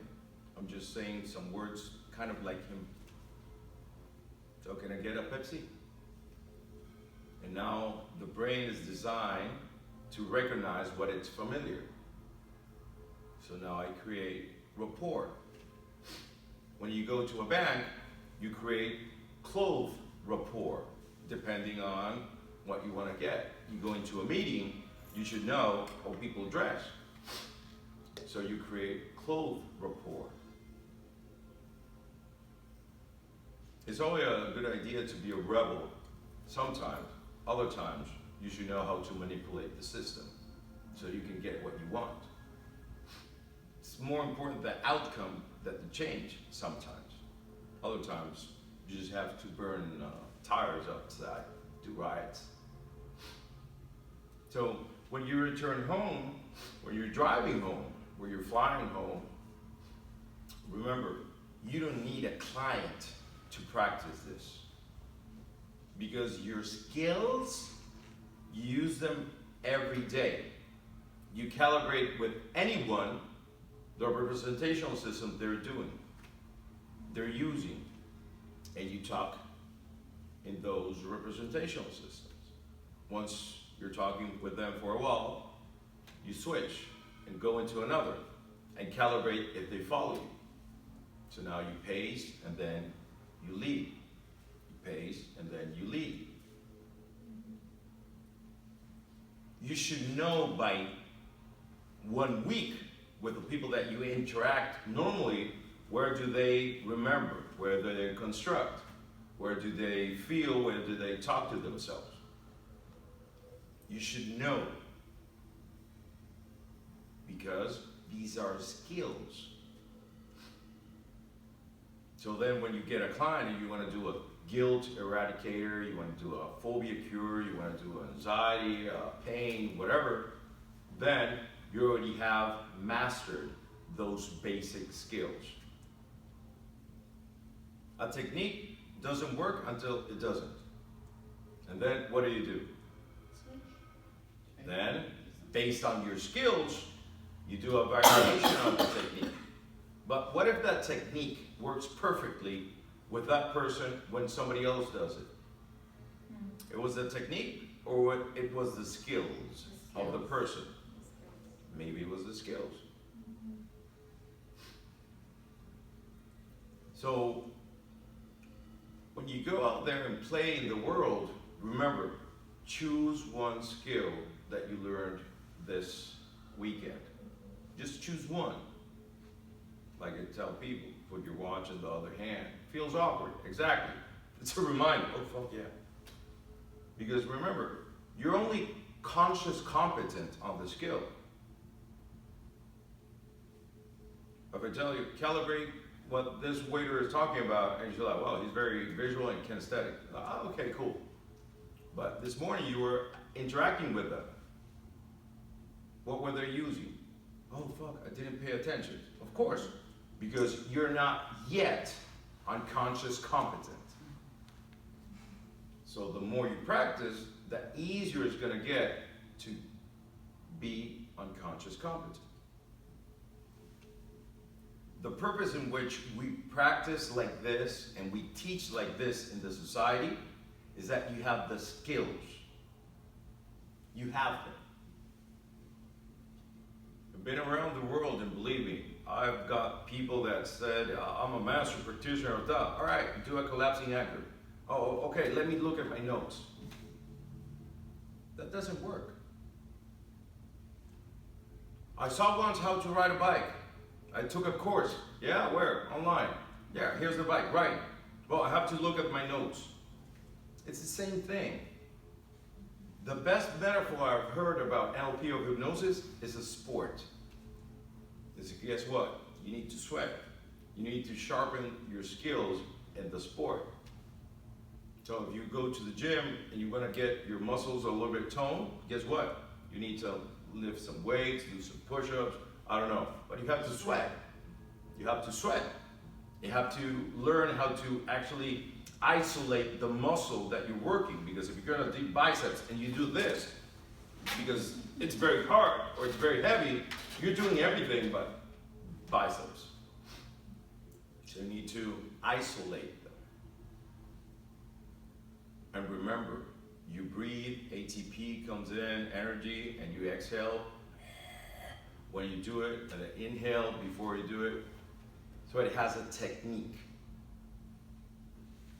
Same thing in our job.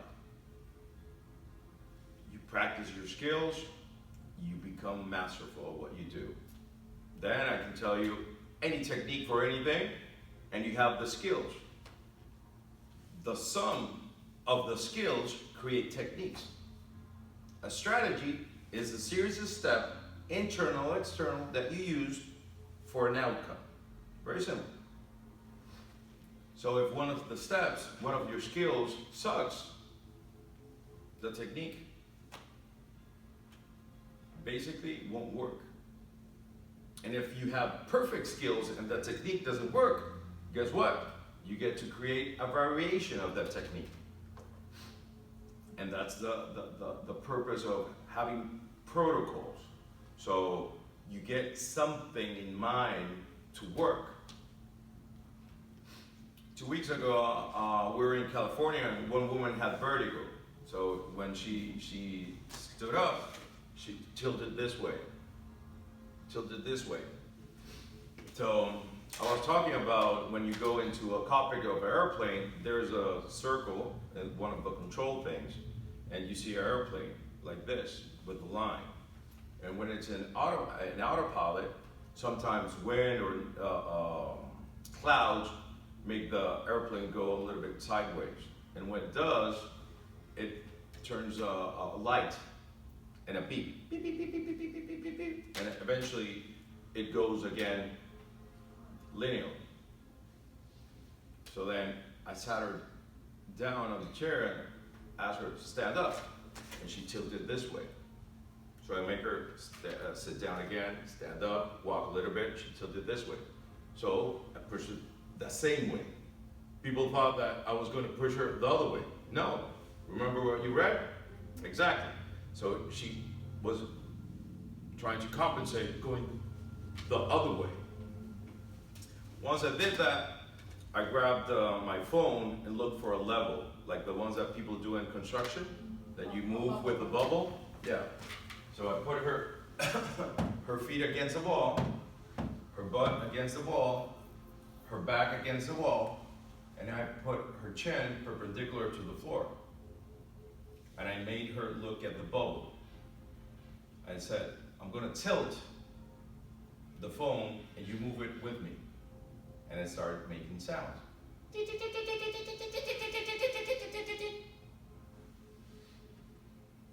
What was that for? What was my setup? Yeah. Exactly. The story of the airplane. And then the other side, and the da. And then when I did this, and she was like perfect, 180, I was like, now the bubble is going to come in your head, and it's going to be inside of your mind in the perfect middle of your forehead. Close your eyes and put it in a trance there. And make your unconscious do the adjustments, so if it moves from that position, it will make the sound until the bubble goes in. So she sat down, and when she stood up, she did. And then I always check on my clients. I always call them, even in a seminar, I find out, hey, who has the number of that lady? No, the one that, oh yeah. And I was like, how are you doing? Oh my God, that sound was killing me the first 3 days. Why? Because she was relearning to be centered. Now she's good. Where do you come up with these things? Reading, life, stories from Dr. Bandler, stories from you guys about things that you did in your life and vacation things, and suddenly this machine might work in here.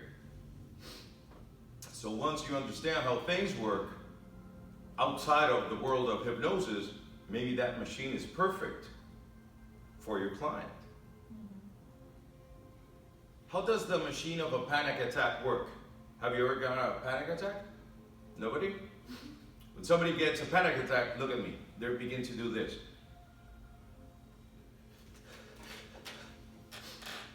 You guys understand a little bit more about analog marking. What is this? It's here, it's right there in front of you. In my mind, I'm watching something, right? And suddenly, what's happening when I do this? It's coming backing away from it, no, it's coming closer. It's coming towards the person. And suddenly I see the Hollywood sign here. Yeah. Why do they do this? What happens when you have something too close to you and huge and big? What do you feel? Suffocated. You feel suffocated. So that machine works perfectly to scare the shit out of anybody, right? So what would happen if we install that machine for something that you need to remember. Yeah. Oh my God, what happened? Oh, I have to pick up my kids. For example. So we can utilize anything in different scenarios and becomes useful. Sounds crazy, yeah, but it works. It works. So the more you get to work, basically, it's repurposing. reutilizing with a different purpose. You could do a switch. Yes. Anything, anything. So anything that our students that are psychologists, psychiatrists call a pathology, in other contexts, it might be useful. It might be useful if you apply it in the good way. So keep that in mind, because the more you're open to learning how things work, you might be surprised at what you can achieve. All right? So, put your feet on the floor. And lay back. Lay back, lay back.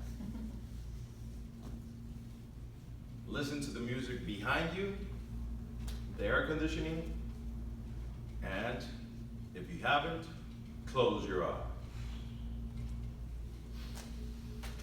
Take a deep breath through your nose and let it out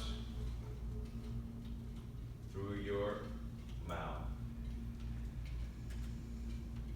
Because I want you to just begin to relax a little bit, only a little bit. I want you to focus your attention in the space between your eyes and just begin to breathe a little bit more deeper. Feel the floor underneath your left foot as you pay attention of the temperature of the room on your forehead. Notice how easier it is each time to begin to drift down inside of it. And if one leg wants to move, just say in your mind, soften. You can begin to soften even your most stupid beliefs about yourself. And as you soften those beliefs, just watch them as they begin to disappear like mist in the distance, and let your head go a little bit more. And for this once, let gravity win and loose a little bit more your shoulders. That's it. Soften your right thigh, your left calf as you take a deep breath in. Sigh and relax your chest. Because the learnings and the understandings of the Crown Plaza at Newark are just the foundations of the work that you have to do on yourself. Each skill is only a component of your arsenal of things that you can do each time you're interacting with anybody. You can calibrate their predicates. You can calibrate their breathing. You can calibrate the rhythm in which they're blinking. You can calibrate even the way in which they're speaking by their own speed. Because the more you begin to calibrate, the easier it is for you to begin to pace them. Breathe at the same rate. Speak at the same rate. Use the representational systems as they're using them. And just relax and pace. And then you can check for rapport. Maybe you can be just talking and do a simple sigh and calibrate if they went with you eventually. And if you scratch the surface of your potential, you can notice how easy it is to accomplish small tasks like creating rapport, like calibrating simple things. Because the more you understand that while you're walking in your timeline, you're making decisions based on things you did on the past. So you can make and create better decisions that create your future. Your present shall be the past of your future. So it's very common to hear your future, you create it today. Should I eat this based on the woman or the man I want to be in the future? Will this help me become that person? It's a simple yes or no. Will learning these skills make me more money? Yes or no. So when you're working with a client and you're talking to them, in your mind, if you hallucinate them walking in their timeline, you know exactly where they are. And that is a very good strategy for you. So you know where they're at, and your language can be congruent. So therefore, you can make them change into their desired state. So as you listen to small voices inside and out of your head, I want you to remember that just today is another start with new skills to become that person that you want to be. And the best thing about the past is that it's over, like Dr. Bandler says. So remember to smile with teeth. Wiggle your toes. And if you wiggle your toes and smile, you're smiling with your toes. People thought you only smile thank you. Things that you need to take out of your body, like bad thoughts and mucus. So if you smile wiggling your toes, you're smiling with your toes. And if you feel your smile on the top of your head, you're smiling with your head. How about feeling the smile in your ears? How about feeling that smile in the back of your neck?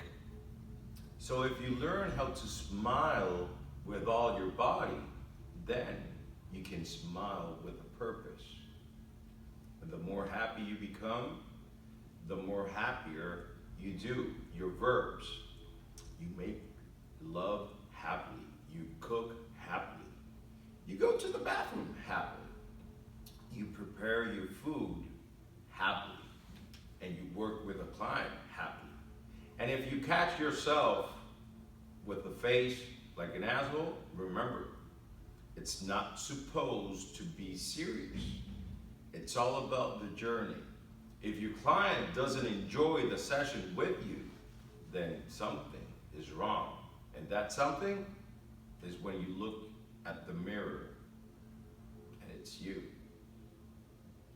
NLP and hypnosis should be fun.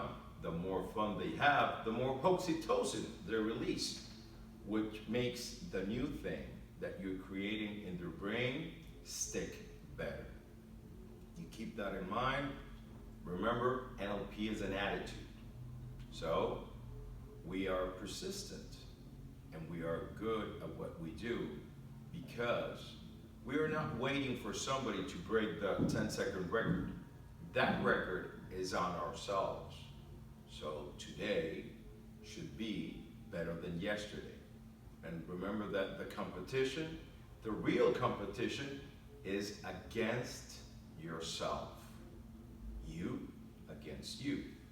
Today better than yesterday. Wiggle your toes, feel the chair underneath your butt, and smiling, open your eyes.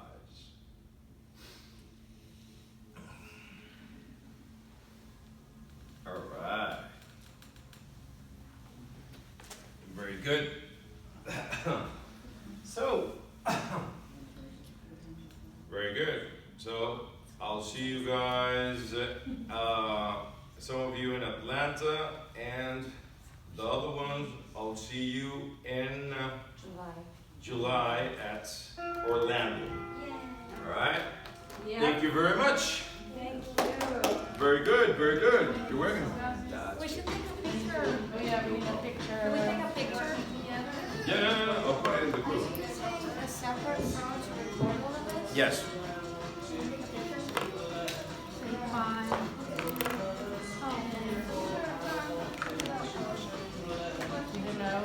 I'm just giving hugs. For slippers, it's funny. Moshe, you were so cold yesterday, you said you bring your